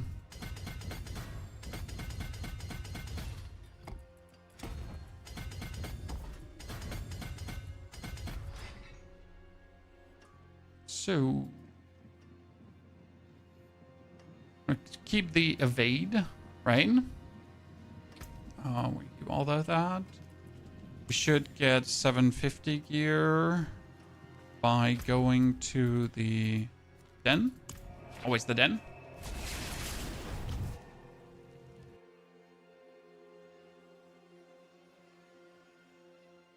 Is it easy to level Spiritborn? I leveled in 3 hours now to level 60. Yes, leveling is easy. So I want a 750 weapon. Preferable one that doesn't stink. Thank you very much. I want a utility and a resource aspect plus a boss summoning cache. All balanced out. This is, by the way, the easiest way to always get 750 gear, right? We get ourselves max life. Maybe armor. Armor is good. Armor is good. I like it. Max life attack speed. Refresh the whole thing. Boss mats, defense cache. The caches are just gold, right? Guaranteed 750 items. Get a 750 chest with also armor. That should work. 750 pens. I just need 750 boots now. And a helmet. Do we have 750 boots? Evade charges. 750 helmet. I like seeing what Papa's friends collect. Okay, fully 750'd out, ladies and gentlemen. That's what we're looking for. Why always the den for 750 gear? Because it's super simple.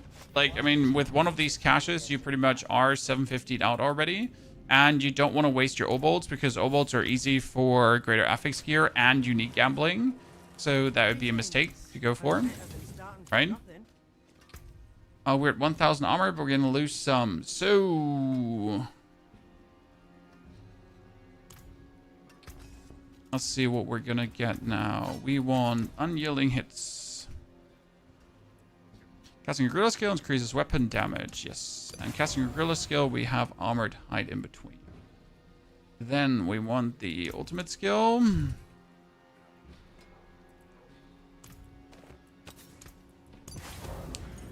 Going to take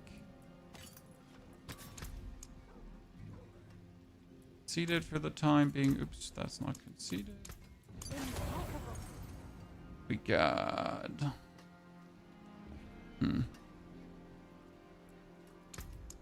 probably alacrity. I don't have alacrity. I'm gonna go disobedience because disobedience just makes life easier. Right. We could go for... I mean, we could go for basic skills damage reduction, probably. What was it called again? Basic skill damage reduction is... Aspect of might. Might makes right. As we'll take that, right? And the... utility. So all of this together should technically be still enough to allow me... So this is Torment 1, right?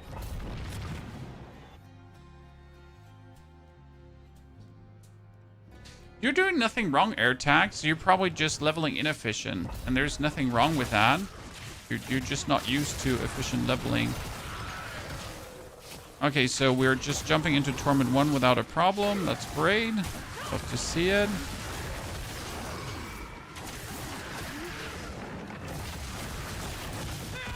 And how long do you want to play Evade Spiritborn? Depends how long it's viable, right?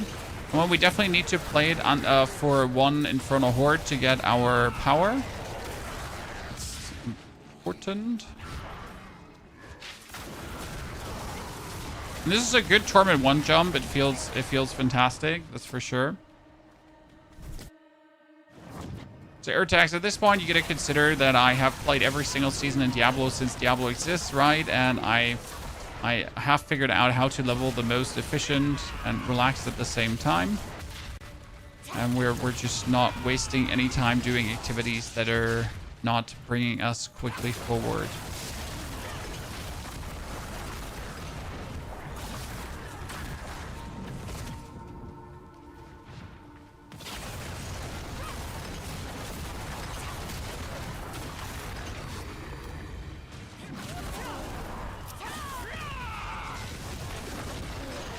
Damage is quite nice.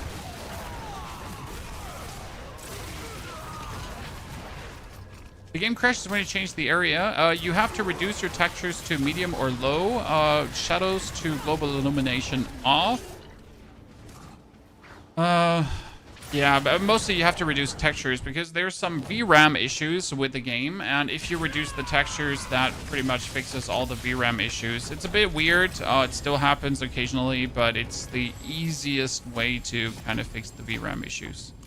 Okay, chat. So what's the first item that we would like to have? Probably Subasontac or... So we're Torment 1 now, right? And we kind of won Subasontac, I guess.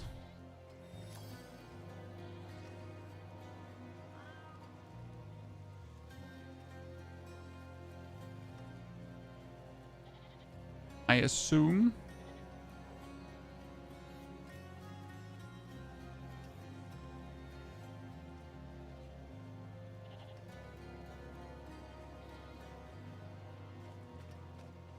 I mean, we could also play with Sunbird Scorched.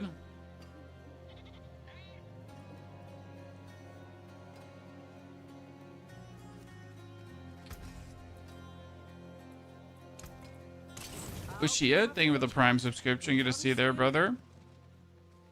Welcome to the stream.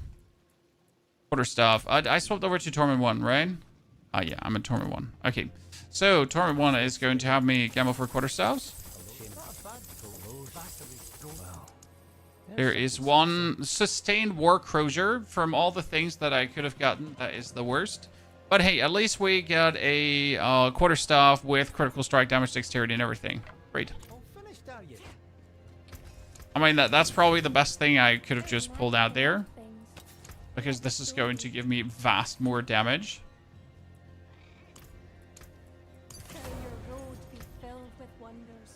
Right? Get the... Magic is neither good nor evil. How may I help you?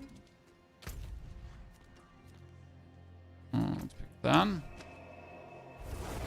This month I'll buy new gaming gear from SteelSeries. My own keyboard is broken now. Zombies. I recommend the wireless ones. The Apex Pro series. What I have. Not the mini, because I really like the, you know, insert buttons and the arrow keys. Don't get the mini. Too small. We banished Spartak. The wireless mouse. Yep. Wireless mouse is love.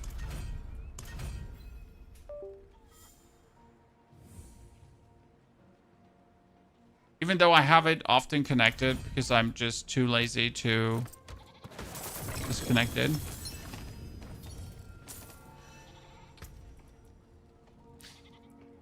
What did I wanted to do? I wanted to not use the Mother's Embrace. Mother's Embrace not bad, but you know, I don't really. Actually, you know what? Fuck it. I'll just use the Mother's Embrace for the time being. It's not like it does anything for the build, but it has attack speed. Okay, so with this build into Torment 1, I need a Infernal Horde compass. So that's the most important thing to get, right? Where do I get an Infernal Horde compass? Probably from the Helltide. So let's try that.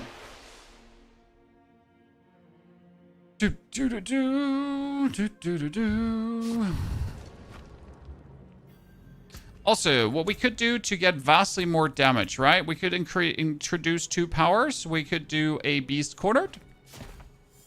And we could do a Marred Guard, Tammy Lame.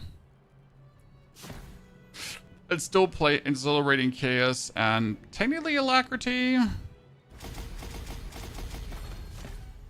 Yeah. Let's see if we die now. Or not. The problem is I don't think we have the barrier to actually survive like this, right?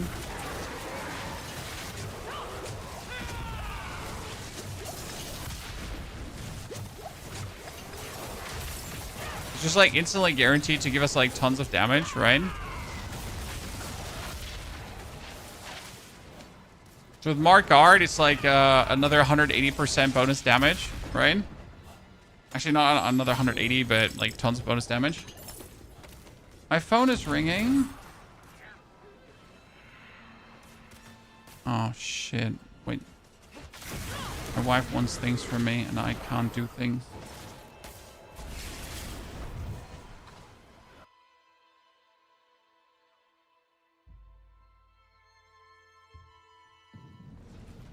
Sorry, I need to figure out if that is ASAP needed. Steven, thank you for the Prime Gaming subscription. Steven, good to see you there, brother.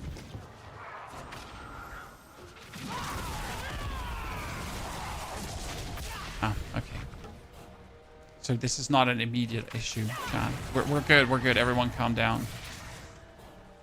Okay, so softcore or hardcore? This is softcore. So far, Spiritborn OP. I mean, certainly, right? You could, I could probably just go into Torment 2, right? When I think about it, I could probably go into Torment 2. We're gonna try out. Interesting.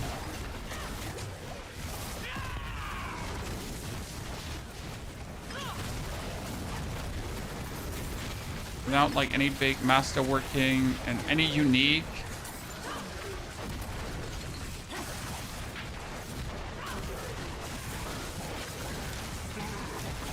The question was obviously how long do I want to keep playing, you know?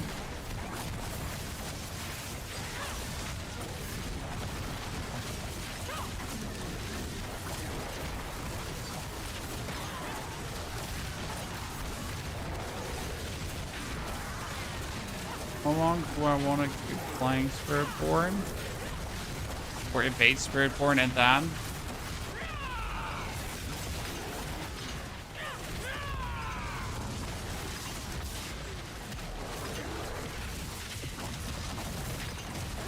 So far, it's a good no-brainer. Obviously, we need to take this somewhere, right?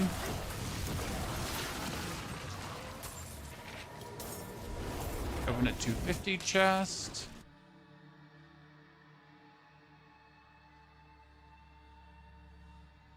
People still play this game? Yes, sir. Have you been living behind the moon? It is done. Amulets? Yabba-dabba-doo.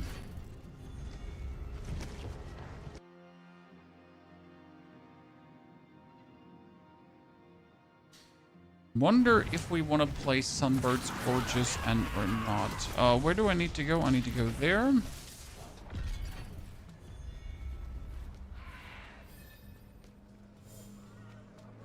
So, if I wanted to swap over to a different build, Jaguar related, I would have to get my uniques.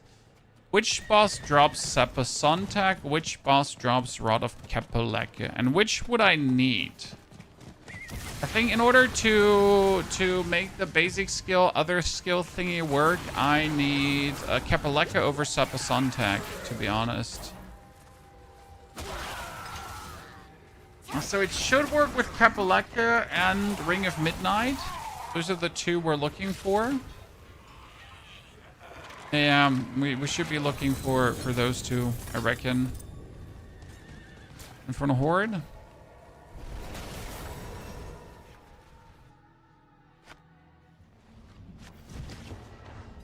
Kapeleke was from... Yeah, it was all from Duriel. If it's all from Duriel. Hey, Jens Blessing. It's actually pretty good because Jens Blessing can give me, like, right away all the resistance that I need to survive.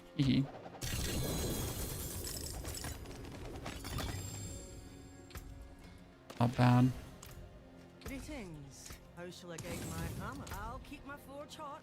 Return soon. I give him a Spiritborn around now. No, I don't think I don't want to give up on it right now. Like, I mean, I just enjoy how it plays so far. I can probably just jump into Torment 2. That's what I wanted to test here. Torment 2 is just pit 25, so that should be simple. Then, like, as soon as we're in Torment 2, I can spend some more Paragon points as well, so that's kind of nice. It does not like spending Paragon points. How much damage is this? Oh yeah, we're good. We're good, Chad. Horse for the win.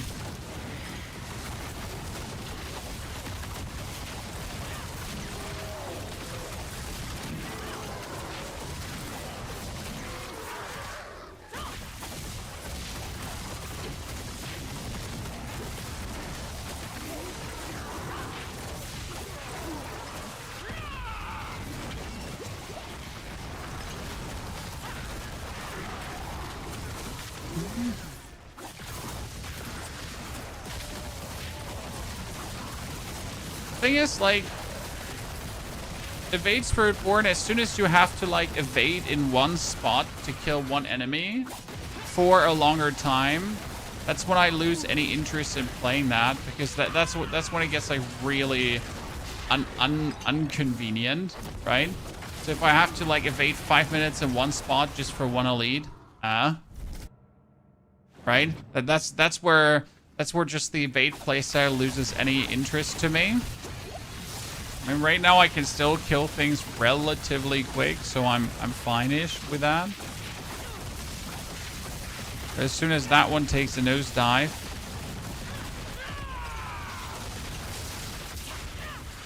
it's where the fun stops funning.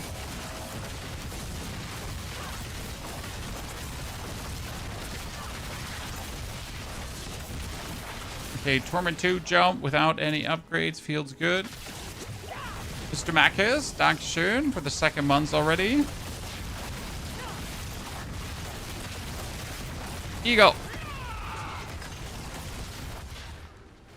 Oh, we should have like some eagle tempers. Probably should have some basic tempers. I mean, we didn't apply anything, right? We just picked up the basic items, no uniques, no tempers, no nothing. 25 Paragon points spent, and that gotta be enough. Being a bit harsh with builds sometimes.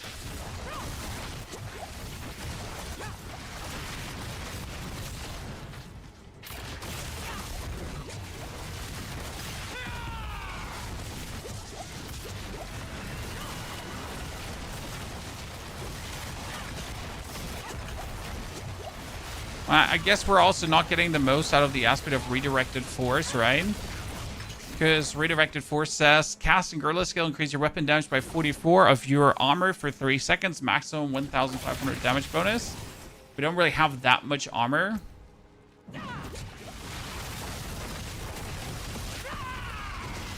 Also, we need to weave in a rock splitter in between.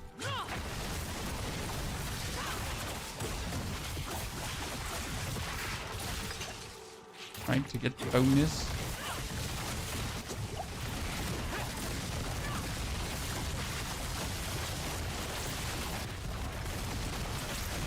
I wonder if this gets fixed with the loyalties mental consistently, right? Because loyalties mental, what did loyalties say again?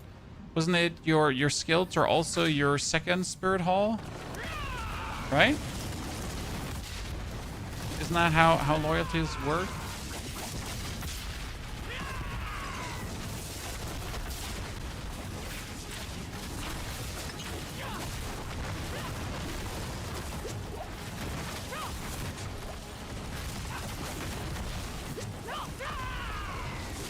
Okay, Torment 2. Here we come.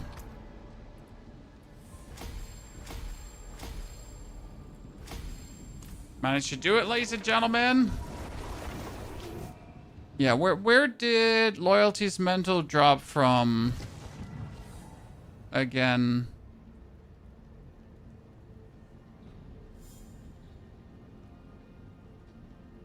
If I wanted to, but what was the other helmet called again? Not loyalties. What was the? Oh, come on, brain, save me. Like, help me here for a second. The.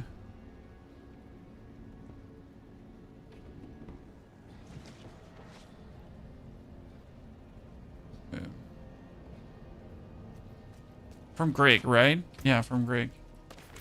That would obviously only work if I start playing the Eagle, right? I mean, right now if we're playing Gorilla Eagle, but for loyalties I would need Eagle.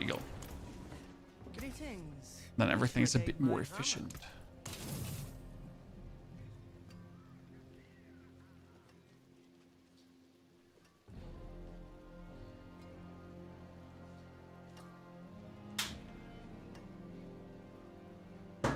Okay.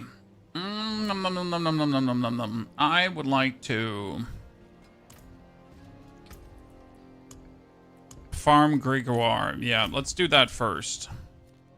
And we have 39 minutes left. Let's get some more Greg. Is the crafting nightmare sigil sustainable for farming Chaos Nightmare dungeons? Yes and no. You get a lot, but not too many. The best or the most amount of Chaos Rift dungeons you're going to get with the Seasonal Blessing of Nightmares. And then you're going to be playing Helltides on top. So that's how it usually works the best. Which Spiritborn class will be the strongest without purple gear? I can't tell you yet, sir. I mean, I can only show you what we're doing here so far. This is Evade Spiritborn in Torment 1. It's working obviously really great. I actually wanted to swap to Torment 2 and I forgot. Shit. So this is the Evade Spiritborn. So far we started in Torment 1. We just jumped forward. We're now going for Torment 2. And I still expect to not have like a single problem. What I should do is I should probably take my 2 instances.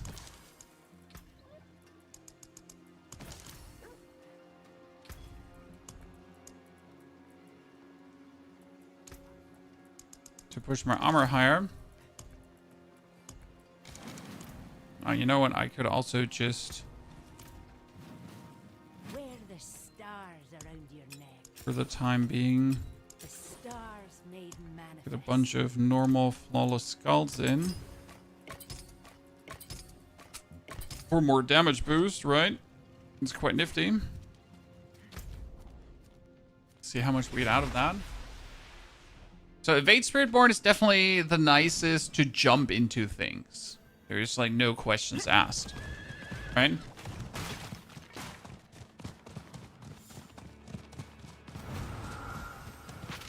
And I wonder though, how long do we want to stay like this? Do I want to like farm pieces? Because the problem is that I need certain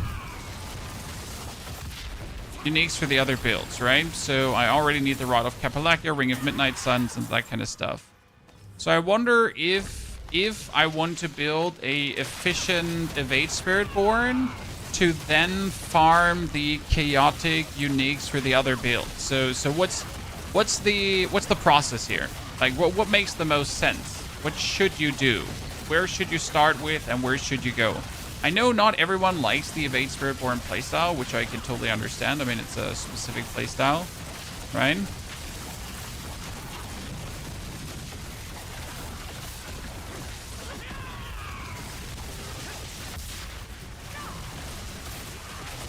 Are you using an evade build? Yeah, this is an evade build right now. So what we're doing is we're spamming right click and spacebar. And it does plenty of damage. But the damage has fallen off since we have gone in Torment 2 now. As you can see, like I'm struggling with the chaotic rift to get things killed. And one which is obviously part of me just not spending any of my Paragon points, because that would make me stronger if I now spend Paragon points.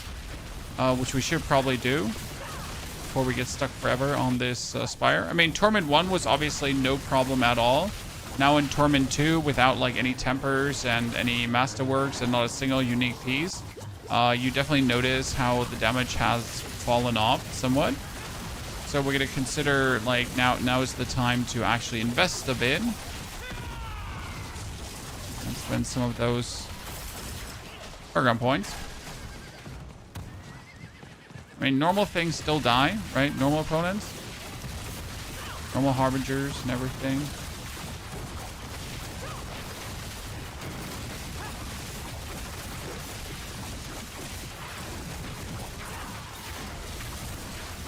Like damage is there, obviously.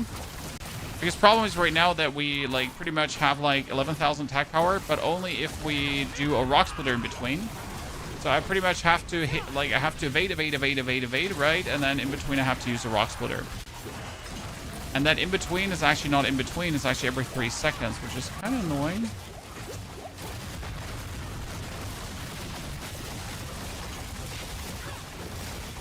Because it's just like the biggest damage boost that you have, right? An alternative to a rock splitter, you could also get the crushing hands, for example. And then just use a core skill in between. Especially when you get like some barrier up with that and knock down enemies. So it's not terrible idea.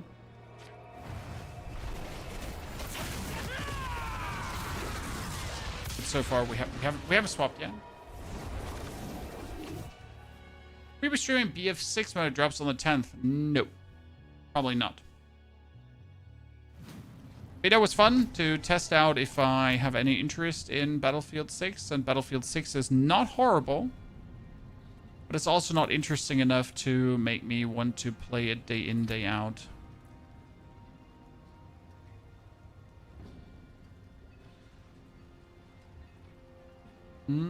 Yeah, I think what we would like to go for here right now...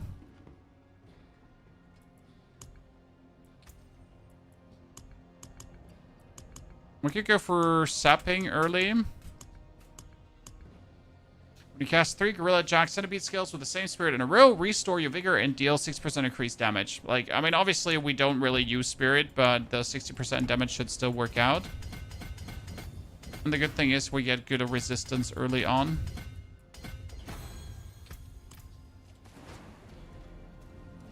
How many purple drops you've gotten so far? No one gets them like candy. The people that have all the purples they're looking for just no life the game. FY. You know? No one gets purple drops like candy. It's mostly just a lot of no lifing the game. You know? But literally breathing Diablo 4.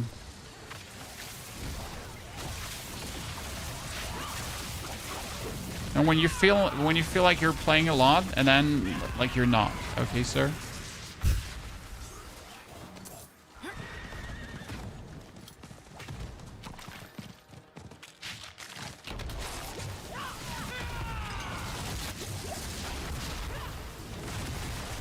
See, with that 60% bonus damage from the sapping now, Chad, we're instantly feeling good. See, some Paragon points spend, a little bit of a boost gone down the drain, and suddenly we're feeling somewhat better.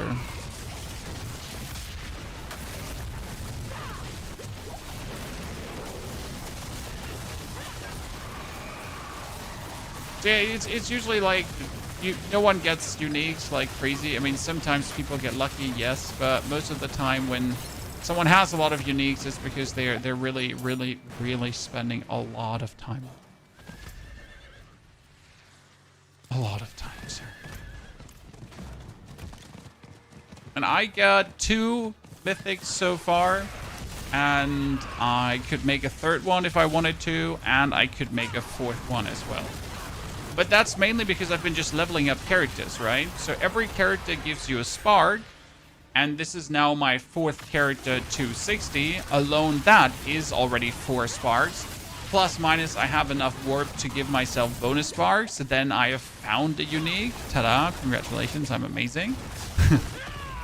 And on top of finding that unique, I have also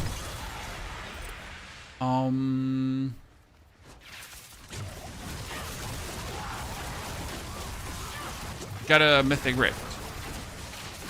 So yeah, that's that. And then I have enough reputation to get myself infinite sparks. I know, right? There's a Drow Lord. Thank you for raiding your community over. Thanks to you and your friends. You beat Lilith on tier 4 yet? I had no reason to beat Lilith on tier 4 yet.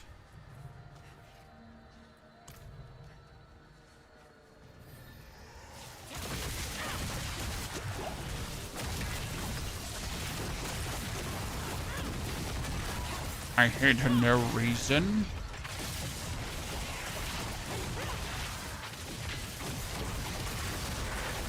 I know it's part of this seasonal journey, but I have actually not finished my seasonal journey.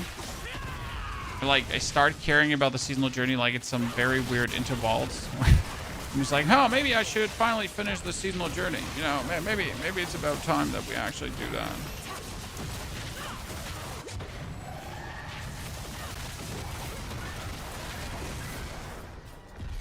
But it happens like very late for me, usually. Special nut job, Chad. Sorry.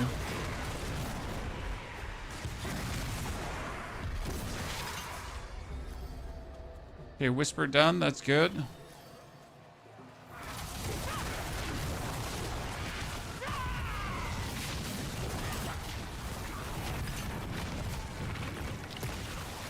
Give me those living steels on my way.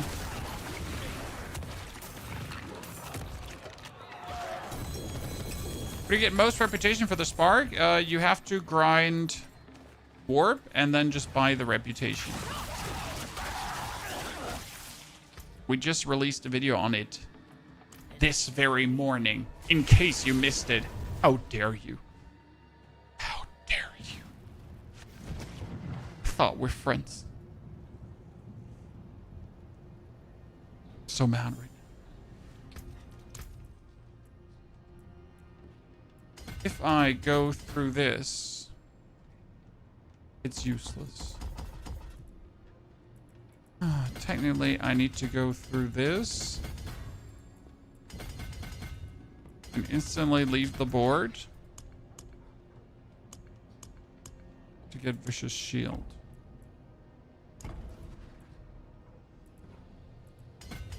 And pick up damage reduction while you have Barrier. would be 70 points spent. It is done. Greater collection of chaos. Always pick that up. Why? Can I have chaotic uniques in it? Unlikely, but still possible. There it was, Chan. There it was! There it was! It's a mother's embrace! Oh my god, chat! What the fuck? This is so terrible. I mean, actually, it's 22% attack speed, which kind of makes it good. But, like, it's really fucking terrible, so, like, I hope it eats, like, a bunch of Doritos. It's, like, really bad. Okay, what do you think? Can we kill Grégoire the Galvanic Saint in Torment 2 just like that now?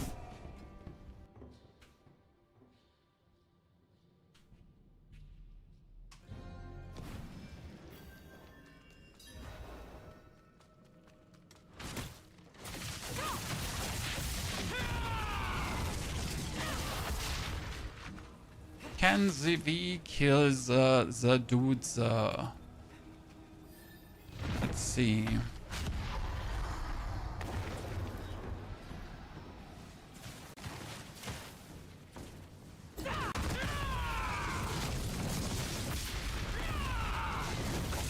So look out that he doesn't like randomly kill me.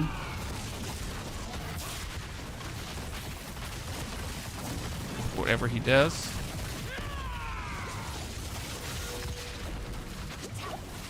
Here we have a problem, chat. Because I'm dashing around and he get like the electricity up. And this is bad. The electricity up is gonna have me like dash into the electricity. So I take damage. Move bad. Move bad. I repeat, move bad.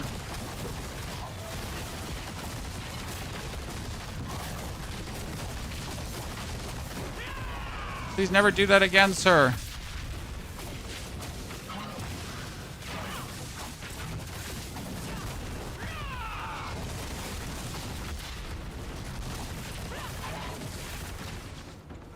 Oh wow, I have never been in this phase in a while. Okay, wait. Oh no! Oh no!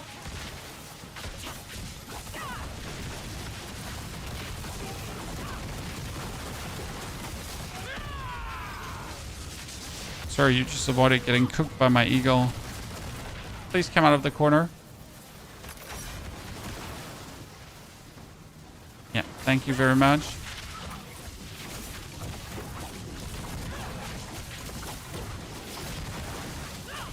Sork doing this season? Oh, really good. Sork is kind of fun. I mean, you have the standard Sork problem that you always have with Sork. Ergo, at some point, you need to have the perfect masterworks to actually do something. So that will be the ongoing pain that is Sorceress, because like you really have like this. Okay, now if you would like to go further, right? You either perfectly masterwork everything or not, right? But it's like the thing. It's one thing that really bothers me about Sword in general.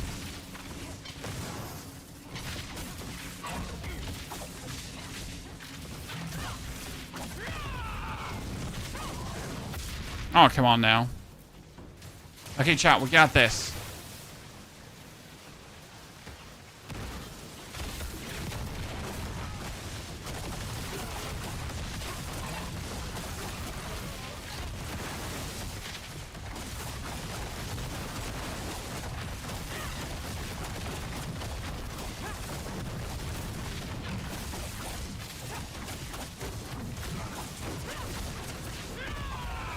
Yeah, we got this. Oh my god, I'm the better gamer. I'm the better gamer. Whee! Where's the damage? Sir, we just joined into Torment 1 20 minutes ago. And then we instantly jumped into Torment 2. Where's the damage? I don't know. Ask my non-greater affix shitty gear. Where the damage is. You know? Ask that shitty gear. Where's the damage? Come on now, sir. I don't understand your question.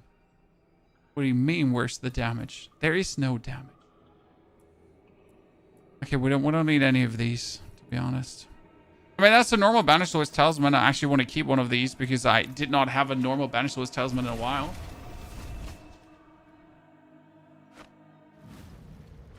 Is Thorn Spiritborn still a thing in Season 10? No one plays it.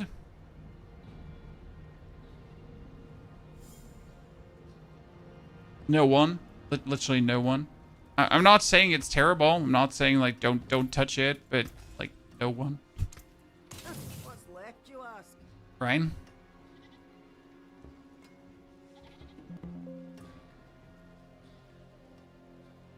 Hmm. Use it well. No one, in order to get loyalties mantle, we could also just gamble random helmets, right? And be like, oh, give me loyalties.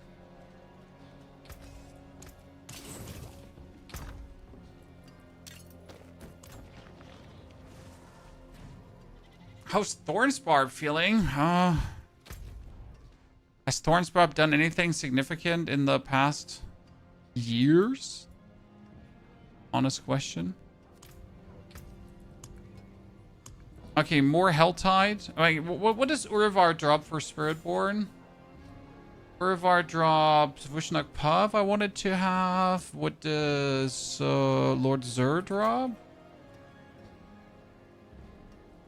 Lord Zur gets us Yasin if we wanted to. Terrible. Wow.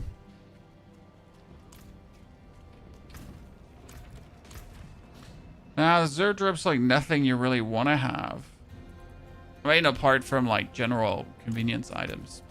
Wonder what happens if we swap over to Double Eagle at this point.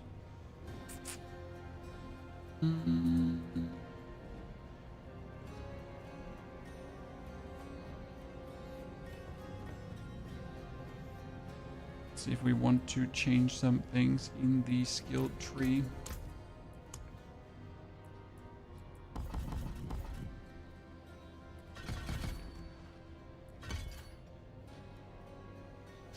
I would like to have preferable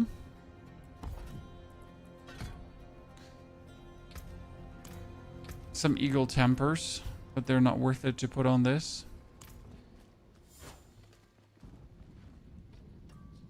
What? Let's see. I need to kill Andariel. Oh, really? For Sunbird Scourged? So I need to farm like any boss to get things? Harbinger of Hatred or that? Well, the items are really hard to get for this. Okay, let's see. What kind of temper do we want to have on our weapon, Chad? Could we temper like basic things? Like we want what is it? Yeah, Primer Eagle Hall Spirit Potency.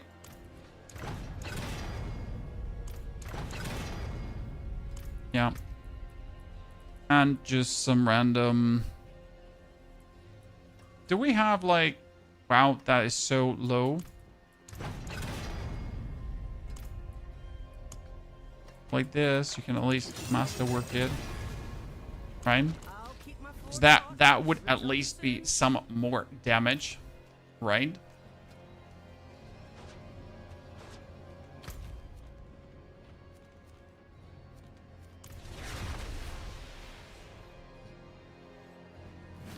You've been enjoying Shred. You don't know what to try next. Birds, Raven Druid. Right? I mean, do you not get more thorns technically here with Mardgard? Mardgard gives you more thorns as well. No, but wait, that was Barrier Fortify. For some reason I thought Mardgard gave you more thorns too. We've been... Oh, by the way. Yeah. Now I'm even more deadly. I forgot to upgrade that one, Chan. Infernal Compass, you say? Don't mind if I do. See, now with the potency of the Spirit Hall on the Tibbity Tobbity, things are suddenly feeling better, right? Slight tempers to increase shit we're doing. The power that keeps shouts at all time. Yep, I heard about it. Pretty cool.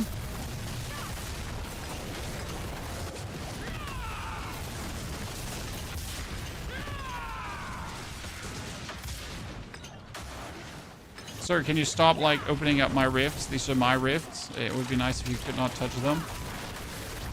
Kind of rude of you to not think about your like, competitors.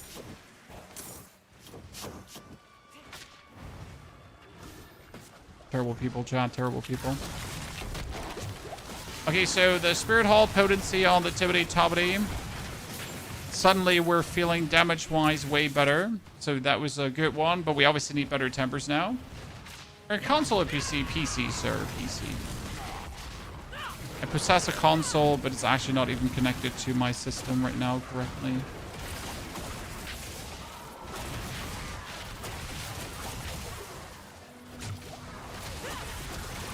By the way, when you're actually, like, looting chests in the Helltide, right? High recommendation to loot the armored chests. Because the armored chests, each of them can have a chaotic unique in them. It's still unlikely to happen, but no one says it won't happen. So, just in case you didn't know, but Helltide chests have chaotic uniques in them. I already have gotten 2, which is not a lot. But why would you not maximize your chances for cool things, right?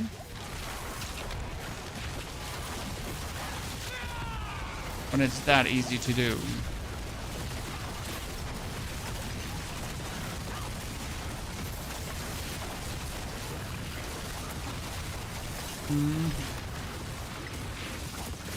I haven't decided if I, like, really want to swap away from evade yet or not, chat. I need to do some soul searching if I want to, like, continue with this, or if I want to, like, already swap over to something else. Thing is, evade, like, just continues being strong without anything added to it, right? So we have no actual, like, feather skill, and we're just feeling really good.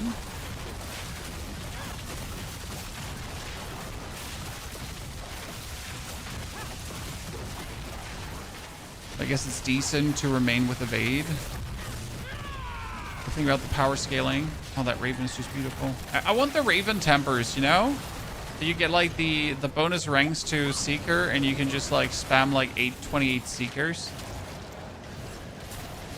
Do you have a build for Raven Druid? Yes, build, video, everything, sir. It's there just waiting for you. Can I do Puddle Druid if I have the Rotten thingy on the boots, or does it have to be on the weapon? No, the Rotten Lightbringer as your boots is insane. Because then you can get another aspect as your weapon. So, like, having the Rotten Lightbringer as anything but your weapon actually makes the build vastly stronger. That's why.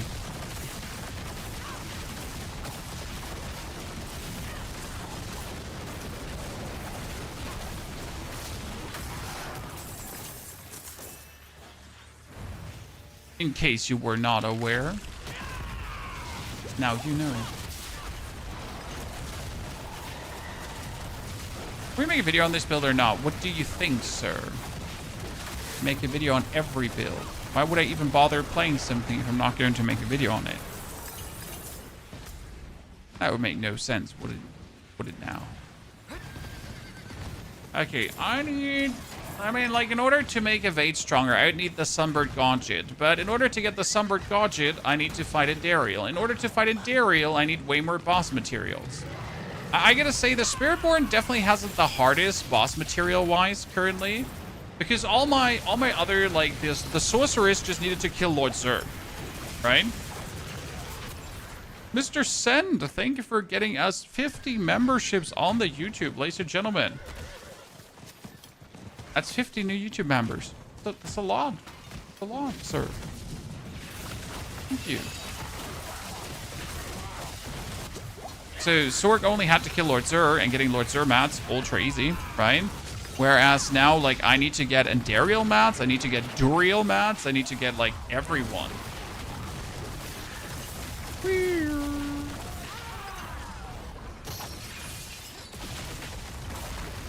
I mean, just weird in comparison. Or Spiritborn. Definitely not a recommendation as your first character, because you can't just scale right away, right?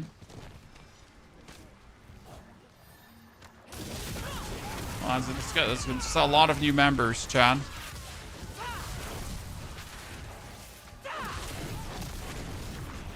Oh, and you gifted another 50 away, sir. Well, okay, do that.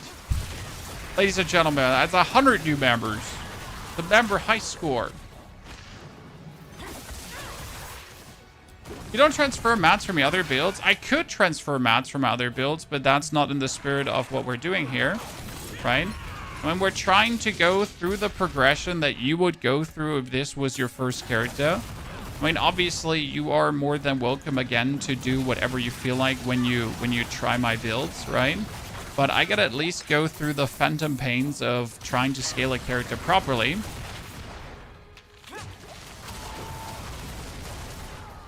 Right?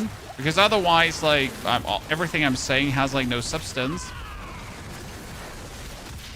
And I prefer when the things I say have any hand and feet, you know? If I'm not doing that, I might as well just boost my character then with pit pushing and I don't know, accept donations from the community, right? That's not the spirit of good build making, good guide making.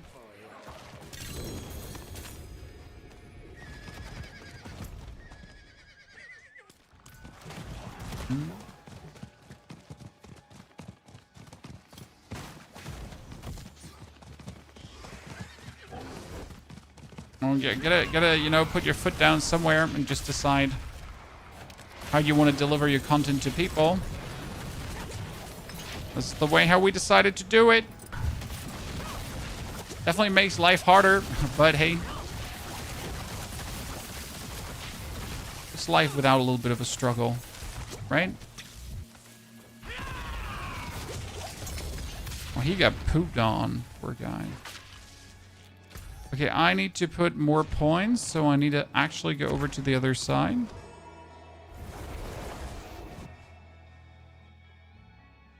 People can say whatever they want. This game plays amazing and has very satisfying gameplay and sound effects. Oh, it does. I mean, the reason why, for example, like, come on, say it, brain. Why I enjoy Titan Quest 2 also so much, because it just nails the whole atmosphere part of a game. It's not to be underestimated. Chest armor. No chaotic unique for Mr. Ponyhoff. Wait, if I need to kill Andariel, I need to actually farm the Lady of the Helltide, right? Chad?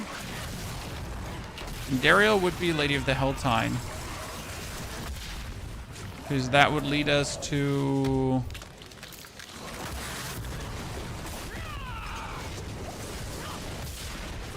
Lord Zur. And Lord Zur is Pincushion Dolls. Right? Not completely mistaken.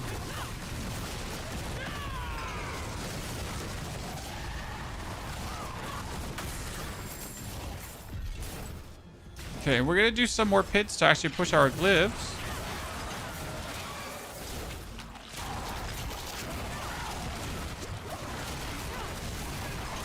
Bothymistic farm rate is garbage. Well, Bothymistic farm rate is what it has always been. It's extremely low, so you either get super lucky or you get robbed. There's no middle ground here.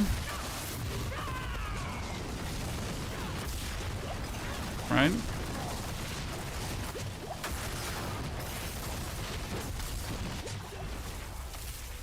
We're not doing millions of damage, but we're still doing good damage, but not insane damage.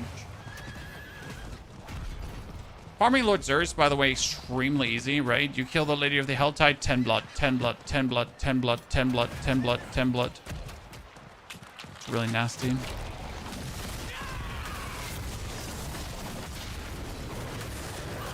Wow, she just got destroyed by one of my eagles. See, that's the main reason why I wish I could play an eagle main build, because I just like what the eagle does. It's such a cool thingy. It goes screech, boom, bam, super explosion, very much damage, fun.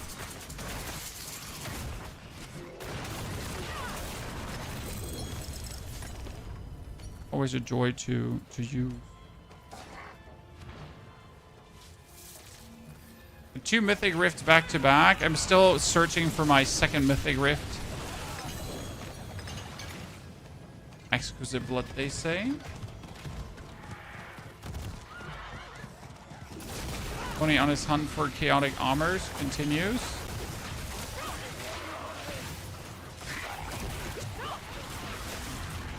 Maybe Bardic's Reign of Chaos can give me more boss materials that matter. I mean, at this point, I guess I just want anything that's not what I have. Right? That's the best way of saying it. So at this point, we just want anything that's not what we currently have because we don't have anything. I mean, I'm a Torment too. Like, we don't have greater affixed items, right? We're the only greater affixed item I have is a weapon, which is good, right? We also don't have the temper recipes that I really want. Have you looked at the latest PoE 2 patch notes? I have, sir. I just haven't gotten around to make a video on them yet. Too busy, sadly. Did you find the Mythic Rift in a dungeon or a Helltide? Dungeon, actually. Oh yeah, you know what? That's a good point. Thank you for reminding me, my friend. Because the best way to get uniques, yes. What's the best way to get uniques? Raise your arm, Chad. It's super stupid, and it's actually super simple too, right? If you go for Chaotic Rift Nightmare Dungeons, the highest amount of uniques, and even greater affix uniques, I've not gotten from Belial. I did this morning, okay? This morning, I farmed 20, chat, 20. Chaotic Rift Nightmare Dungeons. And at the end of the day, I had like 20 to 30 greater affix uniques. Because the actual Chaos Rifts are dropping so many greater affix items in general and uniques too. It was crazy. And all of them, right? Like whatever like from Duriel, from Adariel, from whatever. It's really if you just got into the Torment tiers and if you obviously want to have boss mats, yeah, sure. But if you're also looking for unique items, it might be best to just go into Nightmare Dungeons. And obviously Nightmare Dungeons here are better than Helltides, right? I don't know why the drop quality is so different, but holy hell, whatever like these things can actually drop for you is mental at times.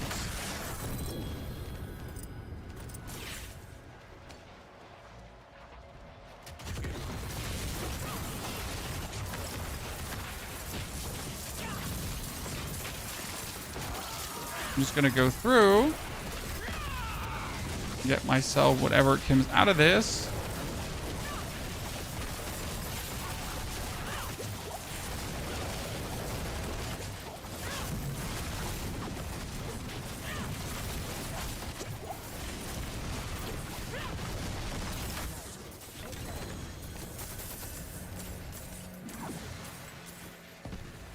Get a bunch of Infernal Warp on Tibbity Top that I can all invest later.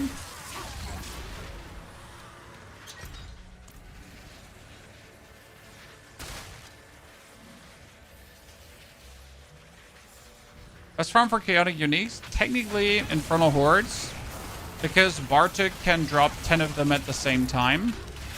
Practically, you might be better off farming Reputation and getting yourself the Infernal Caches. End of the day, it really comes just down to what do you want to do, right? So it doesn't matter how quick something is, like what do you enjoy doing? Do you like doing Infernal Hordes? Perfect. If you like doing Infernal Hordes, then do those, right? Because Infernal Hordes are fun, and they're also going to give you gold, for example, and Opticite and that kind of stuff. So Infernal Hordes have like more than just one use, right? It's not like just, oh yeah, Infernal Hordes, and then like, you only do it for Bartek. There's greater affix items. There's the Schools of Restoration. So Infernal Hordes itself have like, you know, multiple good things going on for themselves.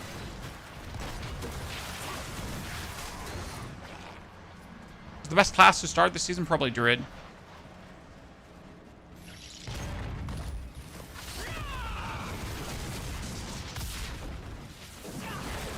Druid is just plain amazing this season.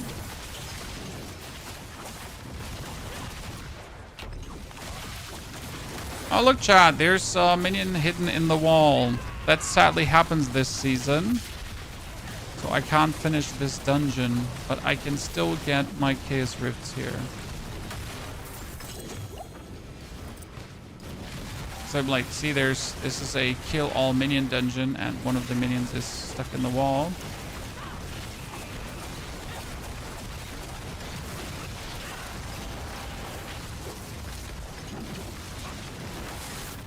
Well, the only thing that could happen is that maybe all the minions get summoned to my location. That happens when you get everything killed to a degree. Greater affix item and an Infernal Compass. Thank you very much.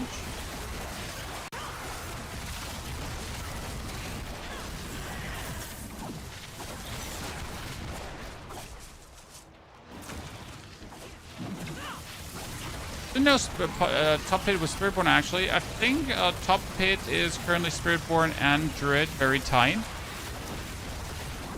Pretty much same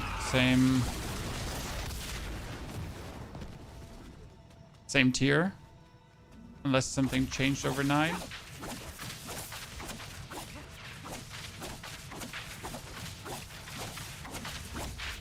So we're doing the season quest in the beginning. Yes, you want to do the season quest as you need the reputation.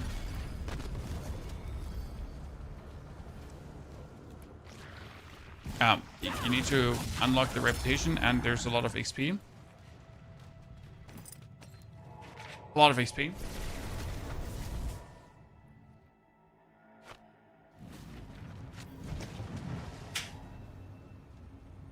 If you have a glove Mjolnir ring, you can absolutely use that.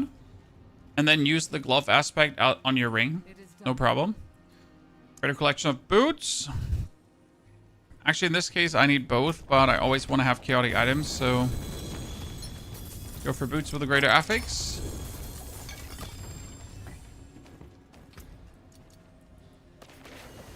Purple boots that have what? Attacks reduce cooldowns, right?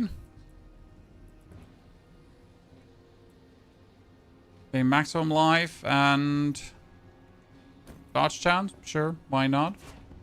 That was always what I was looking forward to.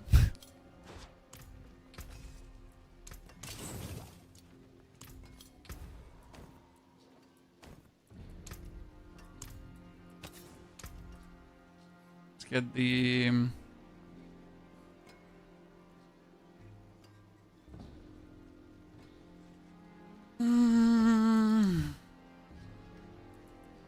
duelist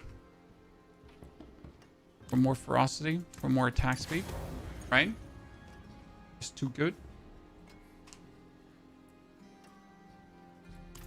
Okay, what boss do we have? We have one more Hall of the Penitent.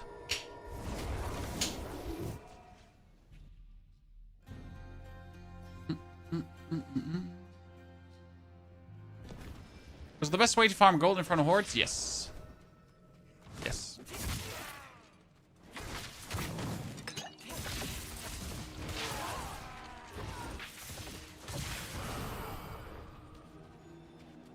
That is the best way.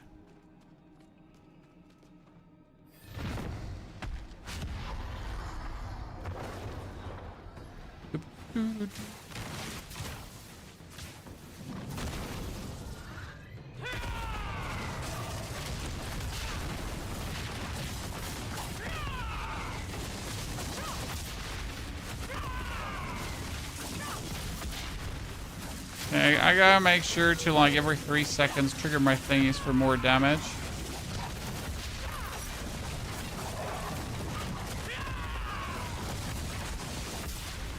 Right now, the smartest way to use things is, like, to have my eagle and my eagle and my gorilla ability overlap, so I can use my gorilla ability and my eagle at any given point to just do more damage, right? Because right now we get like Armored Hide for then redirected force into Eagle, into Armored Hide, into redirected force into that. Right?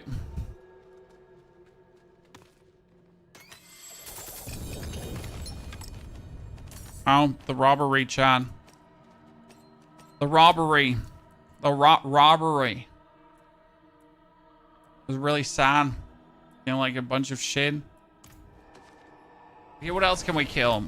We could kill Urivar. Let's go kill... Oh, well, no. Killing Urivar is so annoying.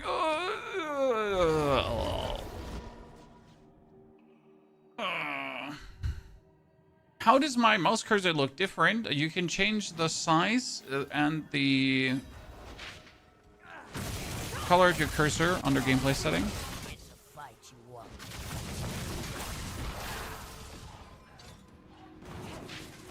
Getting 2 times not what you want from a boss is pain, chat. Pain. We got Urivar.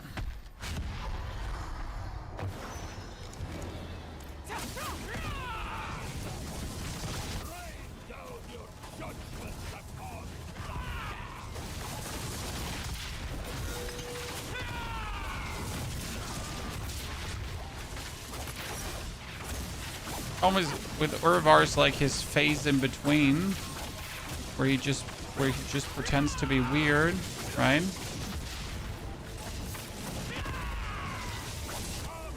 Oh, we did reasonable damage to him.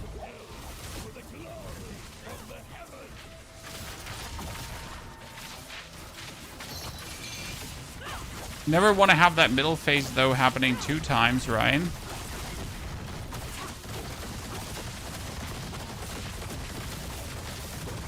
Face 2 times is annoying.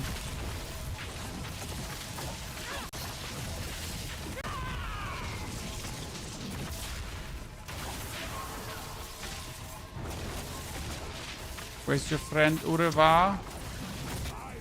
We got Urivar. We got this. Oh, sorry. Oh, it's just fat fingering things. Chat, don't worry. Happens to the best of us. Ow.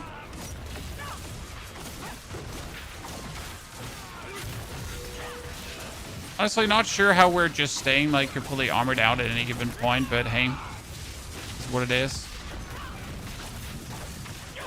Let's kill him before he activates his second phase again.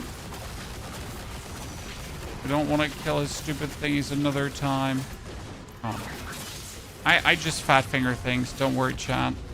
Too many buttons are being pressed. Okay, so what are we getting, Chad?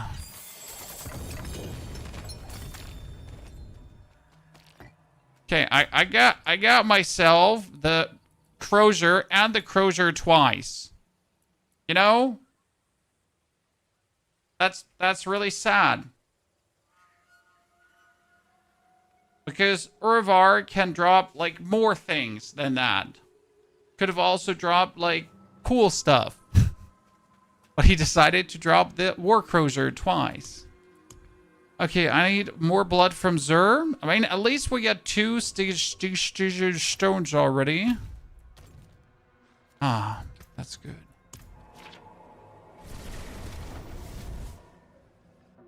Infernal Hordes? I could probably do an Infernal Horde at this given point. I have 2 compasses. You could get yourself a Chaotic Unique. Not the point, though, because, again, we want to do the build first without Chaotic Uniques. Okay? Pardon me, stranger. Could you spare a moment to help me?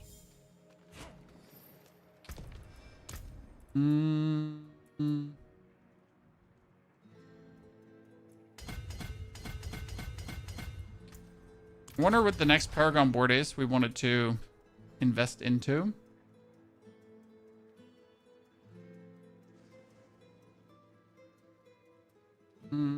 Revealing? We had Vicious Shield. We had Sapping. Oh, we didn't go for Drive.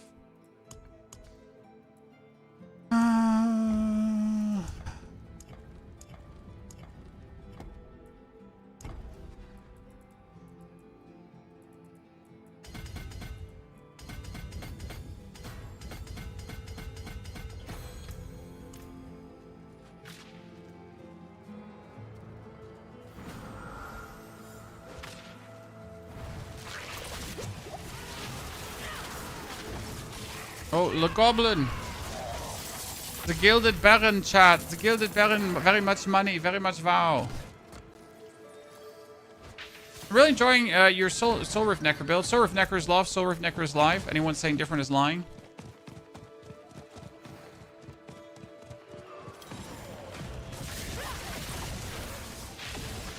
Okay, let's do the Helltide lady. It's the barbarian. How much must I farm for Mythic Chaos Dungeon Rift? I've done 100 now. The Rift applied. It's totally boring to get one, Mike. I mean, the Mythic Chaos Rifts are random, so they might or might not appear. What can I say, brother? They are out there. They are less rare than actually getting a chaotic drop from a boss. However, like, as some people might see 10 of them, some people might see 0. That's the problem, right? Do you think another Necro build will beat Soul Rift this season? Probably not. The actual Shadow Blight stacking Necro was already top tier last season. The best, the best, the best. And now we have an even better version with the Soul Rift spam, so I hardly see any Necro build actually exceeding that one. That is just simply the best thing you can do.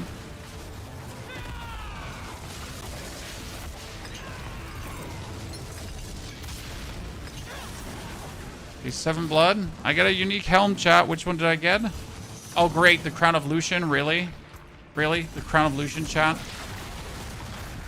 Like, from all the random uniques I could have gotten, but it's like, hey, do you want to have a Crown of Lucian? No, I don't want to have a Crown of Lucian. Like, seriously.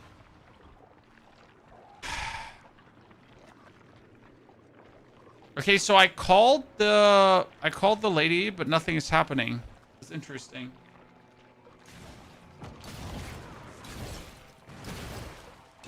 Necromounts are good for beginners, yeah. Okay, finally it's starting, I guess. Finally, after all this time, something is happening.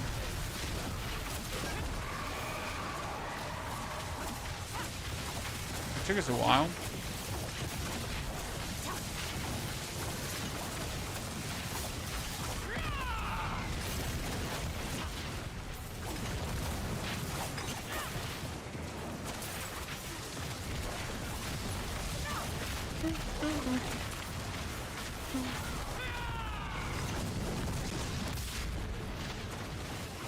Dashed away, chat, from my super noob. Okay, a ring. We put another one in. We can summon her another time.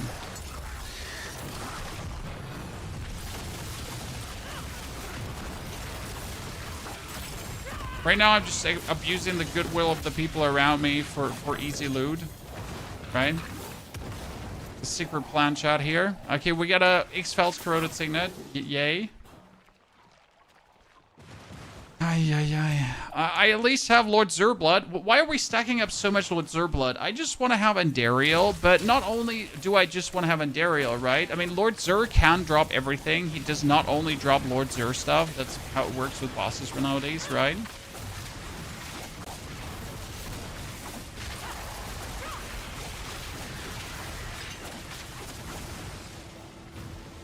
So very good, very much wow.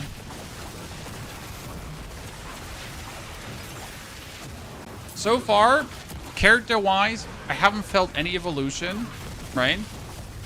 It's a bit sad with the Spiritborn, I gotta say. Like all the other characters felt like, yeah, you know, we're getting so much cooler. And this character is like, yeah, so nothing's happening. It's a bit of a weird one, right?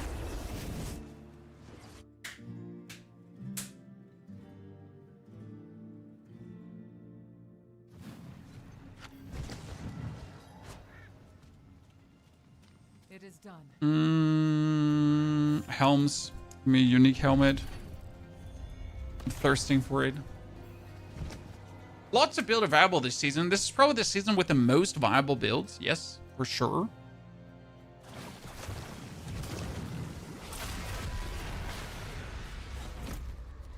amount of builds viable due to the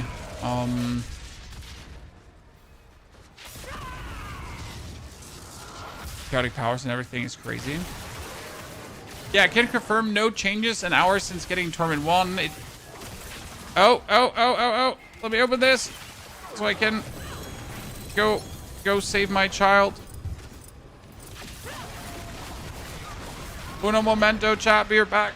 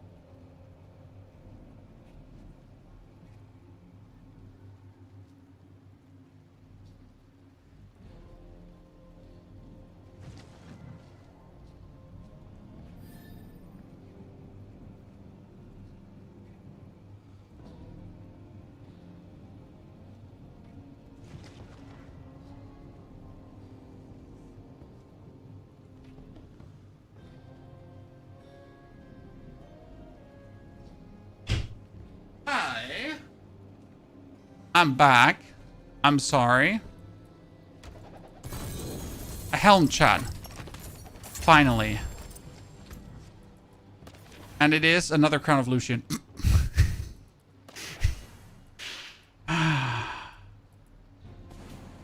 End me, chat.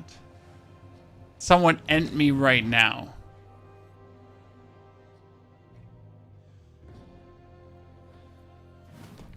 You know, just do it. Just put a bullet right between my eyes. It's fine. I can take it. Or the vertical stream, because you are in the vertical stream. So the vertical stream has in the stream name vertical in brackets as the very first thing. The game is trolling you, dude. The game is getting my hopes up, and then it's kind of like just kicks me in the balls. Just the way how I like it. Right?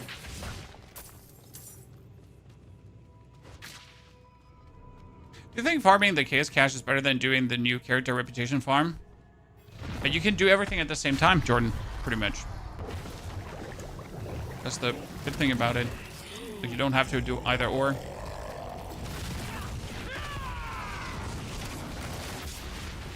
Okay, Lord Sir, we can nuke way better than our friend Gregor, right?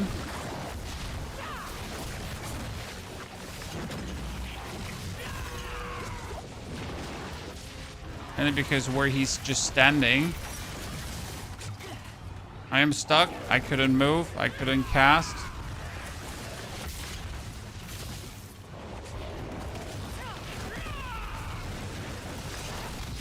Yeah, I mean, Lord Zur died way easier than Greek. Okay, Zur, give me something useful. Because Greek only gave me shit. You might as well give me something I can use. I mean, that's a Ring of Midnight Sun. That's not bad. We can use that, right? We get 2 razor plates. We're farming lair bosses because I need stuff from lair bosses. I don't understand your question, sir. Oh no, I got hit.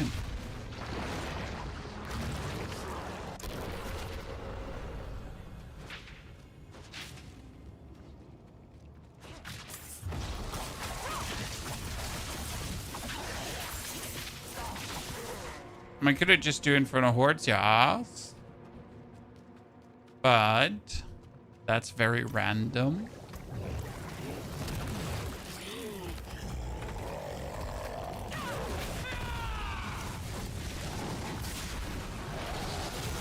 You know, one of my bird ultis does like so much damage. I want the bird ulti temper to do just like ultimate bird ulti damage. Oh my goodness, I got so stuck on that one. I want like, you know, my bird ulti temper for like 27 more bird ultis and then go like bird ulti, bird ulti, bird ulti, bird ulti. That's the most fun.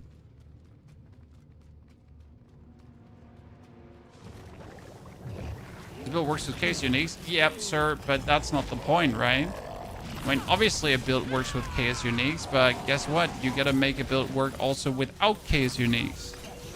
Because if a build only works with KS uniques, what are you gonna do until you have the KS uniques? Right? Right? When you gonna play something until then, right? Like step one is play something until you have KS uniques, and then you know, get KS uniques. Surely that makes sense to everyone involved.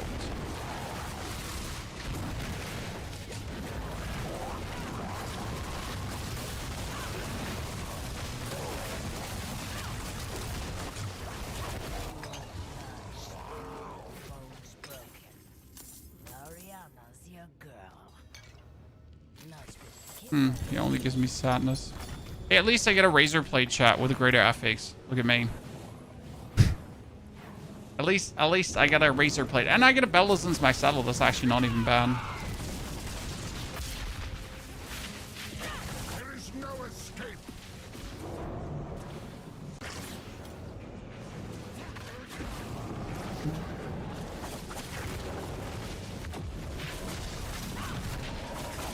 I'm so going to die to that.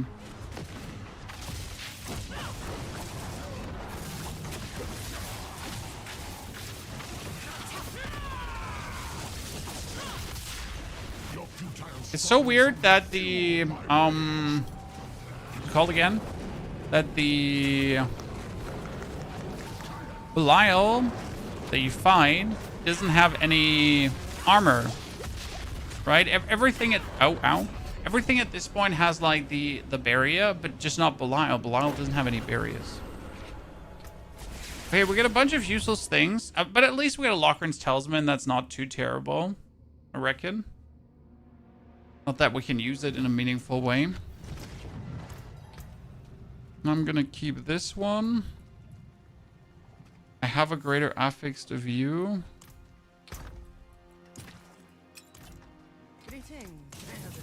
Okay, and we wanted to kill whom? I have one more. We got 2 of those. I got 2 of those. But I need 3. I need to actually kill one more.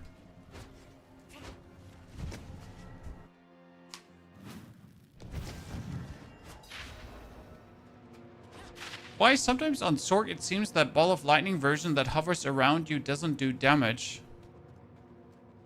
I don't know.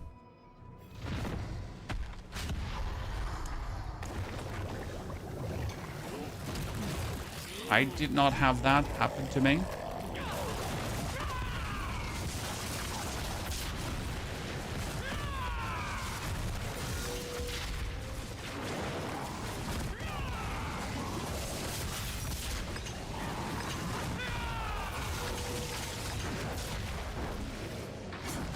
Very much damage, very low. Oh my lord. When you get stuck in that pool of blood and your tippity toe stays in that and you die. Very sad. I mean, we're going to be doing a Infernal Horde, I think an 8-wave after we finish Lord Zur here. But I at least want to do 1 Zur and I would like to do 1 Endario. Just for messing around with that. Like the minimal things I'd like to do for improvement. Potential improvement.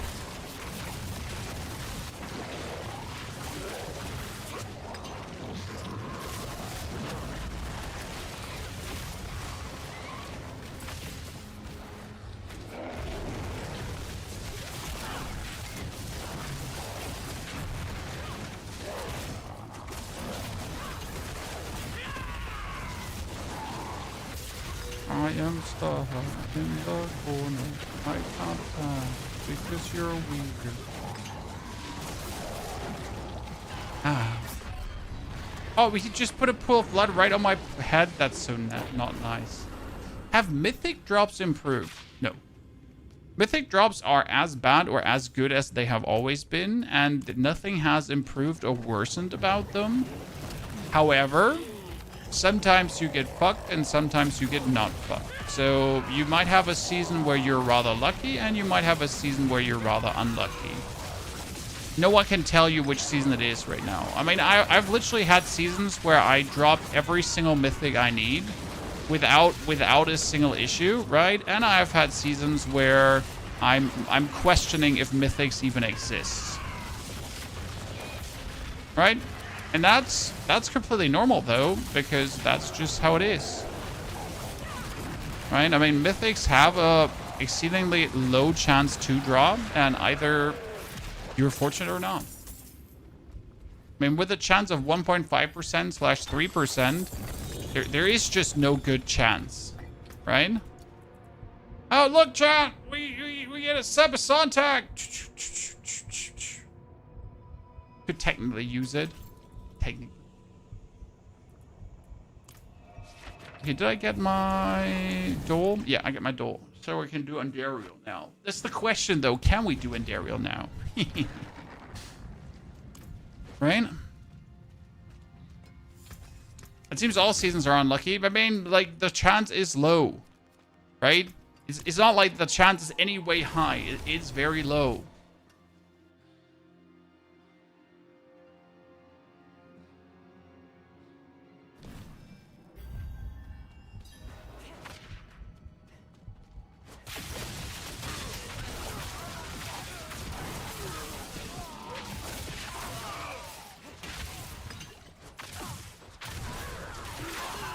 Do you get a spark for every new character? A spark from the seasonal board? Yes, for every new character. You're late, stupid work meeting. How dare you? What the fuck? 10 push-ups. Strike that, make it 50. Wow, so disappointed.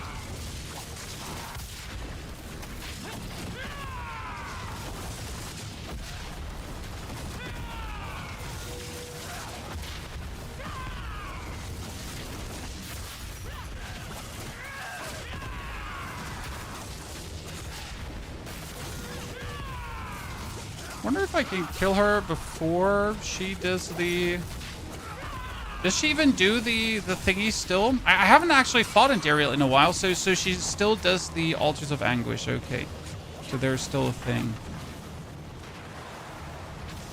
I wasn't sure if there's still a thing. I was today's year old that I learned there's still a thing.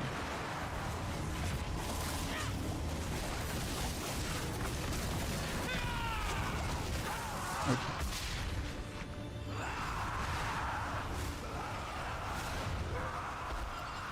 We're better!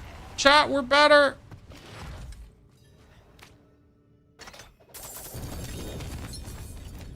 Okay, what did I get? Oh, I might have gotten... Wee! Chat, we get Sunbird's Gorget! Oh, let's fucking go! Shall we play? Yeah, we should play. Time to go, it seems.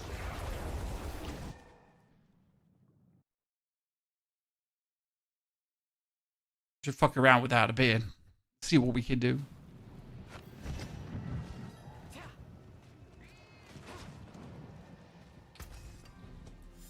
What was the other thing we got? We got lag. we get lag, Chad. We get a Fist of Fate. Hey, that's not even a bad Fist of Fate, apart from the 200%, right? Could probably play that too, just for the YOLOs. Here, masterwork that. Masterwork that. Ja, bitte! Was geht?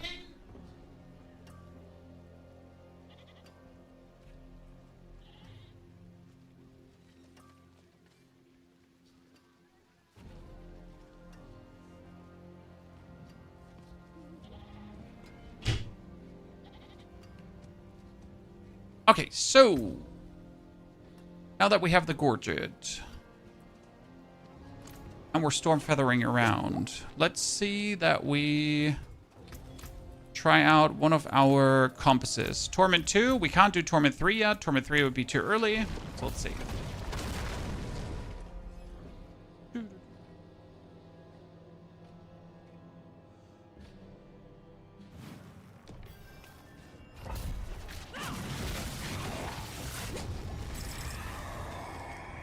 Okay, oh, Exalted Hordes is for faster, faster. Yep.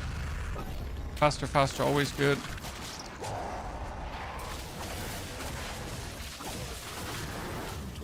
When I assume that,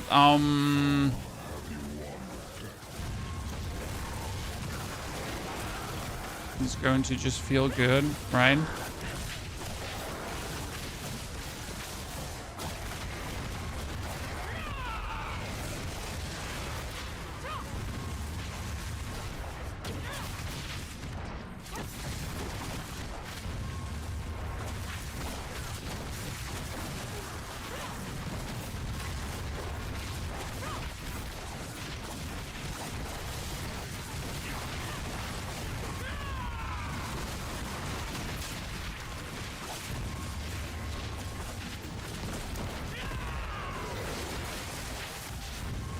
If you like use your E-Gold smart, you should probably get enough, right?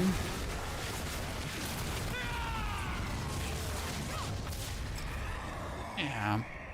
Oh, K's Wave right away. Let's go! K's Wave! I could have chosen Ether Goblins, but Ether Goblins usually turn out sad.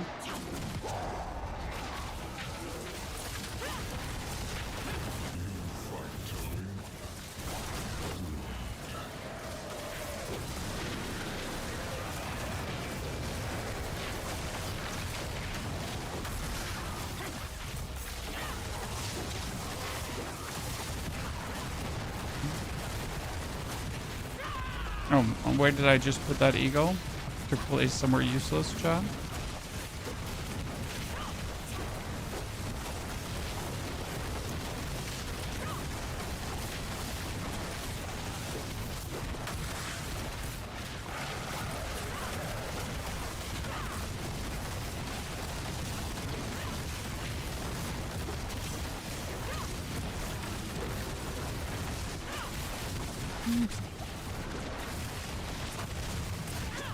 I mean, for a Torment 2, this feels good. But on the slower end. Oh, I like the Moss offering thingy. That's great. You just take like more Moss stuff and things go nutty. Just getting Mosses is like so easy. And like you want Mosses to just give like massive amount of ether. And that's relatively simple to get your Mosses to go crazy.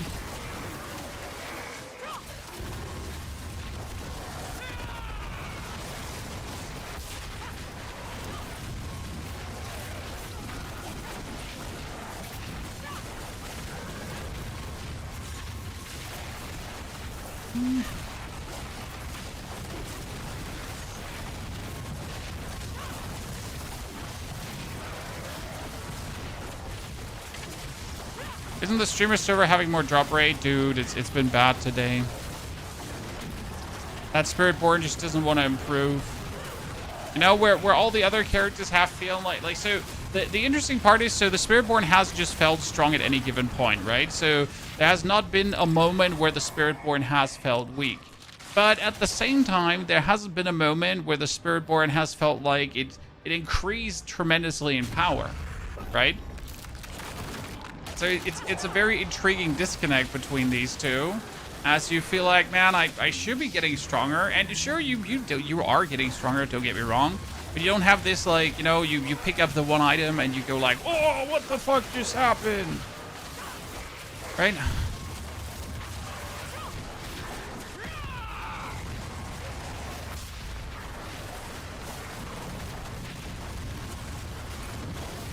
Intriguing time.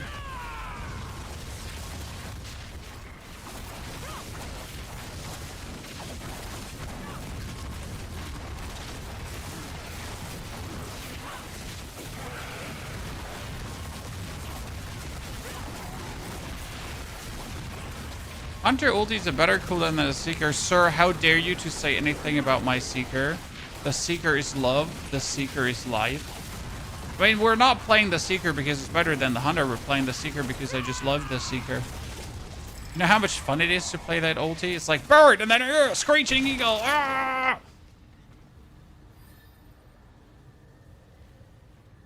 Right?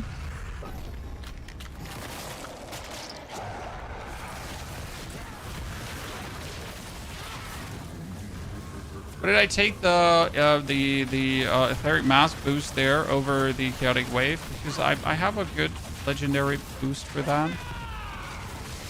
Makes sense. But I just like screeching eagle. I'm a simple man. I play an eagle build. I want to use an eagle.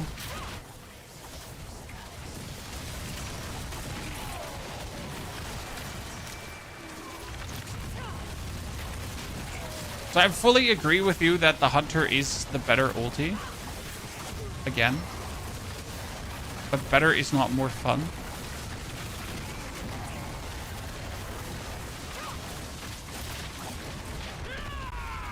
I mean, see, you can have a screeching eagle. Who does not want to have a screeching eagle? It seems like you don't want to have a screeching eagle. And one day I'll find out what's wrong with you. Okay, I need anything that boosts the masses. Oh, the masses have a chance to respawn on death. That's insane.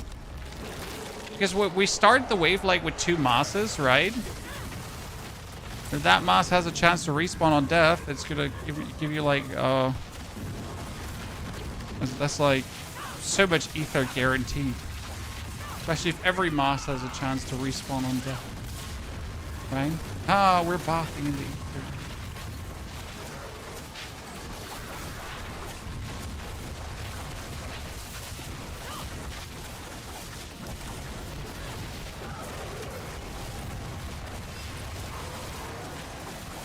More masses. The chaos roots are too hard for you even on lowest difficulty. If they're too hard for you on lowest difficulty, we need to talk about your build. However, in the first 15 levels, when you're, for example, a druid and you're missing your bonus spirit, it might feel awkward at times.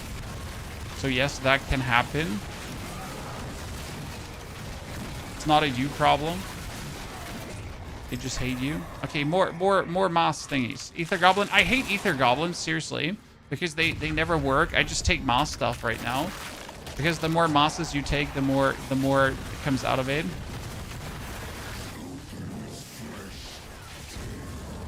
One is just getting all the ether from the mosses because he likes it.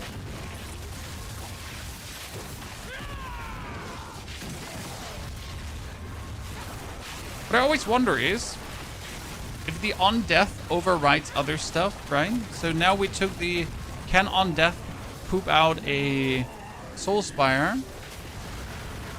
You often feel like that now overrides the can on death to be spawning a can reform. You know, oh wow, this just reformed 3 times on death, or I don't know what just exactly happened there, Chad. But a lot came out of it.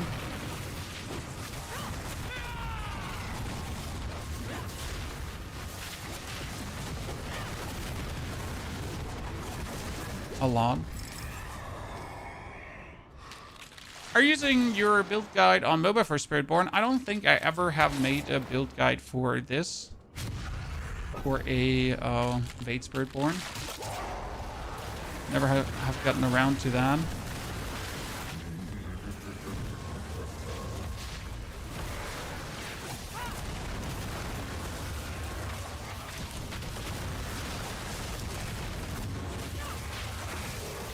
Let's see if we can get the 666 ether together, Chad.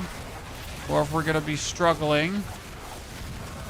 Looks like we're going to be struggling and we're slightly off. Unless I pull more of these sweet, sweet etheric masses out of my butthole right now. Right?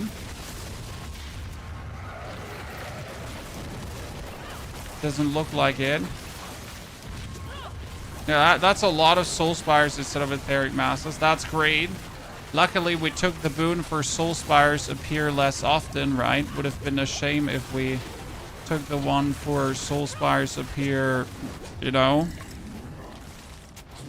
So, that was a great idea to go here, chat, and be like short.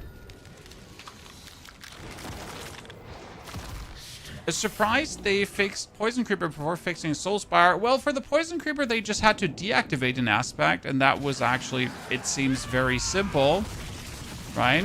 To simply deactivate an aspect. And that seems to not have caused Blizzard any issues, pretty much. Whereas,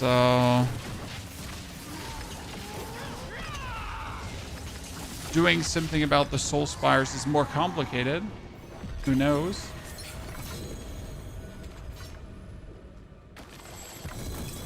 Well, at least this is going to give me a greater affixed item and maybe the final recipes I need to go for the actual temper I wanted. Let's find out, chat. Let's find out.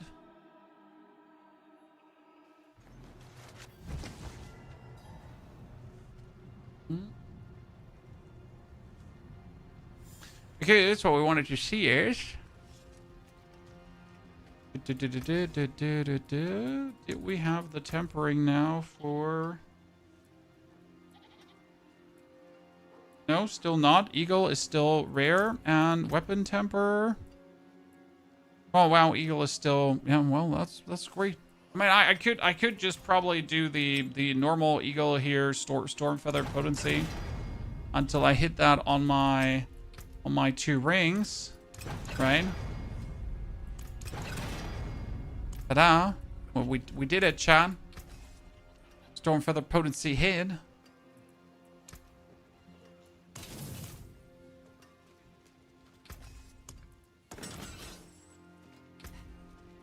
We got it.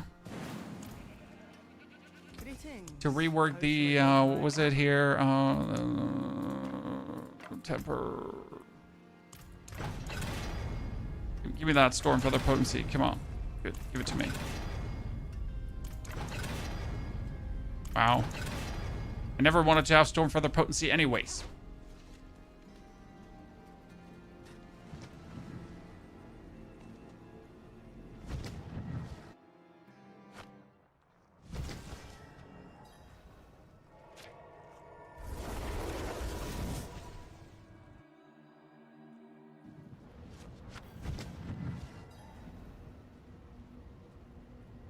Give me a second, chat. Wait, there. Oh, that was weird.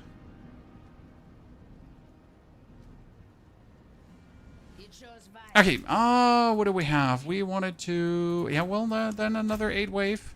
This time better than your tempering, chat.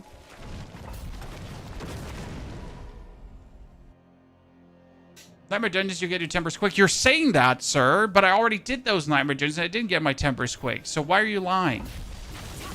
Brother, why are you lying? What are you gaining from your filthy lies? You know?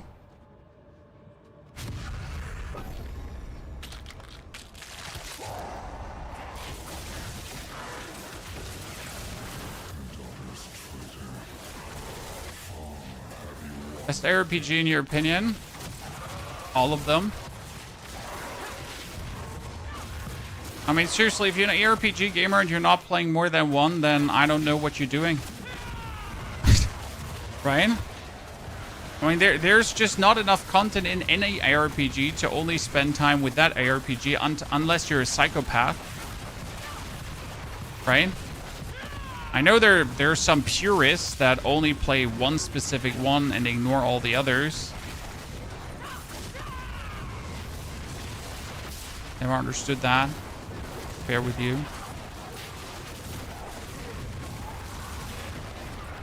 And RPGs are designed as seasonal experiences, right? And just non-stop playing one can't end up healthy. Hungry Spires. I like Hungry Spires. Hungry Spires makes me happy. You gonna party up, JD? Nope, sir. If you can't do it solo, then your build sucks and everything sucks. No, I mean, like, seriously. You're expecting people to have friends. People don't have friends. People play RPGs alone. I mean, obviously, it would be vastly easier to do this together with someone. Yes, that is correct. But also, who actually has friends that play ARPGs? I mean, like, seriously.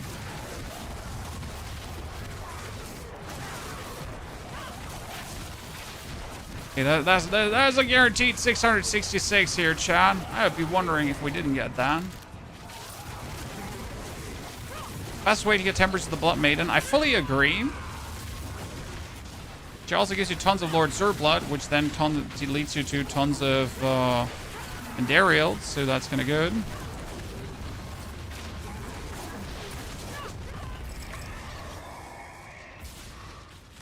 Right now, I just wanted to have my Sunbird Scourges. Colossal Fiends, yay! I don't actually know if I can even kill the bosses. But it's like, I was so happy about Colossal Fiends, but we're facing an issue here, chat. I don't even know if, like, how meaningful we can kill these bosses. I'm sure we can do damage to them. I'm sure we get our eagle, right? Okay, Ether Lord, come here. Show me the money. Yeah, if I drop my eagle on him, he dies. Probably. Okay.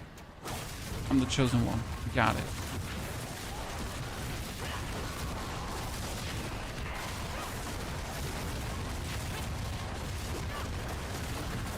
Oh, there's another one. There's another one. Come on. Back to back, chat. Back to back.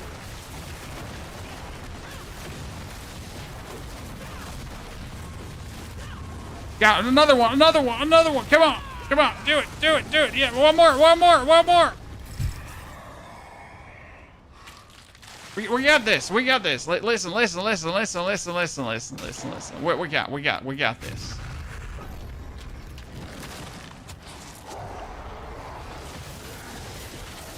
Just keep stacking him, high.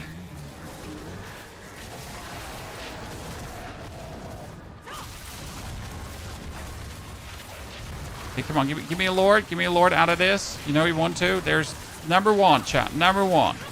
Eagle him.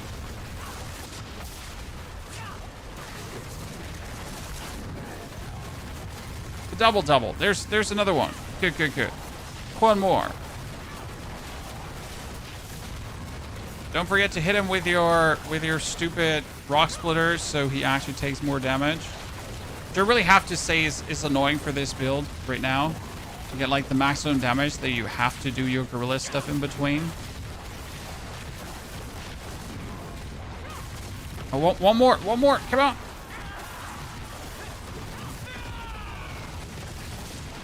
Oh, yeah, we got him. No, we didn't, no.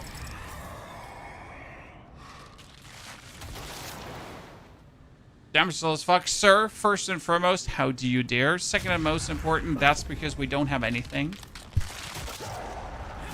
Well, this is a brand new character that pretty much just entered Torment 1-2. We don't have a single glyph activated nor leveled, right?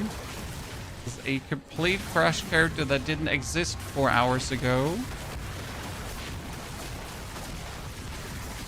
So here we are, zoom in and enjoying ourselves.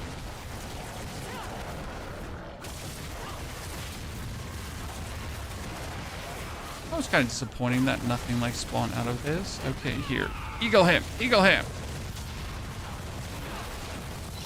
Could eagle him again, but no. But you didn't give me a boss out of that?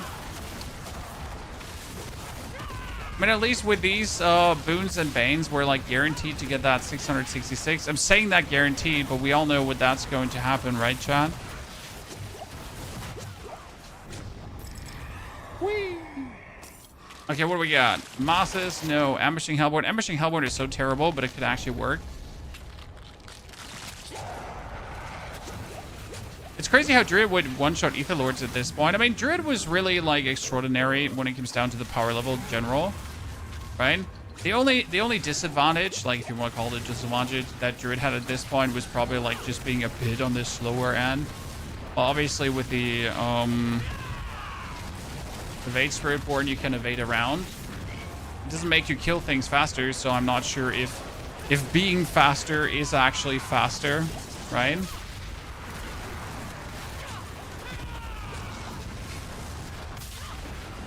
Oh god, they just keep spawning them on top of me here. I'd like to see it. More. Give me more.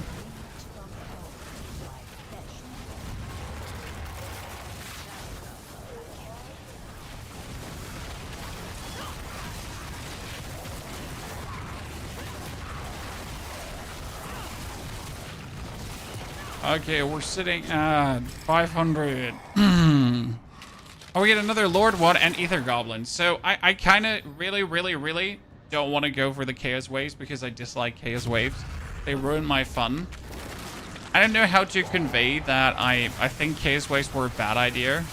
Like, I love the changes to the Infernal Hordes in general, right? So the changes are fantastic. But the actual Chaos Waves I dislike. Because it's just, like, it's just goblins and the rest is shit, right? Pretty much Chaos Waves exist to gamble goblins and then that's it.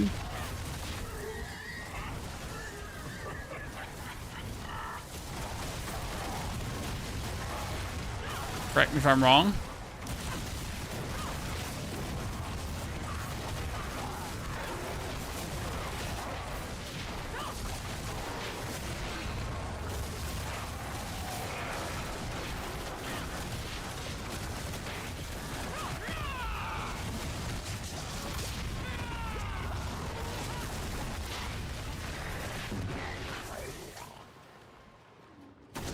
So even for the danger of missing Bartek, I wouldn't go for it because I find it boring.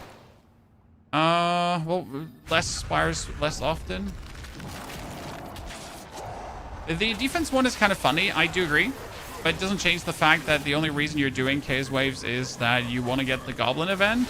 And not only do you want to get the Goblin event, right, it just takes away from the fantasy of the Infernal Horde for me. Because in the Infernal Horde, it's just all about, like, you actually building up this run, right? And you boosting the run and you like picking up things that fit your run to then give you more ether. And if you give you more ether, right? And then you're pretty much end up choosing an then you end up choosing an infernal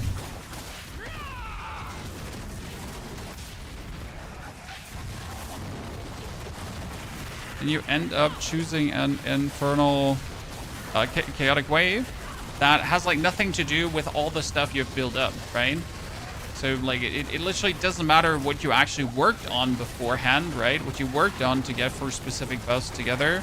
It's only just all about then getting a random chaos wave. I don't know. Doesn't vibe with me.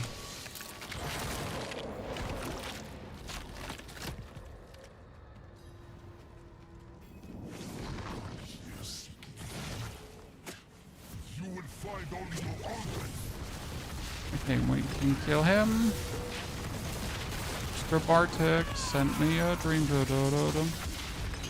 Okay, at least we're killing Bartek, right? Meaningful.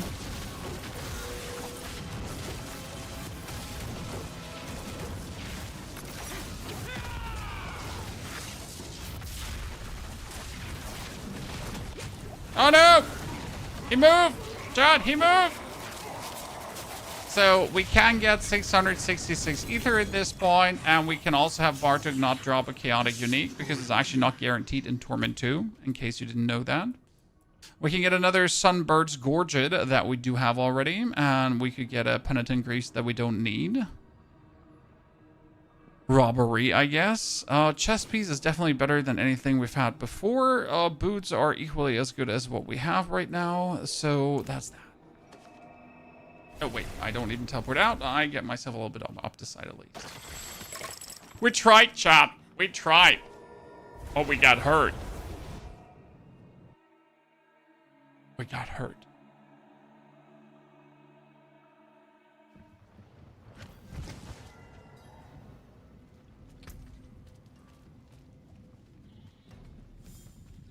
Okay, now we get the chest piece. With a random...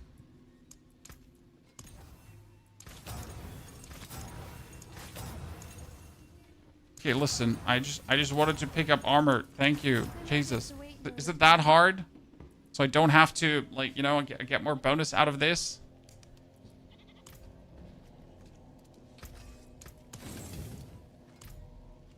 Good. Well, chat, that was day 1 with the Spiritborn, I would say.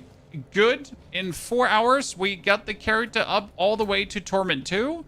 We are good in Torment 2. We have spent so far 80 Paragon points, I think, to at least unlock the 1, 2, 3, 4 nodes, right? Minimal Paragon points spent for some attack speed, for some damage reduction with Barrier, for some resistance. So, again, minimal points put in just that you are somewhat having some damage. We'll see what we do tomorrow. I mean, we'll push all the way to Torment 4, obviously. We'll see what kind of build we go for. The whole plan was so far to witness how good is Evade. Evade is great. Evade is fun. We'll have the planner for that tomorrow. But what do we do now? Right? Because that's the question. What do we do now? How do we progress from here? And that's what we're going to do tomorrow. So day 2 of the Spiritborn to bring it further. I'm looking forward to it. I think it's going to be super fun. Until then, take care. And I'll hopefully see you all tomorrow again as we then push this further. Ohio. See you there.